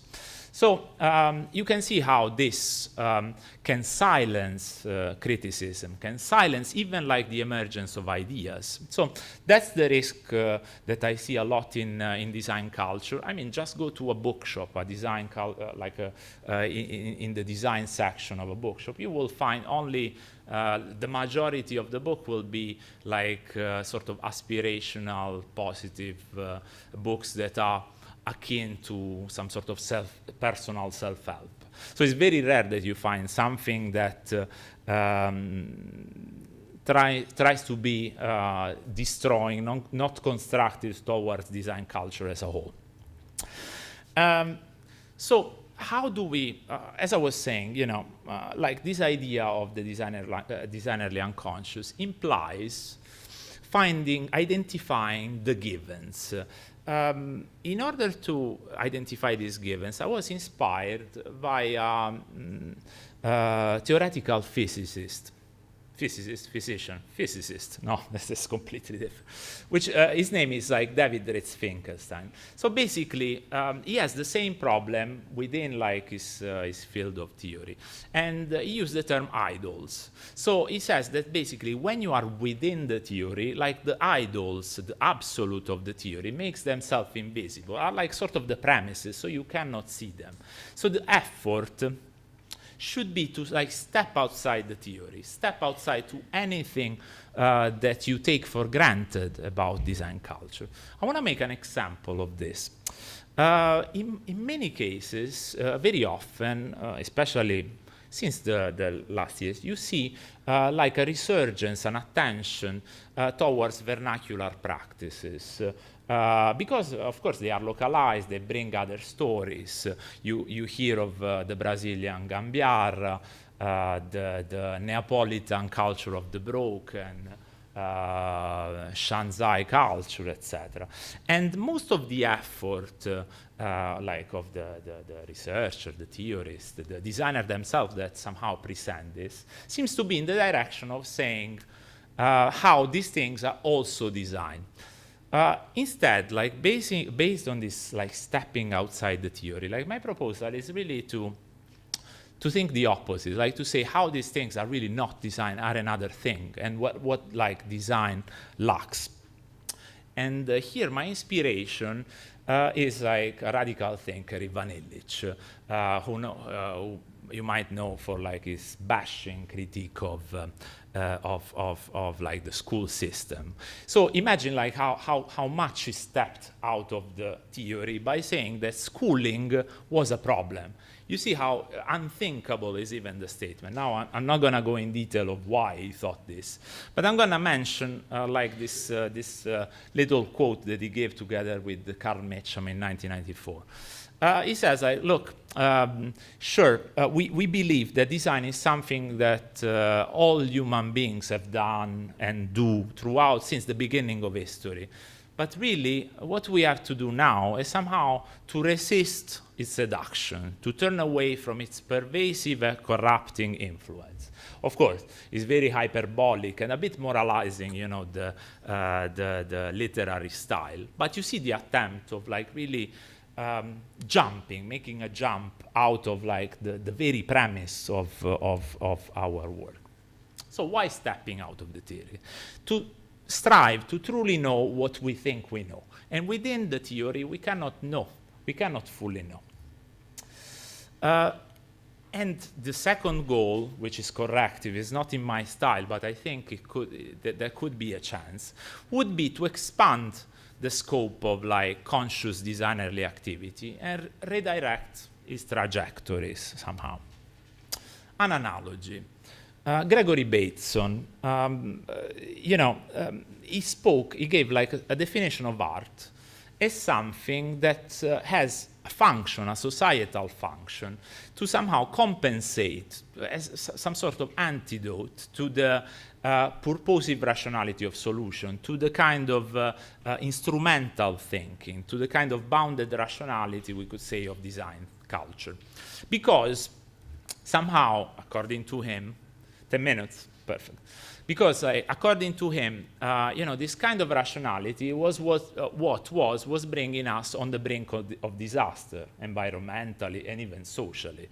No, so that kind of bounded rationality of conscious reason, of instrumental reason, was necessarily pathogenic, destructive of life. So he argued for like something that you could call systemic wisdom. That is like a sort of attempt to listen to those forces that can never be expressed logically, but somehow compensate the kind of drive to rationality. The example is the human body.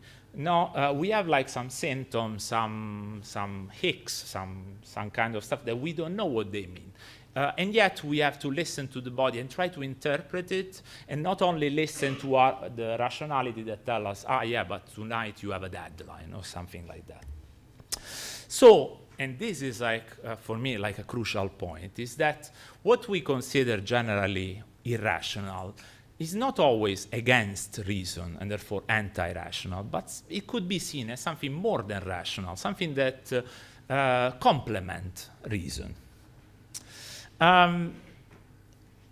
Here there is another aspect which I find foundational here. The fact that stepping outside the theory means like to say radically that there is no difference between like the designer as a professional, as a professionalized figure, and the lay person who somehow designs immersed in the cultural operational context of radical modernity.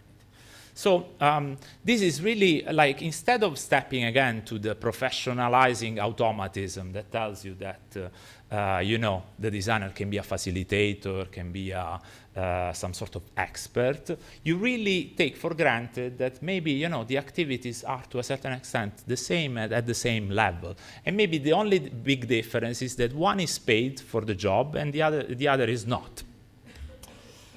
Problems. I mean, this was like half of the presentation, but I think I have 8 minutes. So, but how much do I have now? 2-3 minutes? 10 minutes. But 10 minutes. Then I can drink some water. It's already no. Then I'm gonna speed up.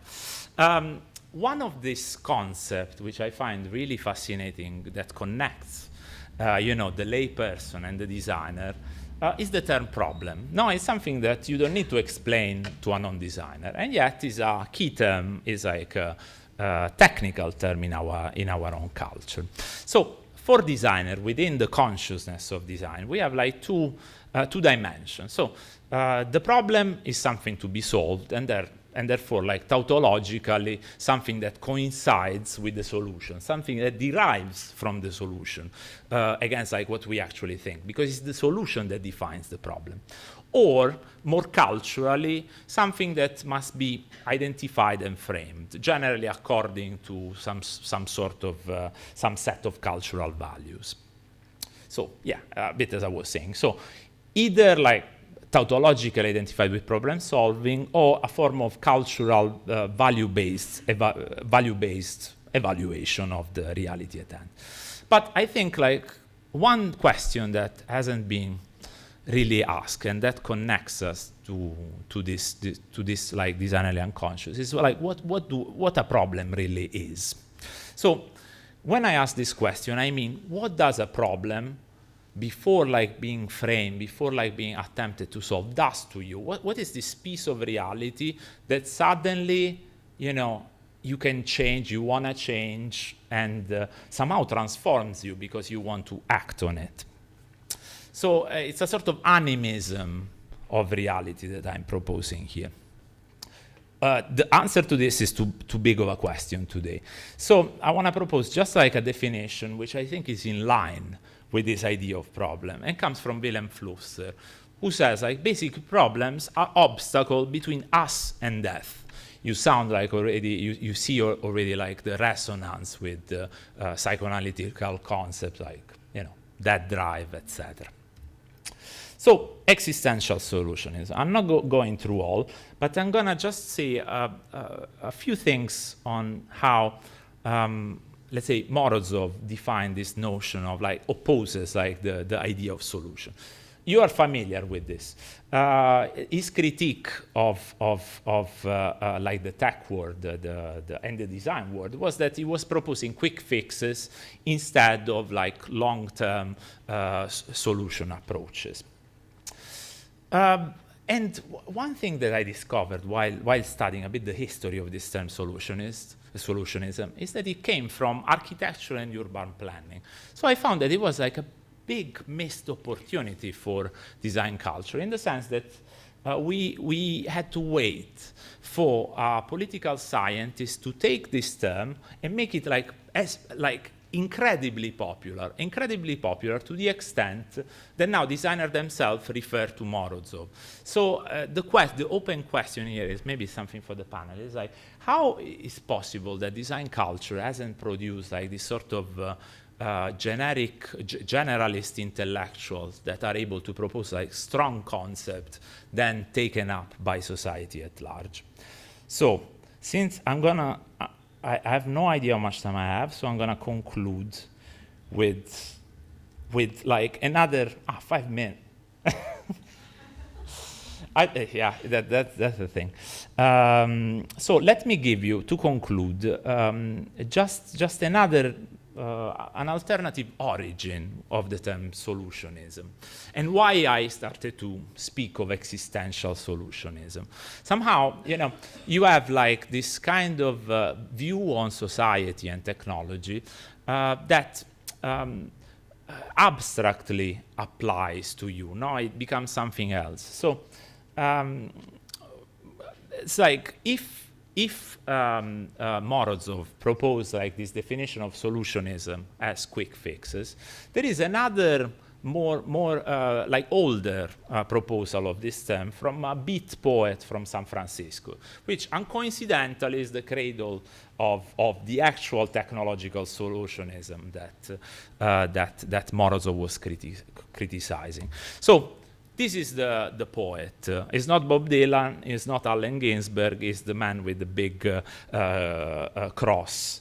And imagine the situation. It's like in a smoky attic in San Francisco doing an interview about like the Beat generation. And he says this, so I'm gonna just read this. Everybody wants a solution instead of realizing that the universe is a frontier, that the universe is a messiah for this whole total, this beatific complex meat structure that you are a tentacle, an aura, an extrusion, an experience of. They say instead, we want a solution, we want a utopia, we want bliss, we want progress, we want revolution. We want this, we want that. These are all simplistic solutions. It's like we are all trapped in solutionism. As one solution fails, another solution is tried. Everybody wants a solution. When they realize the defeat of a solution, they split as rapidly as they can to another solution to rid themselves of any anxiety. So is maybe the anxiety the primary process driving like current or like at least a part of contemporary design culture? And yeah, I close with this. Thank you so much. Thank you, Silvio. We're going to have a chance for the questions during the panel. And in the meantime, I'm going to introduce you our next speaker in this section. It's Jose Luis de Vicente, who is a curator, cultural researcher, and artistic director, coming from Barcelona but working internationally. Jose Luis he curated a number of important international exhibitions dealing with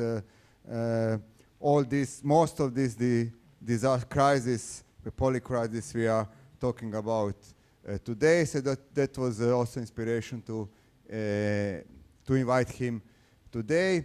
And he will present his journey through the many works he curated and through the many designers and artists he collaborated with. I think, and he will present his journey to design optimism. Thank you for the invitation of being here. And what a great day. I mean, what a great couple of days. There's always something energetic about September, about that feeling of a new beginning, and what a feeling of a new beginning. And also in this place, it feels like these cities or these Siamese cities are kind of like a vector that kind of like represent many of the energies around another trouble concept and another problematic term, Europe, and its position today, and how it positions itself through different crisis, and what does it have to offer. This is one of my personal obsessions. I'm gonna go through a million images and oh my god, something, oops, it has closed. I'm gonna try to go through a million images and a few stories, and mostly I'm gonna try not to do it too fast, which is my problem when I accelerate. Many of you, I'm sure, know this quotation is from one of the founding fathers, Bruno Latour, of course. And this is a very often quoted paragraph from Down to Earth, Politics in the New Climatic Regime. And I've been, in a way, my practice in the last 10 years, kind of like focusing a lot on the part that is there in yellow, thinking about the decor, the winds at the background, and the whole building that have come out on stage to reveal and manifest that we are not the only actors in this drama, that actually we are sharing the stage with more and more different sort of agents, and that because we are not the actors, we might need like new imaginaries, new scenographers, if you will, to kind of like present and tell the stories of the spaces of crisis of today. This is mostly what I have been trying to concentrate in my work with designers, with artists, with technologies, with activists, and with cultural institutions in multiple forms of shape, trying to, in a way, also habilitate devices or produce artifacts that give us access to territories where many of our current tensions are actually, in a way, unraveling. These spaces that we have, in a way, for lack of a better word, thrown under the umbrella of planetarity, that scale that exists beyond specific political scales and cultural scales that we operate within it, and try to, in a way, think about interventions in those territories. So let's try to jump through some of them, and let's start 10,000 kilometers over our heads. You come out tonight, and it seems to be quite a clear day, and you look where to look. You are going to find few dozens of objects that you can see with your naked eye that were not there not so long ago, and that actually do not belong to the traditional configuration of this dominating presence in the history of Macon called the night sky. Of course, the night sky has become actually crowded and problematized very recently, in relatively very little time. So all of these images that you are seeing here are mostly man-made objects, or objects sent by humankind in an ongoing process of conquer, exploitation of colonization of this space, low Earth orbit, which is a territory that is very much embedded within us, within our lives and the way in which we live daily. Most of the objects there, of course, along with satellite debris, along with science instrumentation, actually are part of a fairly recent technological development, which is the construction of the megastructure or the institution of the nano-satellite constellation. We mostly think about nano-satellite constellations around one brand, one commercial brand that represents it, that is so tightly tied to one particular individual and its presence in contemporary life. Of course, that would be Mr. Elon Musk, and the word would be Starlink.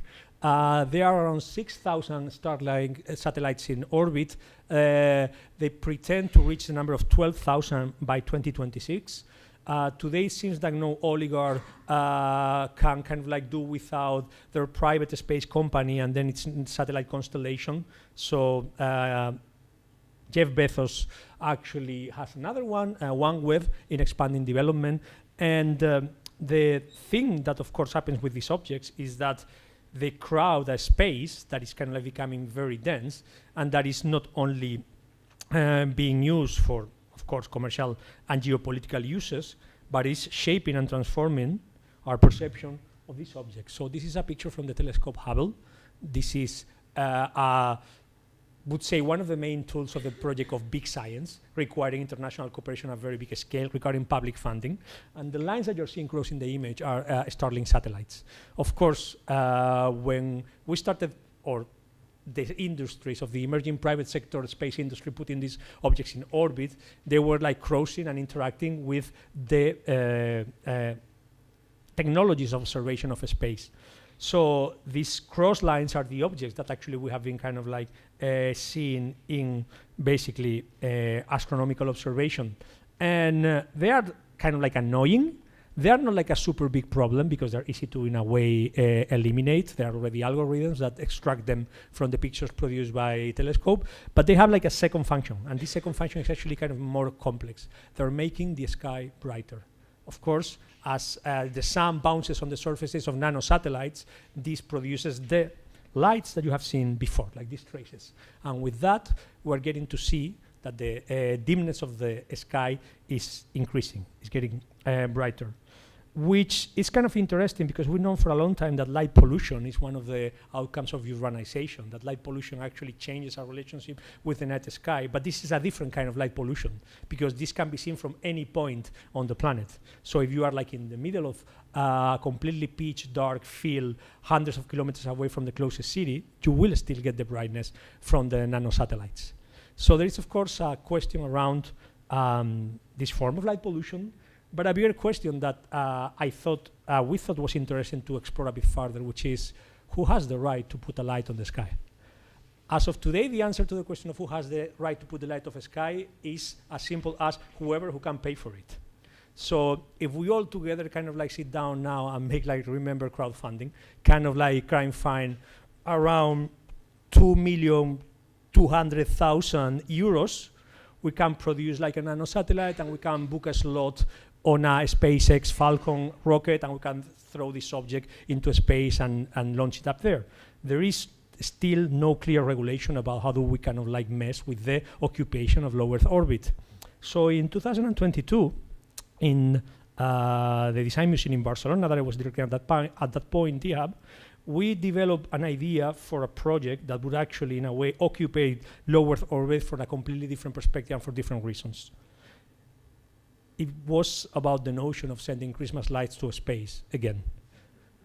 Of course, the iconography of Christmas lights come from a single object deeply rooted, a figure deeply rooted in Christian mythology, the Star of Bethlehem.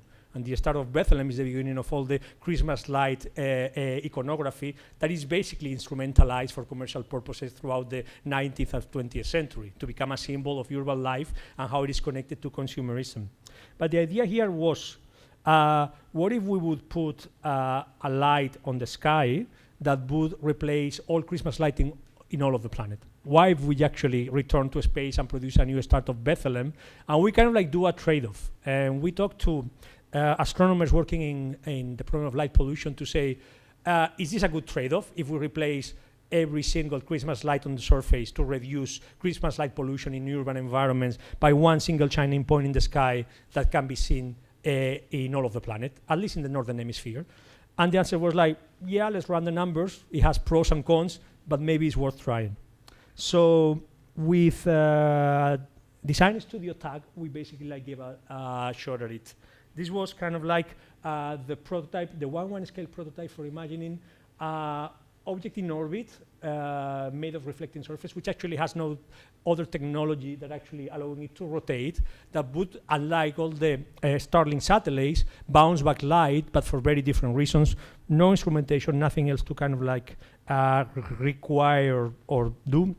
It weighted around 180 kilos. Of course, if you're going to put stuff in space, every gram is precious. So we try to make it as light as possible and as sustainable as possible. We really run the numbers. It is like, there are RVNLs that are way more expensive than putting this in orbit. So we could give it a thought. And from the design to the implementation to the actually building it and creating the 1/1 scale object, this wanted to be an object for conversation, of course. Kind of like a 1/1 scale model of a different social configuration where we can talk about what do we want to do or what we can do about low Earth orbit. How actually can we intervene in that space and consider it and manifest it as part of our lives? How can we actually recognize that this territory that is being overrun by human activity, very closely connected to tech oligarchs, is worth discussing about? So this was our Christmas light for that year. And the thing I'm more proud of that project, of this project, is that we paid it with the money for the Christmas decoration of the museum. So it was kind of like a channeling.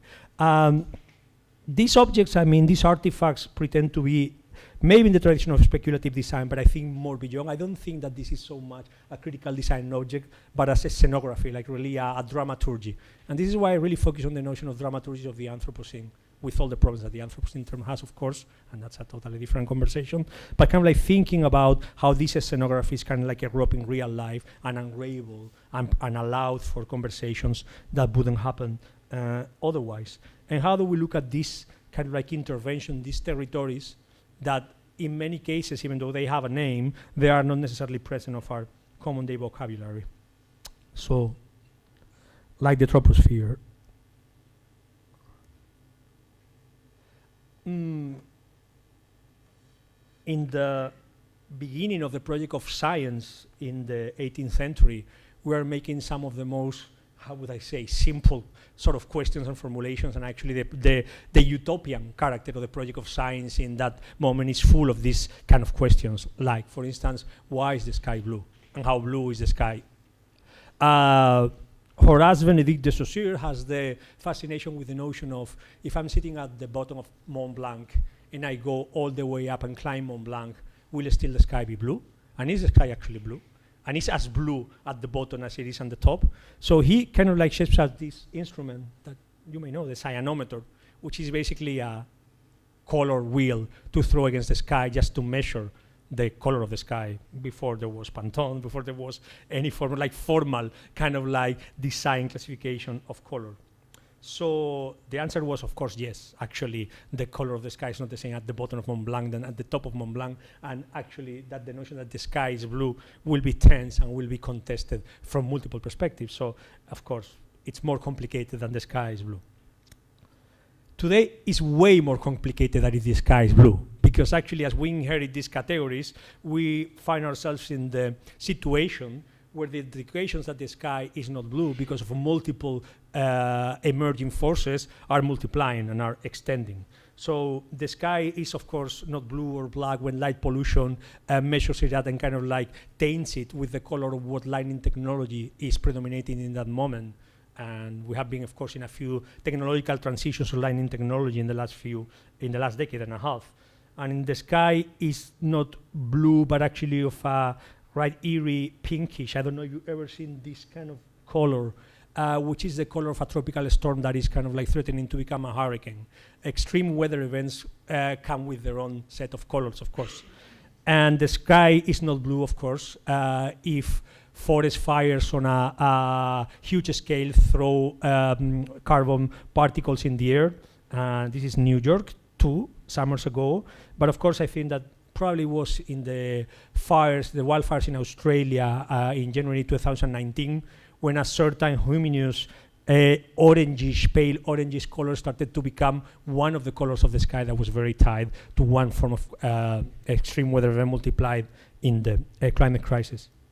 So Antonio Rola is one of the most famous lighting designers in Spain. Actually, I'd say he has made like the most noticeable lamps in the last 30 years. So with him, we work in the notion of producing a new representation, of course, of the sky dome, of the celestial dome, that would become also an archive of the sky. So the possibility of filing up and preserving the colors of the sky as this becomes complicated and problematized by the different impacts that we can sense through it.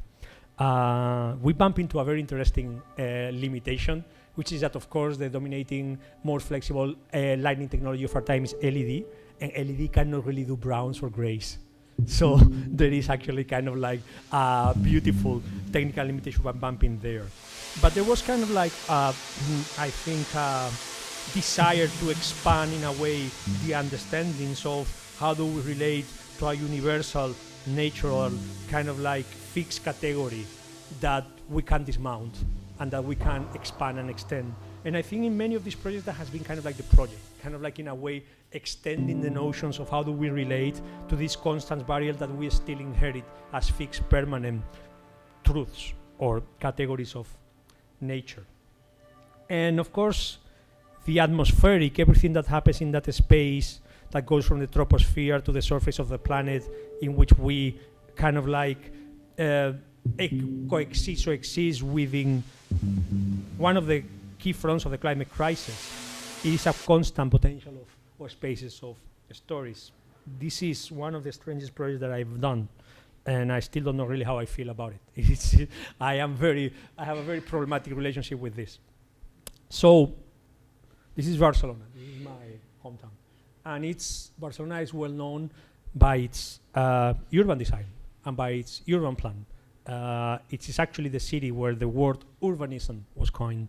That's the old town.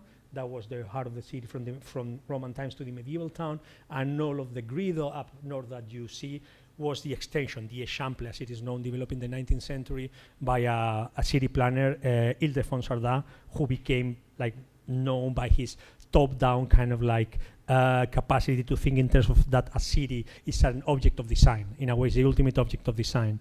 And you can see that actually the grid is very much centered in a place which is the place where the three main avenues of the city intersect, Diagonal, Gran Via, and Meridiana, which is a square. That square, Glorias, Plaza de las Glorias, was supposed to be the center of Sardà's urban plan, the place that in a way would mark the center of gravity of his motion.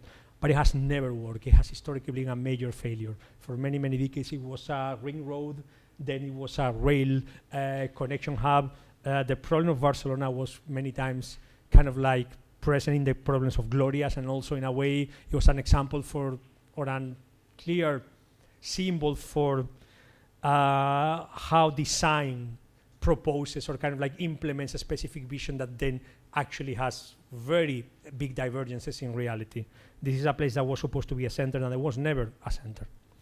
And in the early 2000s, Spain becomes one of the, I would say, subject to the forces of star architecture on a major scale. It is like the notion of the iconic building signed by the star architect becomes one very constant political maneuver. And one of the ones that the country got and that the city got was this tower by Jean Nouvel, the Glorious Tower, which is the tallest building in the city, and in a way, a symbol of a urban development that was always perceived and has always been perceived as corporate, remove, and actually in a way a symbol of the financiarization of architecture. So going back to the idea of how the city would look like, we would think, we got the invitation to think about an observation deck, something that would exist in the last floor, all the way in a way in the tallest room that you can reach in the city. And what does it say about the city that you can see underneath it? And I thought that observation decks are very interesting artifacts because they reduce cities to models, which actually in a way extract everything that is interesting and alive and dynamic and changing from a city. Actually, the idea that from top of a observation deck you are going to see a city is a huge falsification. You're going to see a snapshot of a tectonic production of an image of a city, but you are not going to see many other things. So the top floor was going to be covered by this hanging sculpture by artist Tomás Saraceno.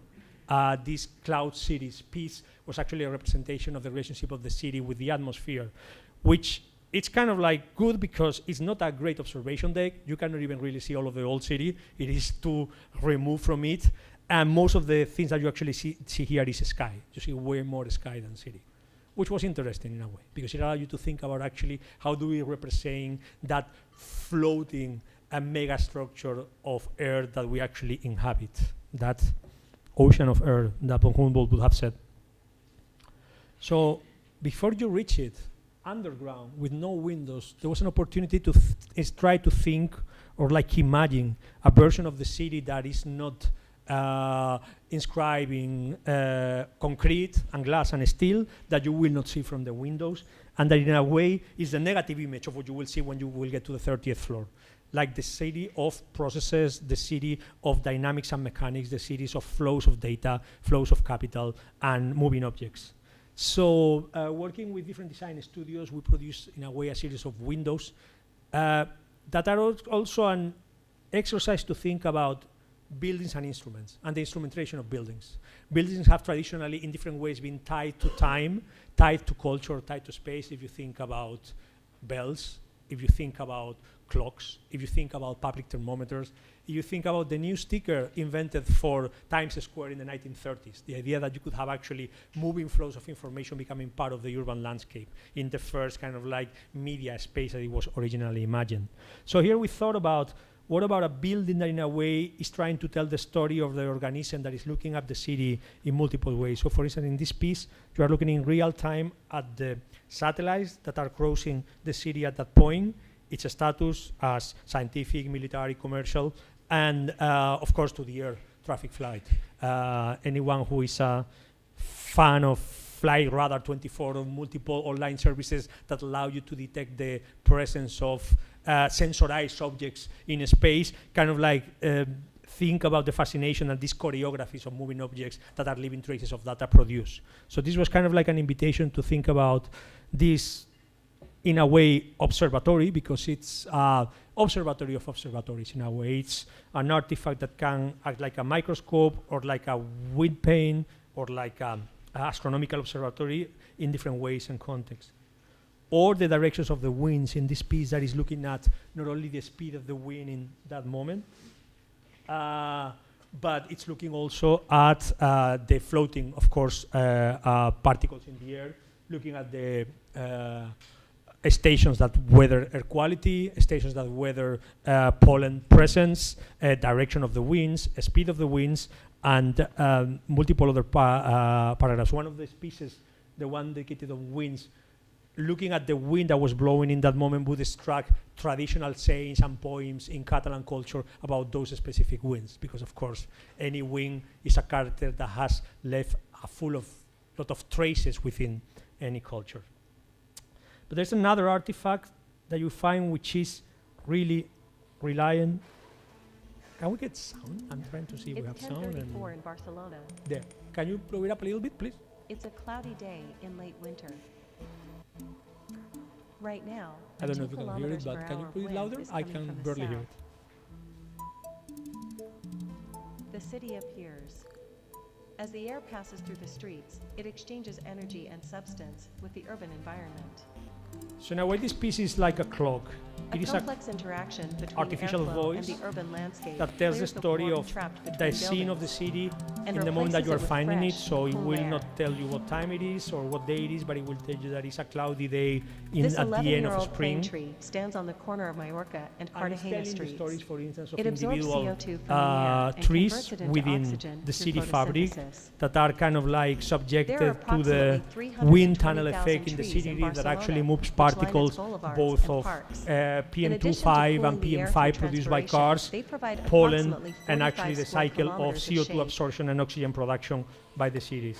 But also, it of course picks It's up data from the 10:34 in traffic at that Barcelona. moment, picks up data of It's a cloudy day in the late public winter. transportation as it moves, and looks also at Right the production now, of a 2 messages in kilometers social per hour media, wind is coming from the geolocated in south. different services.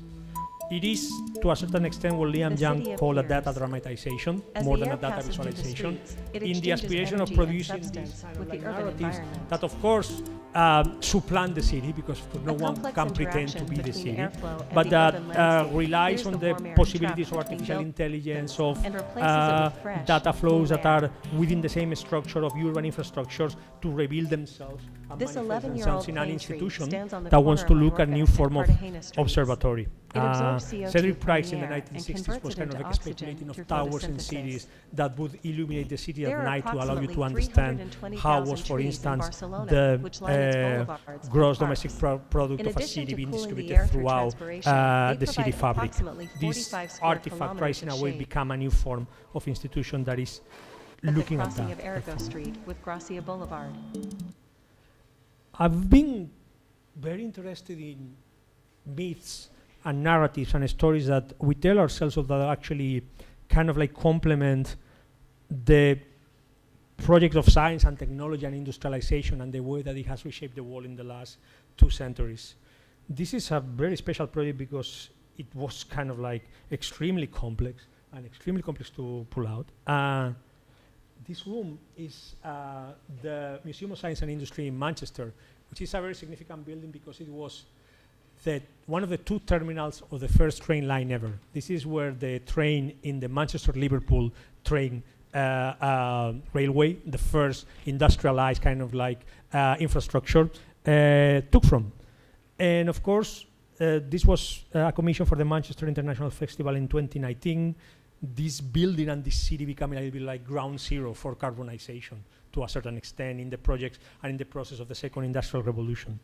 And that project, the project of carbonization and the project of computation, are very historically interlinked. Of course, Charles Babbage kind of like understands that the steam engine can power his ideas of a differential engine, of a automatic machine for calculation. And that thing that you see over there is one of the modules of the differential engine built by Babbage's son a few decades after his death on loan from the British Museum. And that is actually the display unit. In one side, in the center of it, to the right, there's 4 digits. Those 4 digits would be the output of the calculation. So in a way, like bringing this artifact, this kind of like real, in a way, sacred, if you will, kind of fossil of the history of computation to the beginning of industrialization, to the birth of industrialization, was done because of a reason. This is the Powerhouse in Sydney. The Powerhouse is a big science and technology museum that it's also another key place. It was the coal power station that would power the city in the 19th century, and would power the tram system. And they have a huge collection of science artifacts. This is another piece of the differential engine.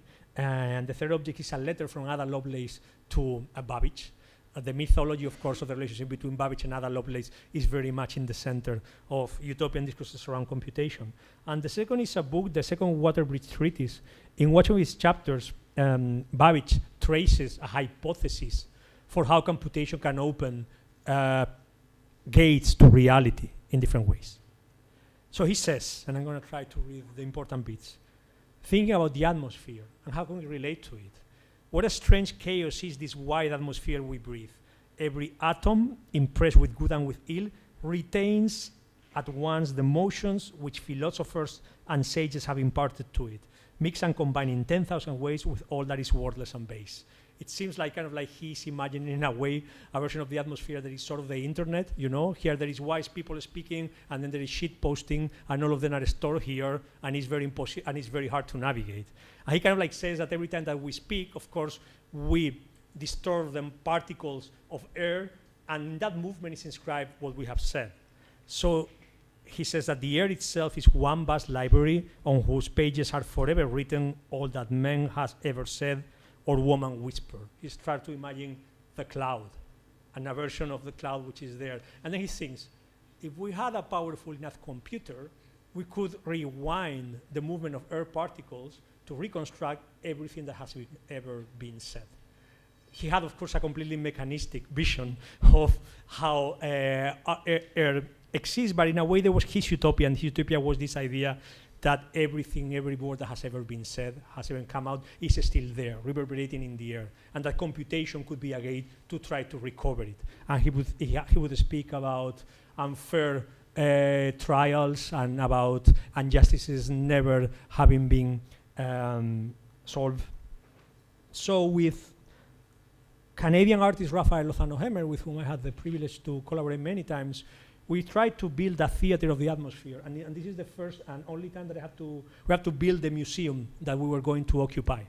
Because the piece was going to exist as a theater of the atmosphere, built with containers, creating a huge structure which would host what would be basically a dramatic space. This was kind of like a dream. Sometimes in exhibitions you have to think about what is architecture, what is exhibition, what are objects, and what is dramaturgy, what is performance. So we wanted to do something that actually would be architecture, would be dramaturgy, and would be exhibition. So we produced like this container, and the project was called Atmospheric Memory. And in a way, the idea in the project was try to stage this hypothesis by Babbage, that we can recover and that we can extract all of those words in the air, but also think that Babbage's utopia was in a way our contemporary dystopia. That the very naive idea that you could actually, that everything has been stored forever and that you could recover it with utopian goals was actually, to a certain extent, our contemporary totalitarian nightmare. So, because I'm a bit of a nerd, I get very excited by technological experiments, and I got very excited by this one. This is the access to the piece. This is 2,000 speakers, and each of them had an individual channel. Team Modular, Raphael's studio, basically solved the problem of how many independent audio channels you can produce simultaneously. So buying this incredible artifact paid with public money, which is a hard drive that you can buy, which is the BBC's library of sounds, which has incredible things like the bird song of 600 different bird species, or of every possible insect. We kind of like wanted to produce this history of sound in the atmosphere, whereas you are moving through the corridor, you get like the explosion or the reverberation of the sound that Babbage would imagine would have reverberated in the atmosphere. And of course, it basically sounds like the sea, because white noise is what you get when you have many sounds and many frequencies. When you move in the space, you would basically vertical mass of sound that starts, of course, with tectonics and geology and ends up with industrialization and the emergence of the modern world. And I really hate that this is one of those pieces that you cannot really explain on video. You really need to experience yourself. And we would work with science collections in science museums, looking at things, for instance, like the history of gas masks and the history of masks, the production of oxygen in artificial environments, basically the relationship between the air that we breathe and how it leaves our body, and its connection with the phonatotorial apparatus. So in this piece, for instance, this is what you get if you get a camera through the larynx of a person, get it down so that you can see the vocal cords, and these are different actors reading Babbage's text, the text that I read before, and showing you the very first moment in which air becomes meaning and how actually it changes the physiognomy. In talks, the part that we says here is that there were 5 different actors filmed. All of them were different genders and different races. You could never tell what gender or what races it is, but you could clearly tell the smokers. So from the perspective of the larynx, there are only 2 kinds of people, smokers and non-smokers. And this was the chamber. The chamber was kind of like a theater, kind of like a space in which to imagine how it would kind of like exist from one places to another, from one context to another. And this was very much determining also an experiment in trying to problematize and expand a new artifact in cultural production, the immersive box. If there is a word that is overused and extended in meaning in the last 10 years of cultural practices, the word immersive, which has of course lost all meaning by its lack of definition, but producing as an alternative to the white cube of the gallery or the black box, the immersive box, and a space to probe and explore, would in a way produce of course this exhibition that would be changing all the time and revealing itself all the time. With experiments, for instance, like at some point we would project all of Babbage's writings and other Lovelace's writings split by characters. So you would only see, of course, floating characters, but it would be a numerical representation of their production. Or this piece, which is a CO2 concentration clock. Every spin is a year, and you can kind of like see how CO2 concentration between the 1850s until today would evolve. Some artifacts here also would be kind of like complex choreographies like this. The cloud display was an artifact where you could, through speech to text recognition, say words that then would be produced in the air in the shape of vapor by 600 vaporizers like the ones that you find in, you know, aroma, kind of like humidifiers and vaping. So this was kind of like a way of running on that strategy. But of course, the important story here is that every single second that you will be in that space, you will be under surveillance. And absolutely everything that you will be doing there would be producing traces of data. This is a piece that actually Raphael did with Krzysztof Wodiszko, who would recall how in his native Poland, and he was kind of like growing up, you could only associate in public space with 4 people. More than 5 people in a group would be problematic. So these computer vision systems measures the distances between people in the chamber to determine if they are together or not. And this, it's a typonomical classification of everybody who has been in the room for the last hour by similitudes in multiple places. Of course, and this is something that it was very obvious for us, we live in a state where mostly everything that we say is tried to be preserved, categorized, mined, or part of a model that is being trained. And if you have put an Amazon Echo in your living room, you have 7 microphones pointing at you at different moments. And there are humans whose work is to correct mistakes in those thousands of recordings. So when any person in the world asks to Amazon or Siri, what time is it? It does it in a pronunciation and at a tempo that will allow the model to always recognize that sentence. So think about that there are people whose work is being in a probably call center kind of like a structure, listening to hundreds and thousands of recordings of the sentence, what time is it, to correct the ones who are not identified correctly by the model. The ways that the network occupies the spaces in which we exist, of course, has been like a big preoccupation of ourselves in this series of projects. This is the oldest project that I'm showing. This is 2014, when with filmmaker Timo Arnold, we entered a data center by Telefónica, the Spanish telecoms company, who was sponsoring this exhibition on data, to try to kind of like make a bigger understanding of how are these spaces where so much of our life is tied, you know? Thinking that those linking licensing servers are, of course, us, every time that a file is being written or a file is being read. And thinking about the architectonic and space qualities of those spaces. the thing that actually called more my attention were the empty rooms, because by definition a data center is an unfinished architecture, and the empty rooms are the emails, the pictures, the bank logs of tomorrow in this permanent, ongoing process. I'm going to jump a million projects, but I want to finish with one which is about hope, because, I mean, it was like a bit of an obligation, right? So I wanted to actually talk and show you like a very recent one that is actually still on show in Madrid currently, which is about another territory that we are terraforming and transforming radically, and of course, deep sea. This is 1826, and this is Lake Geneva. And another scientist making a fundamental question, Jean-Daniel Collodon, goes into a ship in one extreme of the lake, gets a friend on the other side of the lake, then puts a bell inside the water, bangs the water, like hits the bell underwater, and gets the other guy to register the specific time and sequence in which he gets to hear the bell under the water. And what they find there is that, as many cultures know, sound moves way faster underwater than in the air. That actually, if you think about sound under the water, in a way you are thinking about a different planet where the laws of physics behave differently. Because sound under the water fulfills many functions that light, in a way, fulfills over water. Around 50 to 200 meters under the water, light doesn't penetrate anymore. Everything is pitch black. So actually, many relationships are established through the channel of sound. And this is paradoxical because many of us who are old enough can perfectly remember a very famous film by Jean-Jacques Cousteau called The Silent World, one of the first films looking at understanding life on the oceans, starting with the basic wrong premise that was a silent world. And it was only silent for, of course, the human hearing apparatus.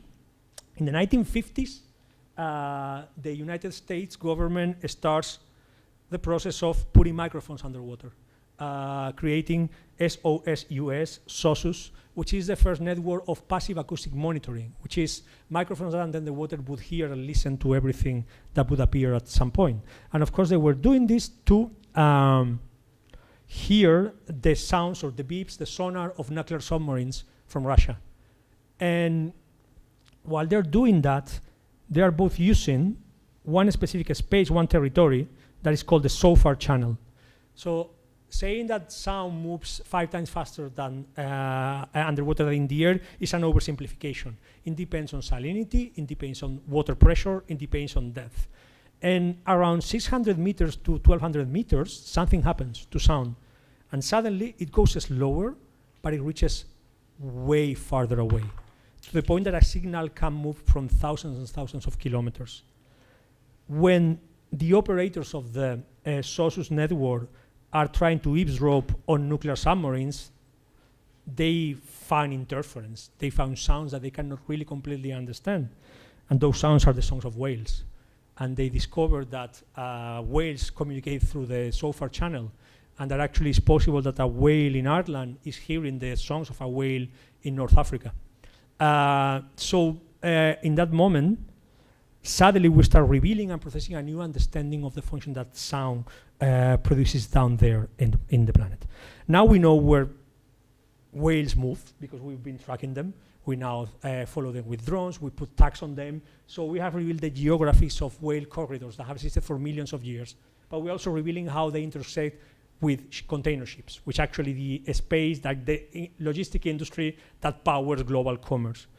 And this produces a lot of problems, and many of those problems are kind of like taking place in the shape of noise. Noise from ships is producing all kinds of perturbations and transformations in the life of cetaceans and marine life. I know I'm a little bit over time, but this is a really great story. Acoustic marine biologist Michel André told me this story that in a way opened completely my understanding of this. Whales are extremely attuned to storms because they know that when a storm is approaching, when it pours down, it will send up plankton from the bottom of the sea, and that plankton will call squid. And there are some species of whales that do not eat krill, that they eat little squids. So they are perfectly attuned to the cycle that produces that the storm, as it pours down, throws up plankton that goes up for a squid that they feed with. But now with the engines of container ships, the noise of container ship engines are interfering with that cycle. So many cases, whales can actually hear beyond the roar of the engines. Think about the, in a way, line that connects any of us ordering an object in Amazon or any online service, and this one generating a call in a database that ships an order, that moves an object into a container in Shenzhen, that puts in a container ship that sends in a direction, and how this network expands to the storm and to ourselves. So we wanted to, in a way, make a bit of a presentation or understanding of how would you experience this space from the perspective of the whales and not of humans, not from the aesthetics of naturalism, actually, not from the aesthetics of National Geographic presenting the unwell of the wall of the ocean through humans, but through whales. In this project, basically, we work with different oceanographic institutes, gathering recordings of different species, different contexts, and also studying whale cognition. What do we know about what whales see, how their cognitive apparatus operate, to present a piece called Echoes in the Mind of the Whale that is kind of like looking at the phenomenology of sound and the lives of these complex societies, because we're discovering that to a certain extent whale exists in societies, and how their behavior and their perception of the world is being mediated by this shock between an acoustic space that had existed for millions of years and that has felt itself invaded and heavily interrupted, particularly in the last 50 years. Many of you may know the story of this record. In 1958, one of the operators of the SOSUS network, Frank Wallington, who operates a station in Hawaii, talks to marine biologist Roger Payne, who is one of the voices that is very concerned about preservation of whales. This is the moment where the International Whale Treaty has been signed. The age of whales and the end of the whales exploitation, in a way, coincides with the, of course, explosion of the fossil fuel industry, because whales were the fossil fuels of the 19th century. Whales were like the energy, kind of like the exploitative resource that would power industrial society before fossil fuels. And of course, whales arrived to the 1960s in a critical stage, with some species counting their individuals in dozens. And Frank Wallington gives to Roger Payne collections of his recordings from the SOSUS station that he operates. And Roger Payne listens to them, cleans them, organizes them, and then suddenly something happens, which is scientific data gathered kind of like as evidence, which was actually noise. It was literally noise in the search of signal, becomes a cultural artifact and is categorized as music. And then Roger Payne puts out this album, Songs of the Humpback Whale, that is the most natural recording, is the most solid natural recording history. And 2 years later, he produces kind of like this paper that thinks about whale notation, kind of like looks at the form and the structure of whale song to try to, in a way, categorize these sounds not as noise, not as random expressions, but probably as meaning, maybe as communication, or maybe definitely as culture. Songs of the Humpback Whale was a symbol, in a way, was an icon for the Save the Whales campaign. And whales are one of the few success stories that we can tell of in environmental terms. The whale persistence crisis that we had in the 1960s is not a crisis anymore to that extent. Of course, there are many species categorized in risk of extinction, but a species where we have less than 200 individuals in many cases have today bounced back and are no longer in danger. So I'm quite fascinated by the story of this recording and the way that it became culture, and how this artifact connected data produced by a military infrastructure and was translated or transduced into a cultural artifact through basically a recategorization in a design process. And I'm thinking about what our next Songs of the Song Whale could look like. Thank you. I think we still need sectors and disciplines, because those are the ways in which we organize knowledge and we organize communities. But no important problem today exists within any discipline or any sector. We really definitely need to, I think, imagine new institutions, new forms of organization, so the ways in which knowledge is produced across spaces like research, market and industry, academia, and very important creative communities can converge in ways that are productive.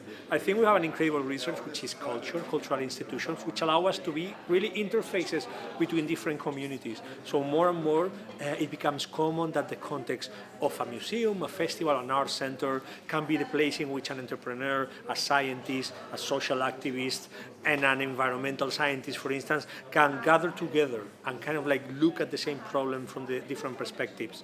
So it is very important that actually that we think today that no dimension of our problems, whether political, economic, or technological, can be productive without meeting in the space of society. And the space of society more and more needs these institutions for interacting, interfacing between those different communities. I'm not sure you can inspire hope universally. I think hope is something also that hits different communities, hits different people in different ways, because someone's hope can be someone's despair. I mean, hope is also ideological. There is no a universal kind of like shape of hope in the same way that there is not, and there's never going to be a utopia that is recognized by everybody as an utopia. So I am not sure if the question is being effective in producing hope, but actually being fertile in making experiments that allow us to combat despair. Despair is very paralyzing. I think that hope may in a way be a force that can manifest in many ways. For some people, hope will look more like faith. For some people, it would look like commitment and determination. For some, hope will look like action. And not everyone will be convinced by action, not everyone will be convinced by faith, not everyone will be willing to act with determination, but we need to produce a horizon. So I think that the idea that I like is thinking that hope is a horizon to which we all can, in a way, aspire to through different means, through different strategies, and for different reasons. Bruno Latour used to say as a joke, really, that design was a word that had replaced the word revolution. So to a certain extent, it seems like design was or had become one of the main instruments for change. And I think it is as much a simplification to say that design leads to change than saying that design cannot change anything. Both things would be kind of like absolutes that don't lead anywhere. So design has thought and keeps thinking about change constantly and critiquing its aspirations to change and declaring itself naive, declaring sometimes complicit. I think that the constant examination that design and the design community does about how much of an impact it can actually have is very healthy and very necessary. So from there will be, again, different ideological answers. For some people, design cannot really work with the market because the market will always prevail in promoting or forms of change that are not necessarily the ones that we need. Design can work definitely with activism, it can work with politics, because actually there's a very big connection between producing design methodologies, design practices that are political by definition and that actually engage with this politics. So I think that the way that design produces change is by constantly asking itself, how do we produce change? Any answer is always going to be temporary, and any answer is always going to end in a situation where we have to produce a new way of thinking about change. So I would like to welcome you all to our second panel of the day. You've already had an opportunity to meet and hear from some of our panelists, Natalia, Silvio, and Jose Luis. I would also like to welcome Akush. He's a design culture researcher and an assistant professor at MoMA in Budapest. He earned his PhD from the doctoral school there in 2022. In that same year, he published his book, The Limits of Human-Centered Design, Speculative Design and the Post-Human Condition. In 2023, he co-led the Innovation and Design Horizons research project at the Future Potentials Observatory, where he continued as a research fellow until 2025.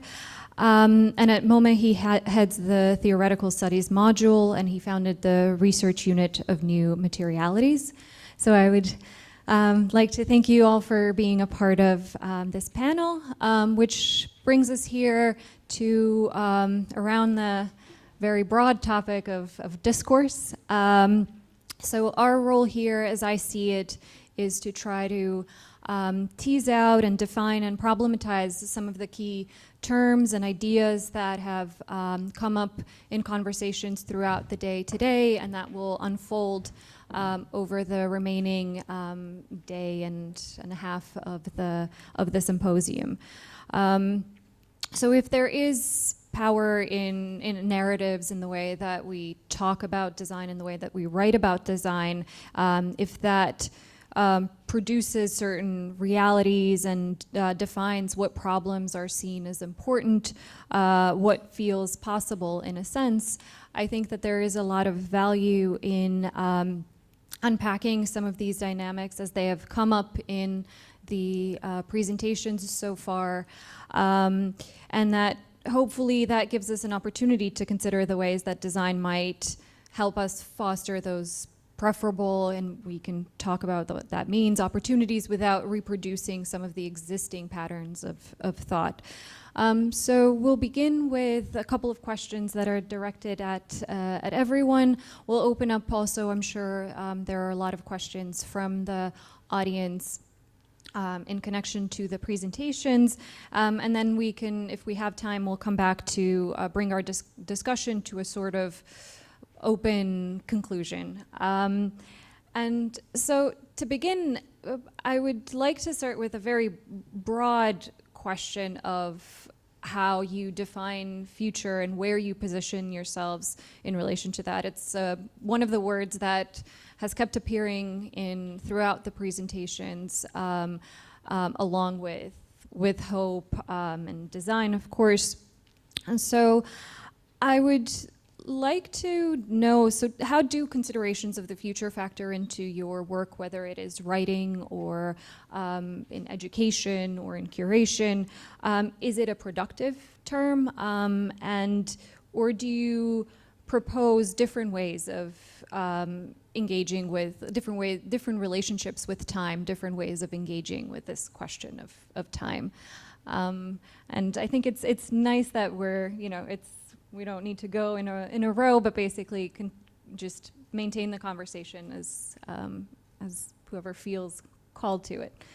So yeah, just how do you consider, when you think about your own work, whatever it is that you are creating, how does it relate to these questions of the future? Yeah, Markus. Okay. So, do you hear me? Okay, cool. Thank you for having me at the table. I'm very happy to contribute. So I work in the field of design culture studies and design philosophy with special interest in posthumanism, especially critical posthumanism. And from there the question arises whether there is a problem with human-centered and user-centered design practices and design methodologies, which is the main paradigm that is thought at design universities until up this day, I think. And this paradigm would say that we have to start with understanding the user needs and somehow find a solution to those needs. So the user is at the starting point and the end point of the design process. And that really works very well under a certain scale if you can really invite users into the design process, and you can really create a participatory, emancipatory setting. But above a certain scale, if you start to think about mass production or global digital products, especially under the logics of platform capitalism, then you can see that user-centered design is being transformed in an epistemic sense. Instead of participation, we now more and more speak about extraction. And I think that's an important change, because we rely more and more on large data gathering, which then leads to a culture of optimization for user behavior, a culture of incremental innovation, and the culture of prediction. So the future is for me, the future is something that doesn't really arrive to us through imagination, but through statistical analysis. And where I see the role of speculation is where we can somehow put speculation in contrast to predictions. So how can we still find alternatives to that predictive design logic that I think is getting more and more mainstream, especially in digital environments. So I wouldn't talk about or think about speculation just in the sense of the fictional, but in the sense whether we can open up space for different temporalities that go beyond this user bubble or user-centered thinking. Can we open up space for more complex socio-material material relations, and also whether we can consider more complex agentic constellations, even opening to non-human agents in that sense. So that's where I see speculation as something still very relevant for design culture. So. Yeah. Is it working? Yeah. Well, my working definition of future right now is like tied to a sort of love-hate relationship, in the sense that like many of you here comes with an interest in you know, speculation, critical design, design fiction. But I had to explain to myself recently why like the future has lost an edge as a category for me. So my working definition of future right now is like a style, a mode of expression of the present. It's like, let's say, the rhetorical style, the literary genre in which like the present manifests itself. What I proposed like recently on the topic is like a differentiation between the future anchored in all like you know, notions of hopeful notion of progress, optimism, etc., and another category which is like the new, the other, which is something not recognizable linearly, teleologically, no, but really recognizable once again as this sort of magma. Again, like I'm borrowing from Castoriadis, who had like, again, this other problem. So my sad proposal is like to toss out the future, because with the future, as like this kind of old senescent idea, comes a sort of professional class in decline that I don't believe it's able to really spot, you know, to frame, to figure out, no, the kind of new things. So it's like a double movement to take out that category, but also to find like another, let's say, cohort that is able to put a finger on what is to come, because of course like things change. Natalia?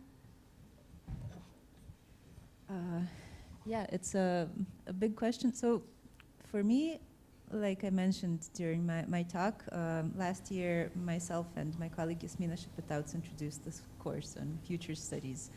But it's still it's a tricky category, so it's there to kind of lure the students in, because we've also realized that there is that basically people born in the 2000s have a problem with the future, and that maybe they need some space to discuss this problem. So in a sense, the course is therapeutic in the sense that it gives space to a generation that kind of, on many levels, feels like it can't really contribute much, that the future is lost, and so on. And you know, after listening to students kind of riffing off of Mark Fisher for several years, I kind of got tired of that, and I wanted to get them to start thinking about their own small utopias and about basically the notion of responsibility and accountability.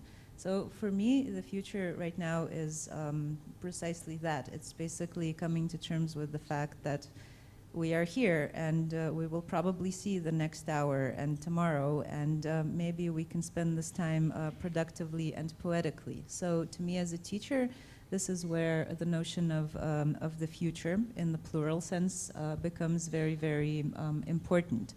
And once they grasp that, we can move away and start using other categories as well. I'm also very much, I mean, I've worked with posthumanism a lot, so there's always this consideration of, well, whose future, who's tomorrow, who's next hour, who is the user then? Is it an individual? Is it a collective? You know, recently with my colleagues Katya Chichigoya and Yasmina Shepetauts, we've co-edited a special issue of this journal called Feminist Encounters, and our issue is on feminist techno-imaginaries.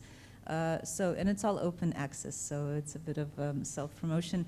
Again, apologies for that, but I do think that it's a great issue because it introduces so many different perspectives on the future, from Yugo-futurism, coming from this stance of, well, how to think about the future in this context of this all-pervasive feeling of loss, to maybe decentering discourses like science, to maybe combining it with local perspectives, indigenous perspectives. What does it mean to think about the future of the oceans, the future of polar science? How can we access it? And whose terminology and whose perspectives should we access to be able to think about these things? So yeah, I think the future is something that is unfolding in front of us with every second, and it's just I think that our discursive responsibility here is immense. Like, we don't have to talk about the future every second just because it increases the pressure, but we have to know that we are all contributing to it. So yeah, the future is work, and it's also work kind of positioning yourself and identifying what to prioritize, how to go about things, when to whine and when to just get going. I am a very bad candidate or a very good candidate, depending how you see it, to answer this question, because I come from a place which loosely based would be late 19th, second half of the 90s, early 2000s, emerging digital culture that was very much absolutely mediated by the notion that the future was coming and actually was coming at us, and that was going to be the defining factor of the rest of our lives. And actually, whether it was the American, Californian ideology, cyber culture, or European hacker culture critical, that was kind of like the material it was made of. It was in a way the whole point of it. It's been 20 years, so actually we are now starting to have a little bit of the critical distance and a little bit of taking the temperature. And I think, of course, future now, it has become like in a very different kind of like beast and form. And with James and Amy today, I think Jimmy here today being kind of like the representatives of a design movement to a certain extent, that work with the idea of speculation, that engage with the pluralization of futures, so it became futures. And now you cannot say future, it has to be futures because, you know, otherwise that's totally totalizing and everything. And now, personally, I find in myself in the position that future and futures, I think, are still useful as instruments. I mean, are part of the toolbox that we still use and many of us uses, maybe significantly less so. I have the suspicion that for me, because I exist in a very kind of like weird, strange institutional space, future is still an institution that I need, or I may have the same kind of relationship like many people here have to design education, you know, as something that in a way produces the framework that pays their bills and also gives them a legitimacy to operate in a context. So still there is a thirst for futures that allow me to work somehow or funds some of the things that I do. But in terms of practice, I am now more interested or more concerned with the idea of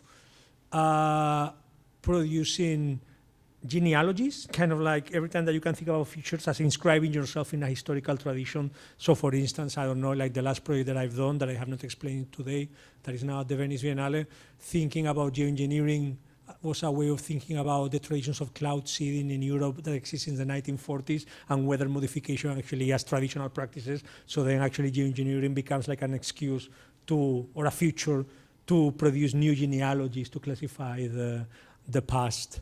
But yes, it's such an exhausting word. And I think we are all, it's one of those words that we put in the category of we are very tired.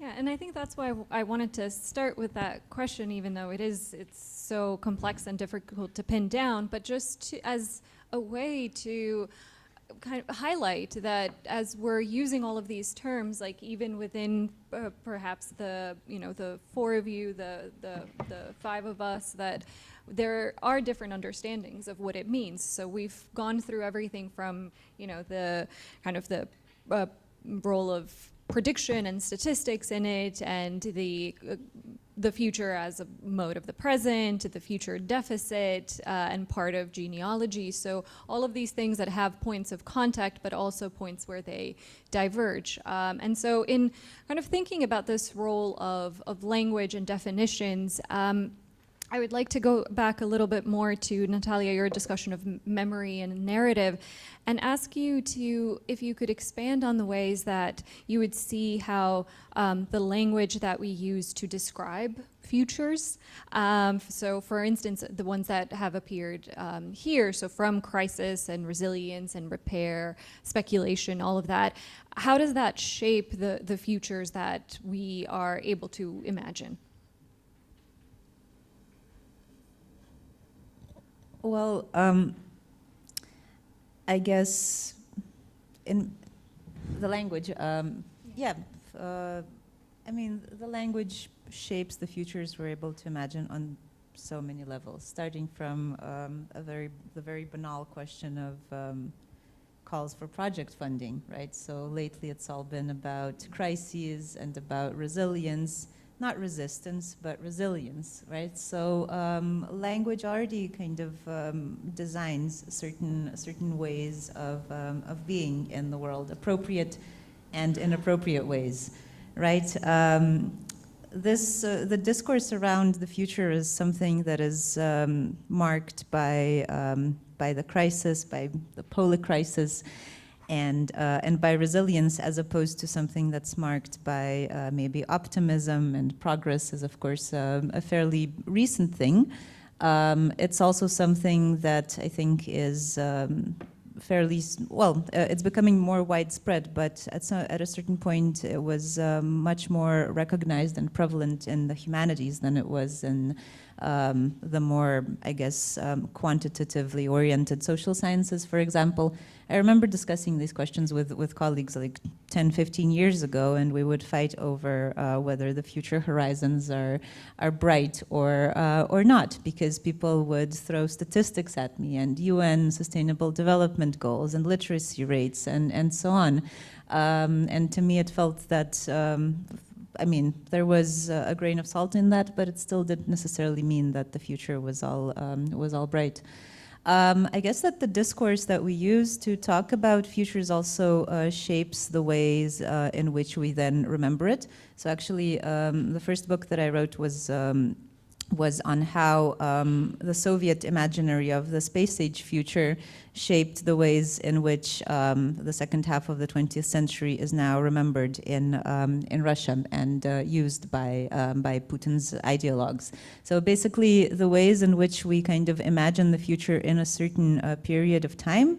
For example, the advent of the space age, that then has ramifications for how people turn back to this imaginary of the future later on. I guess one of the reasons why the youth of today is so disappointed with the future that we're headed toward is because they will automatically kind of juxtapose it against the imaginary of the future that was prevalent during the time when their parents were growing up. And that, of course, is problematic because that was also not necessarily a super friendly and, unproblematic time. There were wars raging. There were so many crises, so many reasons to build pockets of resilience for. But it's just, it really depends on your knowledge and your access to archives of cultural production. So that is also why discourse is so important. It allows us to historicize imaginaries of the future and to identify who they were produced by and who they were produced for. So I guess this is also why it's so important for me as a researcher of popular culture to always to always contextualize things, to say, well, there are these mainstream imaginaries, but then there are also pockets of different kinds of ways of thinking about things. And maybe the mainstream may be more accessible and more widespread, but it doesn't really necessarily reflect directly what people's attitudes to things are, just because, well, media apparatuses work that in the ways in which they work. Apologies for a slightly confused. No, absolutely. And I think to what you were saying in the beginning, too, there is this question of whether discourse just functions as a pendulum swing, similar to what you were talking about, nostalgia of this, from kind of seeing all of the negative to looking back on it fondly and seeing it in a more positive light. And so if for a long period of time there was a pushback against this idea of the fallacies of pure optimism and looking more into the pitfalls of all of that. So now, if there is a shift back to, again, to reclaiming hope, how can we achieve that without repeating the problems of, past attempts? How do we stop it from just being one shift of the pendulum in a direction? But again, with this question of language, I was curious, and Akush, this can be a question for you. So how do you see that language and our discursive habits can be reoriented to better account for non-human agencies or more than human questions? Well, a complex question. I mean, the modern human is one aspect, but just to link back to the question of the future, I see that a lot of young students, young designers are paralyzed by the future, and they have this impression that the future has been cancelled. But it's a huge question, what kind of future do we talk about here? Because what's been cancelled, I think, is this myth of endless growth, I guess, if we talk in an ecological context, and this myth of modernist progress. So if we try to relate future to those discourses, then obviously you get anxious. But we can also somehow embrace, I think, despair. And honestly, it can be very catalytic, I think, because there is also an opportunity in this loss. Namely, I see two directions here for designers. One direction is to think about the future as decline and accept it and start to design for decline and not to design for ascension, endless growth. And that's a possibility for the future. So why not future as decline and design for decline? And if you take that path, then we see more and more designers focusing on local issues and going into social design. I think we've seen examples of that today already. Even former speculative designers start to work in local context more and more. And the other path, I think, is the modern human. If we see the future in that way, then we can also accept the post-human condition that we are in, namely that humans are not the center anymore. Especially in ecological contexts and also in contexts of networked digital technology, I think. And if we embrace that decenter position, then we can explore new type of relationality, I think, also to other human beings, but also to non-human beings. This was a beautiful example with the whales, I think. So yeah, I find it fascinating how new co-creative practices are just emerging from that change of angles, I think. So.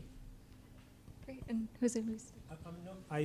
I thought that maybe here there was a interesting possibility to try to be aware of our, I would say, ideological frameworks and biases and how we think, what we think in the context in which we are, and what happens when there are other people thinking in different ways. Because what if retreating to designing for despair happens in a world where there are major agents who are definitely not designing for despair? or the definition of despair doesn't match ours at all. You know, so for instance, it's very interesting in the moment which we are in terms of degrowthing ideologies, because what does it matter that we are very stuck in that context if China, the Middle East, and the US take a totally different path? It is like, say, you guys stay in your,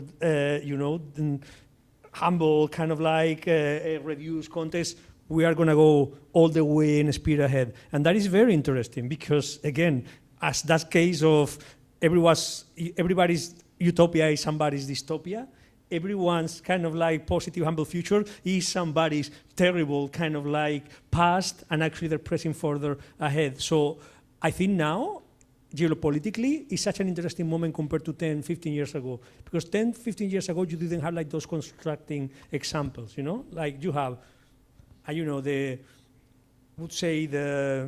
triumphalist, totally utopian Vision 2030, Saudi Arabia, kind of like notion of we're pressing ahead to build a totally utopian new society where you can have everything. You have the US model of, extraction until the end, and actually let's suppress any possible intellectual alternative because, the growth is terrorism.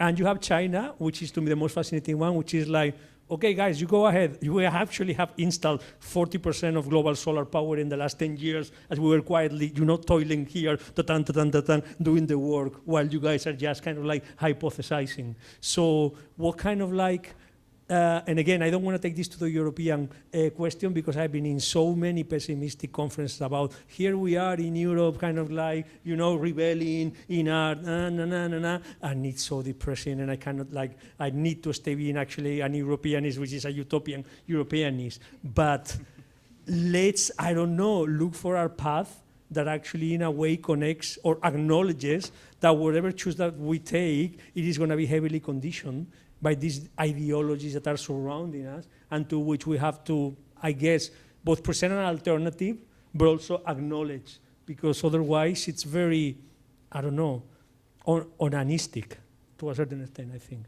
Sorry, I just wanted to make things a bit more... Yeah, absolutely. How do you feel, Silvio? Well, two things maybe that somehow caught my attention.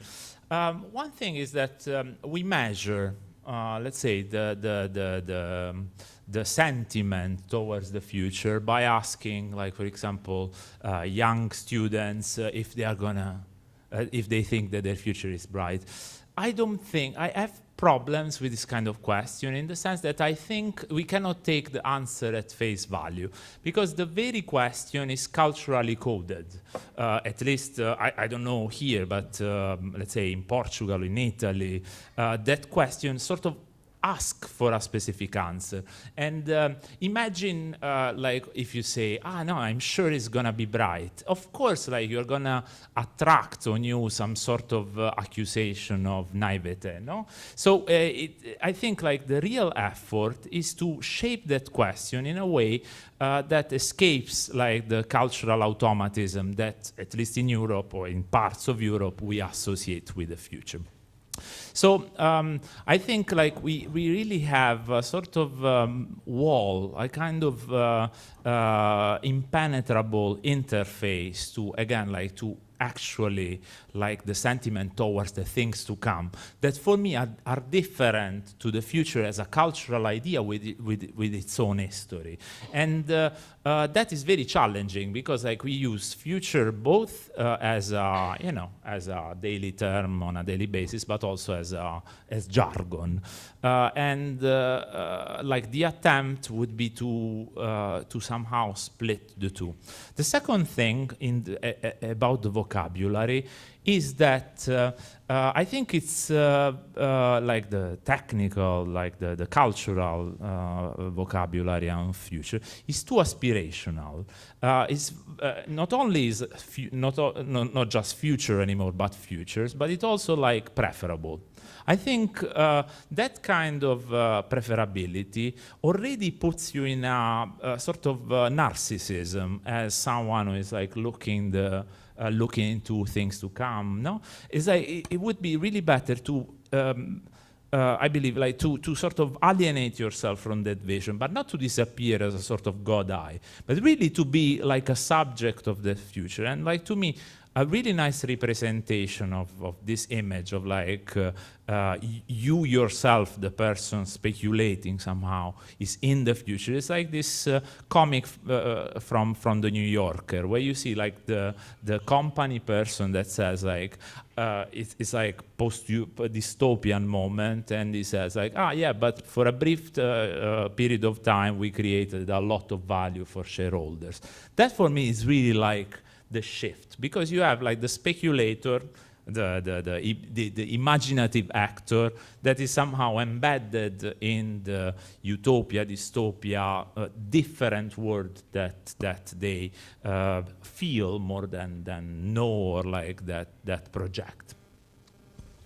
And with that too, so I was curious, how might these attempts at kind of refusal to engage with that, or for instance critiquing current modes of interpreting the future, or challenging solutionism, for instance, as you were discussing. So how do we do that without collapsing into cynicism as a point of conversation in the first panel, but instead of that, kind of fostering that radical change that you were talking about, so something that is entirely new?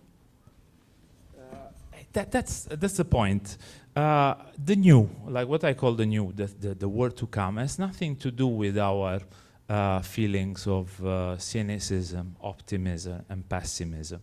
And I think that's really something hard to capture, in the sense that sometimes it seems that theory, like from Mark Fisher on, even like if the analysis is good, correct, we take it away just because like we don't want to feel depressed, or the opposite side, maybe we read an author because we don't read an author because he's too optimistic. Somehow there is like a centrality of the receiving end of these inputs that I think we have to. It would be good, like to really somehow take distance from us, like for somehow a bit of selflessness. Because otherwise the risk is to approach theory, design project, etc. as like Netflix series, as a sort of antidote to a certain field. And that's why I insist a lot on fields, because like we don't control them. And then we approach the world like almost pathologically, self-pathologizing, while I think it's like we have to acknowledge but not be driven by these passions. Yeah, and that is also that age-old question of, does thinking and writing and talking about design in this way, does it is the validity tied into its impact on policy or specific impact on education? Or I think in many ways that really does connect to that idea of solutionism, in the sense that you were talking about, of us constantly needing to have that there always needs to be some sort of result. We're always striving towards a solution, not even just in terms of small technical fixes, but rather these larger questions. But so then where would you locate the power of writing, for instance, about design and the future? Well, Marc de Guichet pops into my mind. I'm sure you know him. He's a Catalonian critical designer. And in one interview, he said that it's a complete naivete to think that object-centered solutionism can cure any of the complex issues that we are facing. And we have to recognize where design ends and politics begins. So I also see it with my students that they, just for a graduation project, for instance, they try to just save the world or engage with huge complex issues, and that also just paralyzes them. So I think you can approach some type of problems with object-centered solutions, but if you think about real complex issues like homelessness or climate change, then it can be really a dead end. So I think it's also very important how we describe the relation between design and the future, because we tend to think that the future is something that is produced by design, but when we examine the professional practices, then we see that there is a very narrow space that designers can actually act in. So I think it's an important issue, and if we try to tackle those complex issues with design tools, then often we just aestheticize those problems. And this question of aesthetics versus politics, I think, is an important question where design comes in. And how does, so that if, you know, on the one hand we have objects and, you know, actual, the practice of design, but what about these questions of, or more of the discursive, what is the power of us here, let's say, talking about these issues, or the book? Is the hope that someone will, that some action will result from the book, or does the power lie elsewhere? So I don't teach design students. I would also just like to clarify, to go back, that I don't ask my students whether they think the future is bright at all. They enroll in the future studies course, and we ask, what is the future? And then we, so, and also I don't just talk to younger people either, because that also sounded a little bit limiting. Recently, a colleague and I, we analyzed 180 interviews that students did with their grandparents. So we also got an insight, and the interviews were about the experience of Yugoslavia. So we also, so the grandparents also got to respond about the future.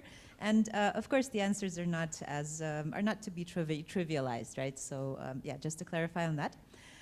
Anyway, to get back to the fact that I don't teach futures to design students, but I do find, yeah, speculative design methods helpful to introduce in the classroom to start students speculating about futures. They don't often, more often than not, they don't speculate about objects. And I really ask them not to speculate too much about specific solutions, just because that can make people depressed fairly quickly. And then there are also like people coming from defense studies, for example, who would like to do a speculative dystopian project about how the European Union is going to fall apart, and so on. But what we're really pushing for with my colleague Yasmina is actually to get students to embark on projects, for example, like to position themselves or to try to speculate about how climate change might affect things. And last year, one of the projects that came out from the course was a series of speculative kind of diary entries of migrants born in different parts of the world. And basically a group of students, 4 or 5 students, they really did a lot of research on climate change, on how it affects migration flows, and they basically created 4 or 5 characters and produced diaries. That doesn't lead to any action. It could be a good exhibition piece, perhaps, but I did feel that it had a transformative effect on how these students related to the world around them.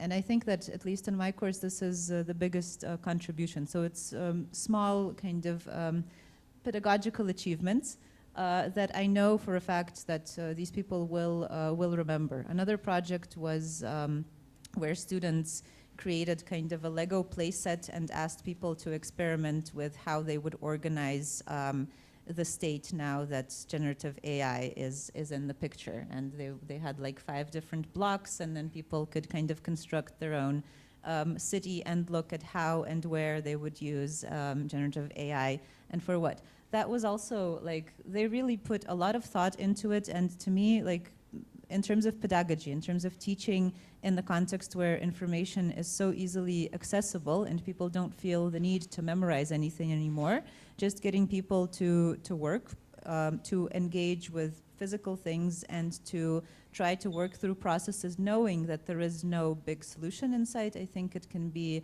I guess, a formative kind of experience for some people. But of course, it's difficult to write into an EU project application where they're asking for KPIs and impact and stuff. And with that too, and I will open the floor to any audience questions in a second, but I just, in terms of these strategies, I was curious if, Jose Luis, you could maybe expand on this, the kind of the role of dramaturgy that you were talking about, especially in relationship to speculative design, and how do you see that as a useful strategy for conveying narratives and arguments in this context? I am very fascinated by the mediating capacity of the layer of cultural infrastructure, which actually I think in Europe is very important because we are the most important actor in the world who has spent incredible amounts of public funding on producing a very big, very detailed, very capillary cultural infrastructure that kind of like can transcend with citizenship, and I think this is a great interface between academia, education, practitioners, and citizens. So the good things about exhibitions, about festivals, about museums, about meetings, and like this is that you can stage spaces of exception there, and because actually I come from festivals, which for me were a very important language, the capacity to kind of like in a way produce bubbles where you in a way get funded not to produce results, not to produce solutions, but actually to hypothesize forms of existing together, prototyping communities, like producing forms of conviviality, which I think is an incredible thing that we have paid. That is amazing that we have been able to make sustainable without not being tightly tied to the market, without the market actually being the defining factor, deciding what happens and what doesn't happen. So there, in that context, the hypothesis, for instance, of speculative critical design to produce an idea had the possibility to grow, to emerge. And actually, the exhibition has been a natural medium for speculative critical design. I think it's not casual, you know, it is. So in a way, that idea can be pushed a bit farther into this notion of the dramaturgy, where you are just not existing within the relationship between the object and the product, but the scenario can be the thing that is played out or acted out, right? Like I'm thinking, for instance, about a project that we did with design fiction studio Superflux, where we produce a full habitable apartment in a wall of food insecurity. And both the strategy was understanding or placing yourself in the context where the tangibility of the world that you would inhabit manifests in front of you, but also in that case we embedded into this apartment aquaponics, actual operative working farm that you had to keep on for 6 months operating, and actually with that engage with the challenges and actually how difficult it is to grow tomatoes with vaporized water and microcomputers within an exhibition gallery. So I like this idea, and I'm going to leave it there, of those dramaturgies basically allowing for artifacts like the exhibition gallery and the museum or the festival to be real-time existing laboratories for imaginaries. Because the question of the imaginary here, which is already tied to the future, which is the thing like, how would it look like? Where would we be placing? How could actually remains one of the big challenges. And if you want to kind of like detonate any conference today in design, in social sciences, or whatever, is still the whole question of, are we in a crisis of the imagination? Because so I think that having R&D for the crisis of the imagination is valuable, and somehow incredibly we sort of have found a way of funding it, which is really unlikely. But I think and that what you were saying in the beginning, I think ties into a lot of the, what the conversation about education was too, of this necessity of, for instance, in that case, of this opportunity and space to meander, to try out different things without the necessity of, so it gives you the space that that doesn't need to produce a result in a sense. And so similar to kind of these examples that you were giving, but that it's the tension of still living in a context where a lot of the funding kind of depends on that, or even just the very privilege of having the opportunity to just explore, to not have some kind of result at the end of it. It feels in a way very self-serving, perhaps, but I think that in that moment there can be a possibility for imagination, for something else in the meandering. I really liked that. I think you have put there a very provocative idea that which is would produce tension. I think there's productivity there, which is it is meandering in a non-solutionist kind of like direction, selfish, and because you can still be skeptical of solutionism, but at the same time still we need to take CO2 out of the atmosphere, apparently. So actually there is like a tension there, which I think for us in our community would be productive. We say like, where does solipsism start? Where is the line at which you say like, yeah, we have a huge problem with indicators, with KPIs, because our processes are not linear, they don't produce results that can be modelable. I mean, it's something that you see, for instance, in the very interesting situation of more and more cultural practitioners, designers, architects, and artists being embedded within Horizon projects, and then actually they being part of that process, but at the same time saying, yeah, you know, like the kind of results that we can produce are not necessarily going to be so linear or so to, you know, shape in the form of IP or patents or whatever, but still we think it has a value. But then you're saying, yeah, but where is the line of you're being selfish and navel-gazing and only pandering to your own obsessions? I think that that's a key tension of a lot of this work, but it comes down to just the very question of, do we need to be productive? Is that the essence of do we need to have a contribution that is tangible, that is, moves everything forward? And that again brings us to that question of, you know, what is forward? What kind of future are we building towards?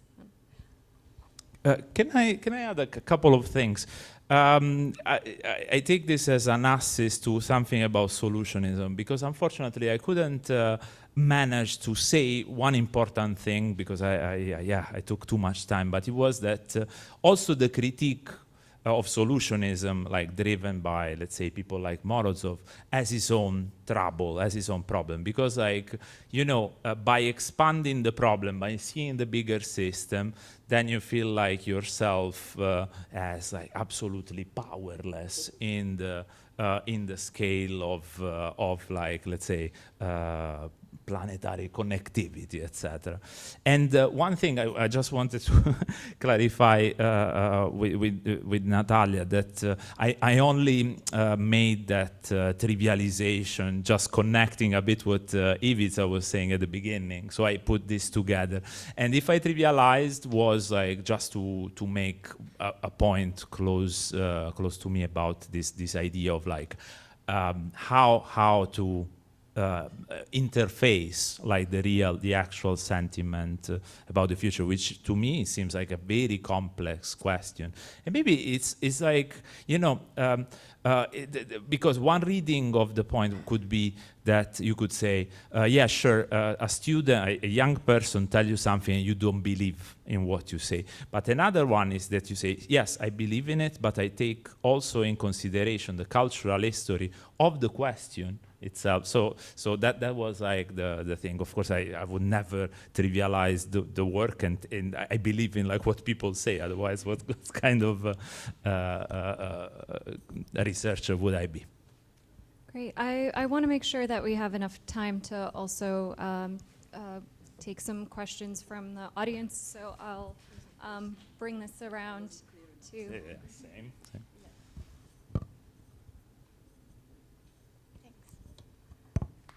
Hi, everyone.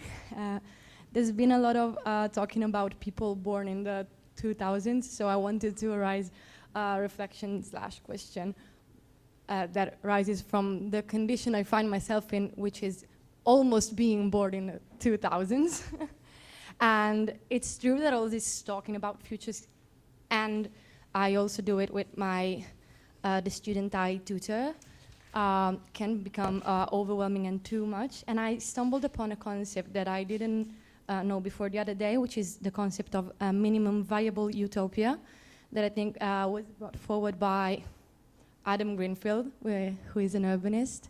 And I love the concept of like reclaiming normal things in the space of imagination, because that one thing I feel is that the utopia and the future talking brings things forward and far.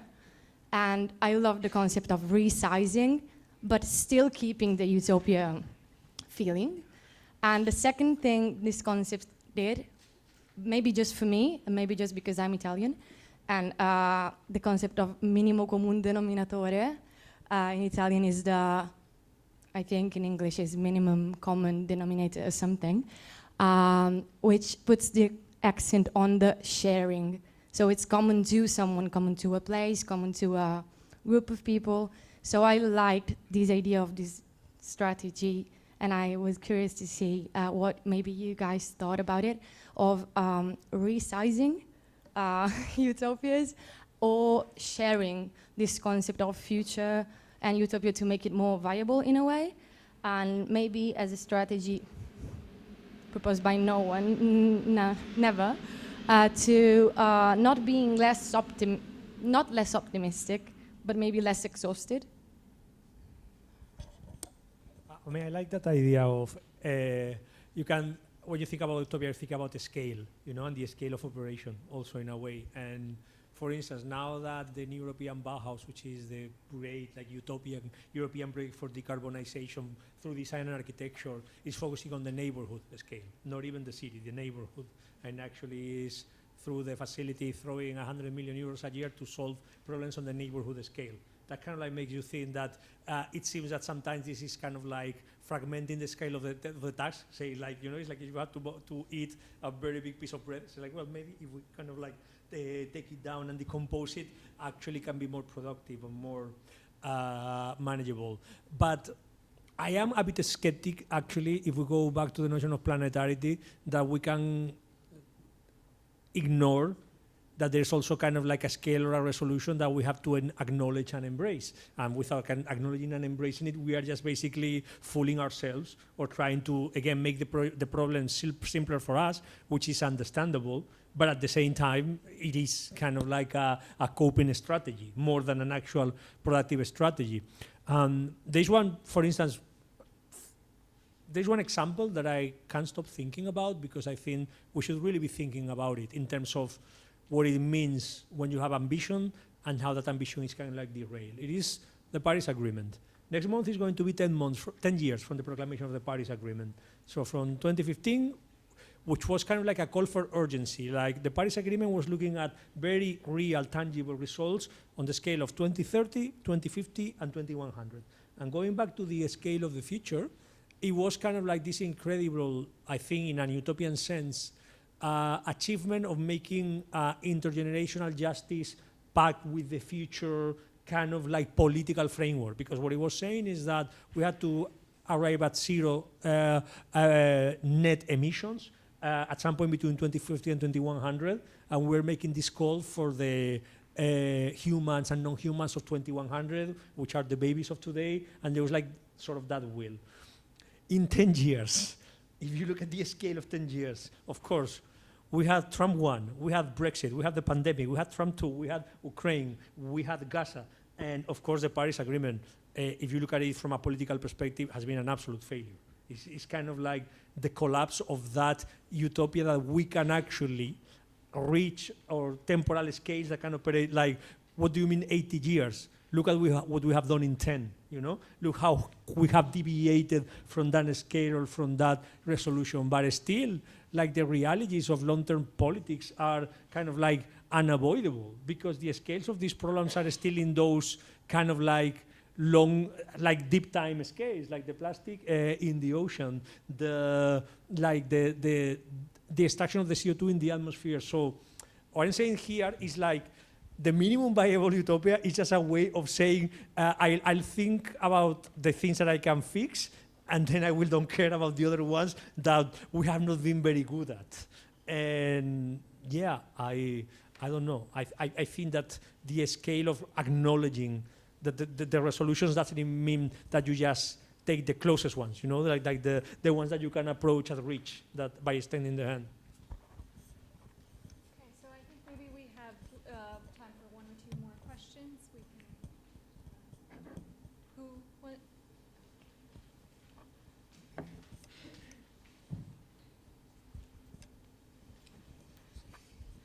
Hi. Can I just add a little bit maybe on this topic of the scale and utopia, because I think it's also something that I have been working on in regards to utopia specifically. And this kind of question of scale and this minimum viable utopia, I think it can be also looked at in a sense that what are the littlest things that we can do that can generate kind of a snowball effect on a large long-term change, perhaps.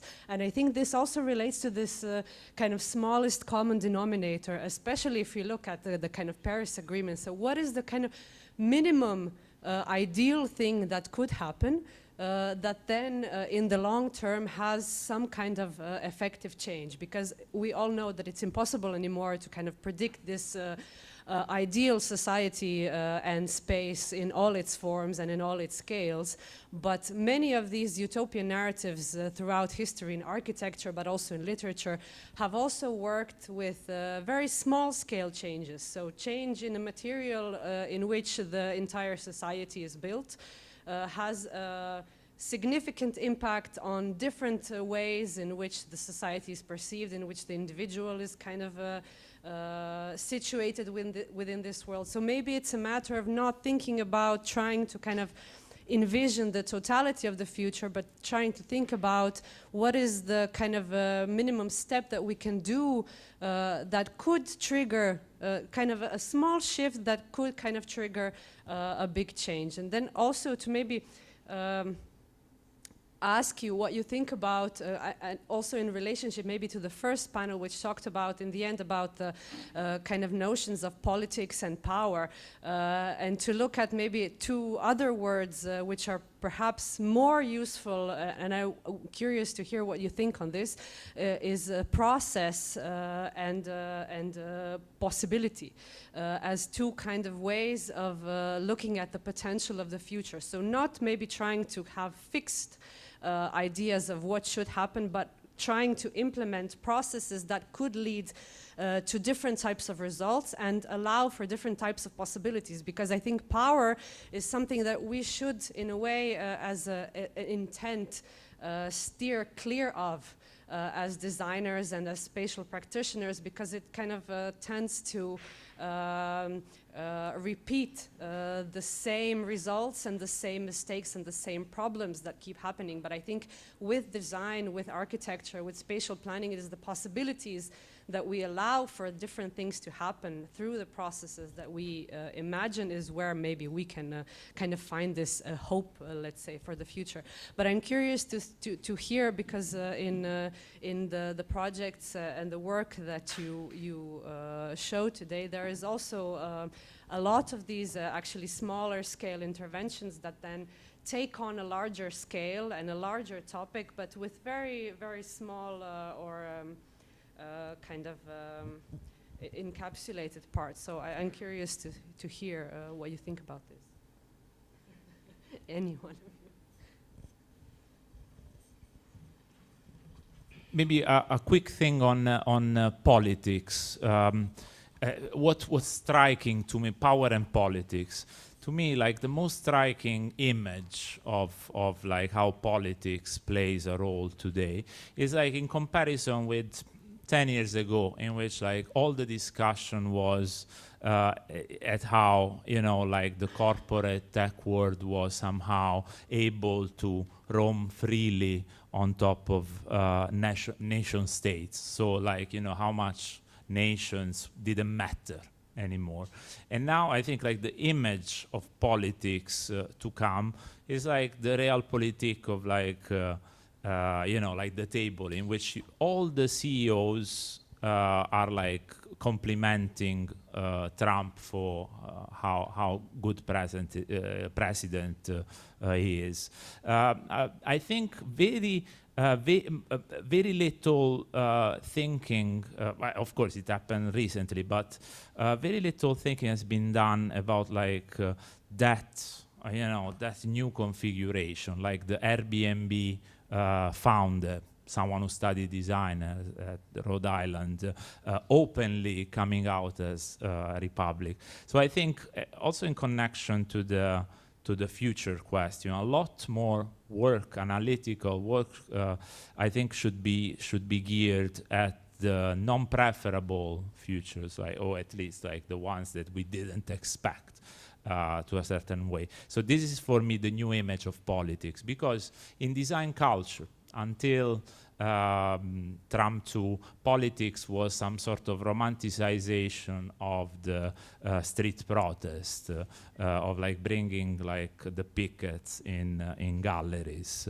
And now we have a completely different image of what politics means. And I think there is a lot of interesting work that can be done there, but again, putting your somehow moral values on hold for a bit. Yeah, so just like a direction for work for myself that maybe you want to take up. I don't have a tiny new intervention that would create a snowball effect to share, at least not from the perspective of object design. But what I do find very important is maybe, and I think it links to what you're saying, is maybe that it would be helpful if we all tried to facilitate certain small conceptual shifts. One of them would be like placing less attention on the connection between the future and the concept of newness, something new, because the future is not necessarily new. I mean, there's a lot of repetition of the same, and it just takes a lot of care and work to weed out what we want to repeat that is already there and that works. And in connection to this, this concept of newness, I also think, and I feel that it's very helpful in the classroom and beyond at film festivals. For example, another format that I've done some research on is to maybe try to deal away with certain binaries. So not just the new and the old, but for example, when we talk about politics, it's very easy to fall into the trap of kind of distinguishing between the good and the bad, the victim and the perpetrator. And in my work in memory studies, I think that's a very helpful shift that has been taking place, at least on the level of academic discourse, and it's something that resonates with students as well, is moving away, for example, from victims and perpetrators to the notion of implication, to the notion of considering that we're all entangled in very complex histories where you can be at the same time the person that is doing good and the person that is doing harm. And if we all kind of decenter our sense of, our egos in this sense, if we all consider ourselves as being born and already implicated into processes that, I mean, not all of which are necessarily good, and if we consider that we're not all tabula rasas, then if that conceptual shift could be facilitated on a larger scale, I feel that maybe we would tread more carefully in the world and with a little bit more empathy. And to me, that would be something that I would like to see more of. I think it's a sign of any good discussion is that it's very difficult to end it, and we'll have extra opportunities to continue after the next presentations. We'll all have an opportunity to open up these conversations, but I think that is a wonderful point to end on, that both opens and closes our discussion. And so I would like to again thank you all so very much for this time. We talk a lot about the future as part of this symposium, but I think future is not something that arrives linearly, that just as a result of everything that came in the past. It's not an unrolling sort of carpet that results from the past, but at the same time, the past does set up certain seeds. It gives us, it shows us templates. It shows us the ways that we have dealt with situations in the past. There have always been crises of various kinds. If there is one thing that's consistent, is the presence of the idea of the crisis throughout history. So it does give us a certain starting point for conversations of how these things might manifest both in the present and in the future. I would say hope is, it's a crucial feeling. It's a call to action that this symposium is bringing forward. But I don't think of it as something that is solely grounded in optimism. I think hope it's a very complex call to action that involves both this belief that yes, things can be better, but that takes into account the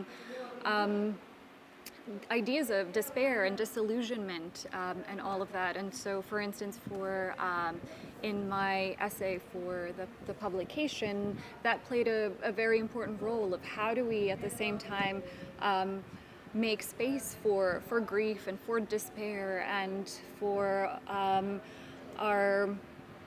all of these less than hopeful emotions at the same time as we're trying to bring forward a future that is better, that is more equitable, that is preferable for more both human and non-human actors. From the outset, Ivica and Anya imagined that the symposium would be accompanied by a publication that would really allow us to extend some of the conversations that began in the symposium and beyond the scope of the event itself. It was also a way to allow us to transfer these discussions into a different medium, one that's slower, one that's more reflective, and very importantly for us, that's also tangible. And so the publication, it brings together 7 design perspectives, which are longer texts that are provocations, that are position papers, and they ask some critical questions. And they're accompanied by 7 case studies, which are shorter texts that try to really ground some of these conversations in more concrete practices and projects. The way that we imagined the publication is kind of a portable fragment of the symposium, something that both the participants can take back with them, that readers could keep coming back to continue the debates that are started in the symposium and access some references and inspiration so that hopefully it can be part of this more large-scale seed sowing project of how do we foster more hopeful futures.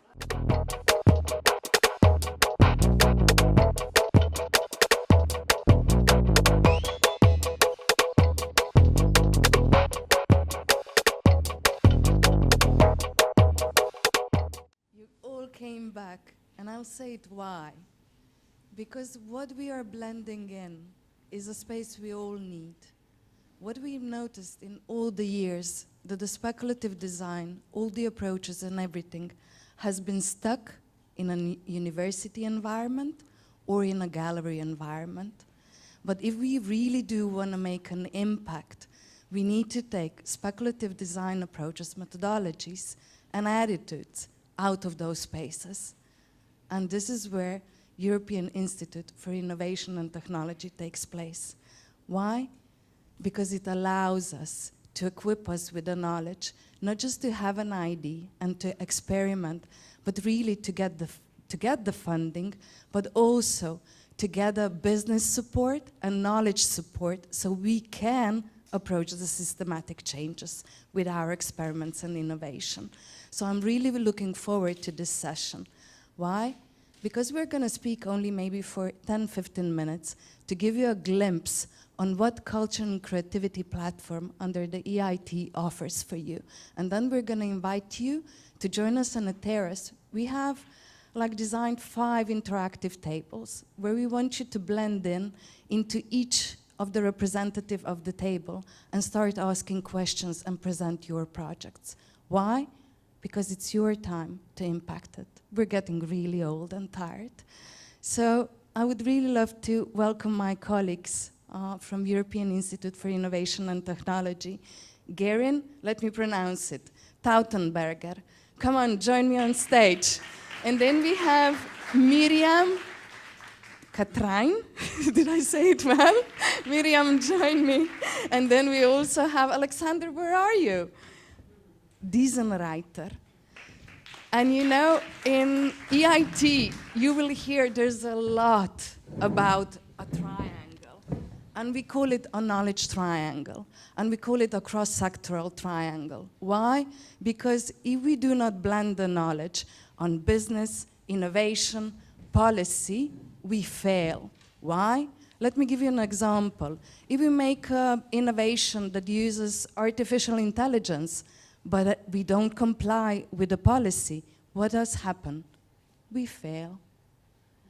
And what does happen if we have a great idea, but we do not have a business support? We fail again. So here we are to empower you and to give you the knowledge on how to do it and how to take all the advantage of the EIT. So Alexander, the business, head of it. Miriam, the innovation, and also the lead of the fashion design program, which really creates like responsible fashion industry and where we want to head. And then Gerin, which is the program director, and also like you are the voice of EU strategy. Where should we go? Why should we go? But also the education. So I completely give you the floor to give us the knowledge on what's going on in that field. Thank you, Sarah. So applause for Sarah because she made a perfect introduction, and really, I mean, I'm impressed. I'm impressed. So basically, I can't really tell you much more. No, I can, of course, and I have to. But it was a perfect introduction, and yeah, hello, wonderful people. So thank you for the invitation. That we can share our work with you and hopefully also share our future together with you. In that sense, to have, you know, to connect to the topic of this conference too. So basically, I mean, of course, we had a lot of academic talk today, and we are the counterpoint to that, so to say. So how we bring this into practice. I want to cross somehow, you know, two approaches. The critically realist approach and the creative realist approach. Of course, I mean, the EIT is in between both of them. First, we acknowledge that there are structures that are constraints, as we heard today, which affect our work, how we live, how we populate, and how we see the world in that sense. And on the other side, we see, you know, we create epistemological realities, artifacts whatsoever. So it's always in between. And as the EIT, we see that we have to change the structures, how we work, how we are, creativity, how our work is perceived in that sense. And of course, then, you know, to help to create imaginary futures that can be materialized by artifacts. You know, on the one side, we look, you know, how we influence structures. On the other side, we help to, through design-driven innovation, you can call it, but it's more the pragmatic approach, and of course, problem-driven approaches. I mean, we see that the creatives and the artists sometimes also, but creatives really try to solve problems. They like to puzzle, you know. So and this is also, you know, this is the I would call it, it's a condition, because I mean, just for my background, I'm also working since 40 years as a designer. So I mean, I like to solve puzzles. Yeah? And the problem in that sense is that if a puzzle is solved, I go to the next puzzle. and we try to convince creatives, especially, to stay focused on one problem and to look, you know, if you can scale it up, if you can bring it to more people in that sense. So why? We believe that culture and creativity is a powerful economic force. We are catalyzing social cohesion, and of course we drive climate neutrality. That's also the task we were, you know, put on us by the European Union. And I mean, to give you a perspective in that sense, nearly 90% of the people in Europe believe that culture and creativity, you know, is really important for community, for the welfare and economic development in our continent. We are consisting of 8 million workers. Also, the workforce consists of 8 million people. That's 4% of the total workforce in Europe. We have 2 million enterprises. That's 6% of all the EU businesses, which you have to imagine that really nearly 90% are SMEs, so small and medium-sized enterprises, and out of that, 60% are single entrepreneurs. Yeah, so there's one guy or one woman sitting at home, you know, working in that sense. So imagine that, you know, these people, that's also hard for us to show the power of the culture and creative industries, because it's not like a big factory where in the morning everybody goes in, you know, stamp and goes at the afternoon home. It's really, they're everywhere. Our people sit everywhere. And together we create 4% of the European GDP. And this number is exactly, or nearly the same like the automotive industry. Yeah? So this is our power, you know. We create 4% of the total GDP in Europe. So what did we anticipate in that sense? So basically the challenge are our sectors in industry is totally fragmented. We consist officially in 14 different sectors. That's from, of course, design, architecture, to also arts and humanities in a wider spectrum, but also like performing arts, you know, museums, you know, and everything, you know, collections, everything. So it's totally diverse in that sense. It's not like automotive industries or other industries, you know, you have maybe 5 big players in Europe, they deal everything with the European Union, with the Commission. No, we have to integrate 14 different sectors, so that's really a challenge. We lack of appropriate skills and future job markets. So there is no really consistent idea how we and upskill our workforce. The lack of venture creation, scaling intellectual property rights, we have really problems that people don't understand how to protect their knowledge or their artworks or their work in general. And of course, this really harms us, you know, for in revenues and in the growth in total. We see the problem that creativity is not a knowledge in the innovation spectrum. You know, it's something, you know, at the end of every process, then we decide if it's blue for boys and pink for girls, you know. But creativity and our work also as designers has to be through the whole value chain, not only in one specific point of the creation process, of the production process. And of course, I mean, I think I preach to the choir here. Of course, we have a lack of access to funding in that sense. And this was the reason why we decided 10 years ago to lobby for more money for our sectors. You know, 10 years ago, I mean, Anja was, I don't know if 10 years ago, but we met on the way to that. We sat together and said, you know, how we can change, you know, how our sectors are funded.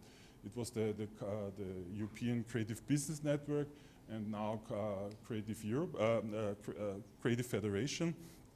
And we lobbied for that idea that we have to change the funding schemes. Yeah? 5 years ago, the Commission said, yes, we will create a new EIT, culture and creativity, the knowledge innovation community. And then, of course, we founded a consortia, and we won this huge baby in that sense. And since 1.5 years we started working, and since this year we really, you know, have a drive in what we are doing. So we are an European innovation funding agency. We are tasked by the European Union to fund the culture and creativity sectors. And we are a partnership dedicated to making European cultural and creative sectors and industry more sustainable, resilient and competitive. So we are not alone. In total there are 9 KICs, and we are 1 KIC of 9. We are, as I said, we have to build a knowledge triangle between education, research, business and public institutions. So that's more than a triangle, but of course it's nothing without the public institutions. So, and we are there to last. It's not a 2 years project, not a 3 years project, it's really more than 10 years. So our lifespan is probably 10 to 15 years. And then we have to look if we are self-sustained. The mission, we empower CCIs to scale, to be competitive and create meaningful jobs. We drive the transition of CCIs to responsible economic growth.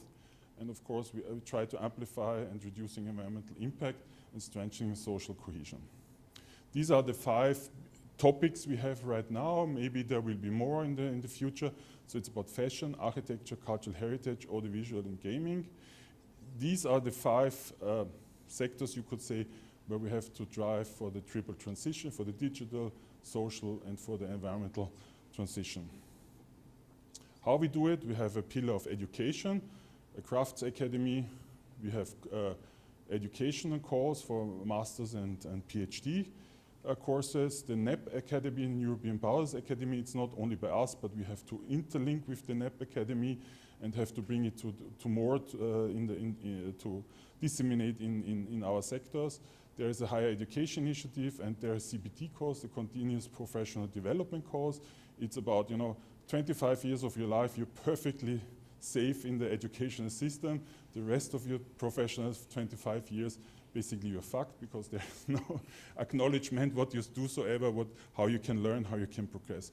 Innovation, we have calls for short innovation, main innovation course. So it's about how funding new innovations. Business creation, we create acceleration, post-acceleration. We try to build an investors network and talk about creative impact.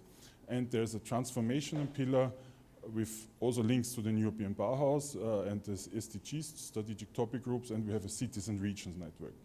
Yeah, so we connect, that's our mission also, that's our the core partners, and we are very proud that the Center for Creativity is one of our core partners.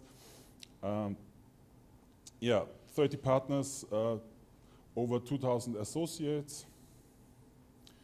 We are not alone in that sense. We are in 6 co-location centers, starting from the north in Helsinki, Amsterdam, Barcelona, Bologna, Košice in Slovakia, and in Vienna. We have a digital hub, so please, afterwards you will have a link. Register to get the latest information, to stay in contact also with the fundings and what's going on. The code is here, so please join our 2,000 professionals and growing community. We are one of the biggest innovation communities in Europe, and you can be part of it. Thank you. Thanks a lot. Thank you. So I will have just a short question for Miriam and then for Alexander. So from the side of, if we can say innovation, what is the objective? What kind of projects are you not just looking for, but what is it that you really see like our desired future from the side of the IT, culture and creativity?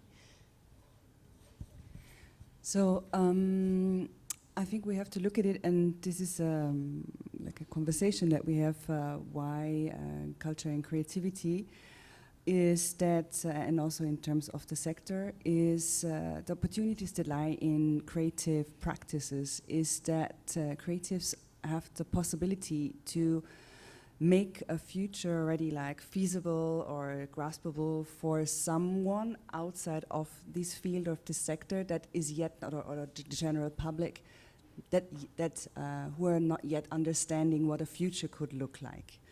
And these are the things, this is exactly the practice that we're looking for. And it's also something that we are working on, is kind of really understanding and supporting creatives in translating what we have here also when we're talking about all these abbreviations, and when we had I think this discussion before, that the horizon and the KPIs and all the structures that are there, because this is kind of also a reality. We have to kind of how to navigate these structures. This is where we come in and kind of also try to translate this, so that that we see the opportunities that lie in the creative sector, that we can bring this out and really make this also visible. Thank you. May I add something to this? Yes, like everything is written down in our beautiful strategic agenda, and in our strategic agenda we have several, our priority areas are also are more concrete with impact goals. And when you think of the fashion sector, we talk, of course, about bioregionality and circularity. So if we imagine the fashion sector as the kick, I would say, okay, the whole fashion sector is circular, and this is towards we're working.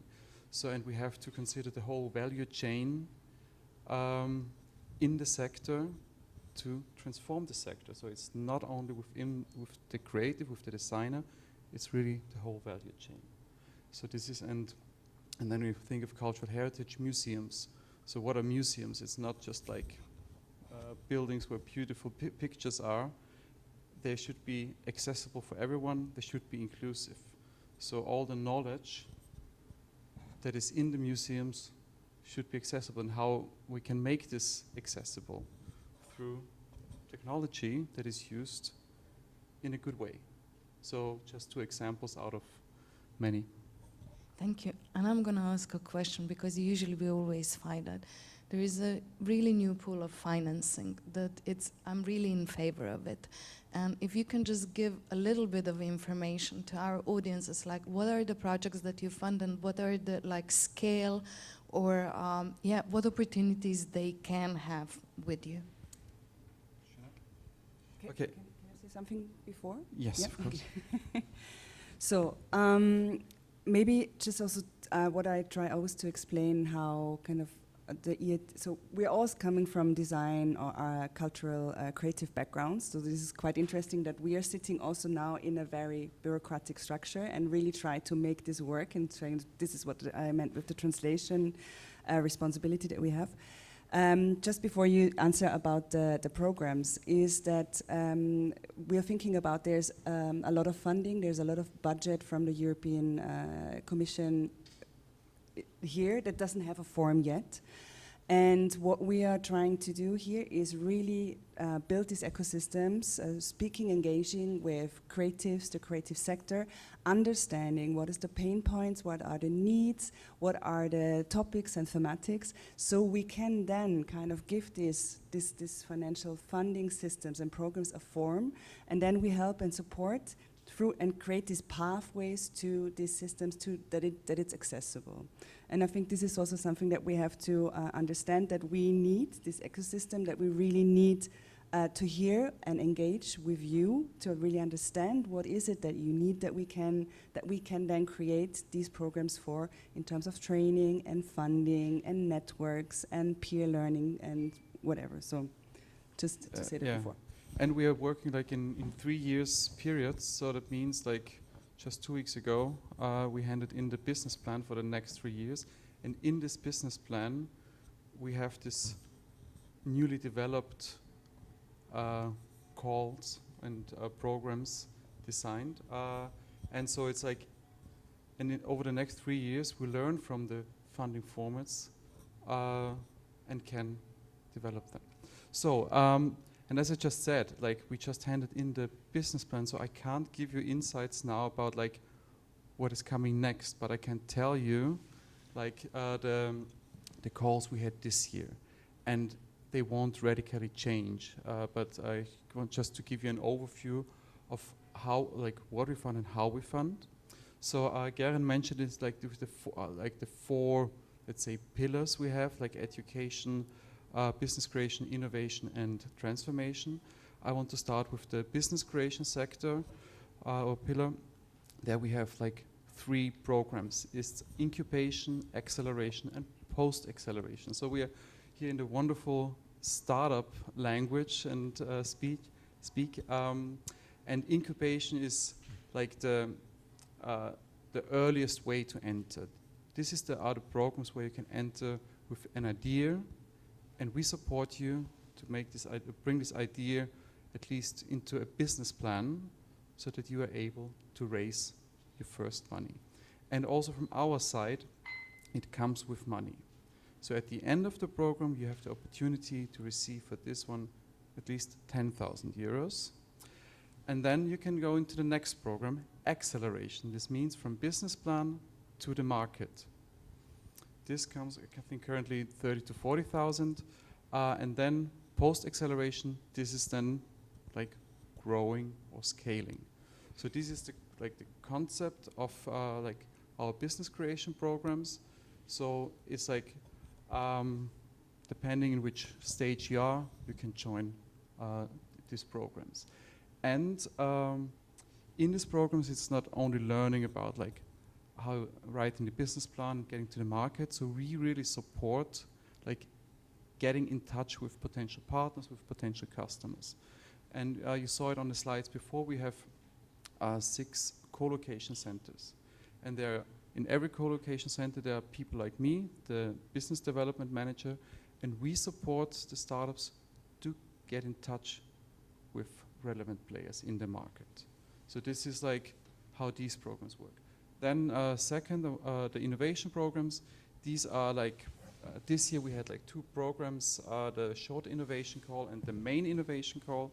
The main difference is the short innovation call is like shorter, and it's for single applicants. That means it's for, you can apply as a single company and you get 60,000. And it's a 70% quota, so you have to bring in 30% co-financing.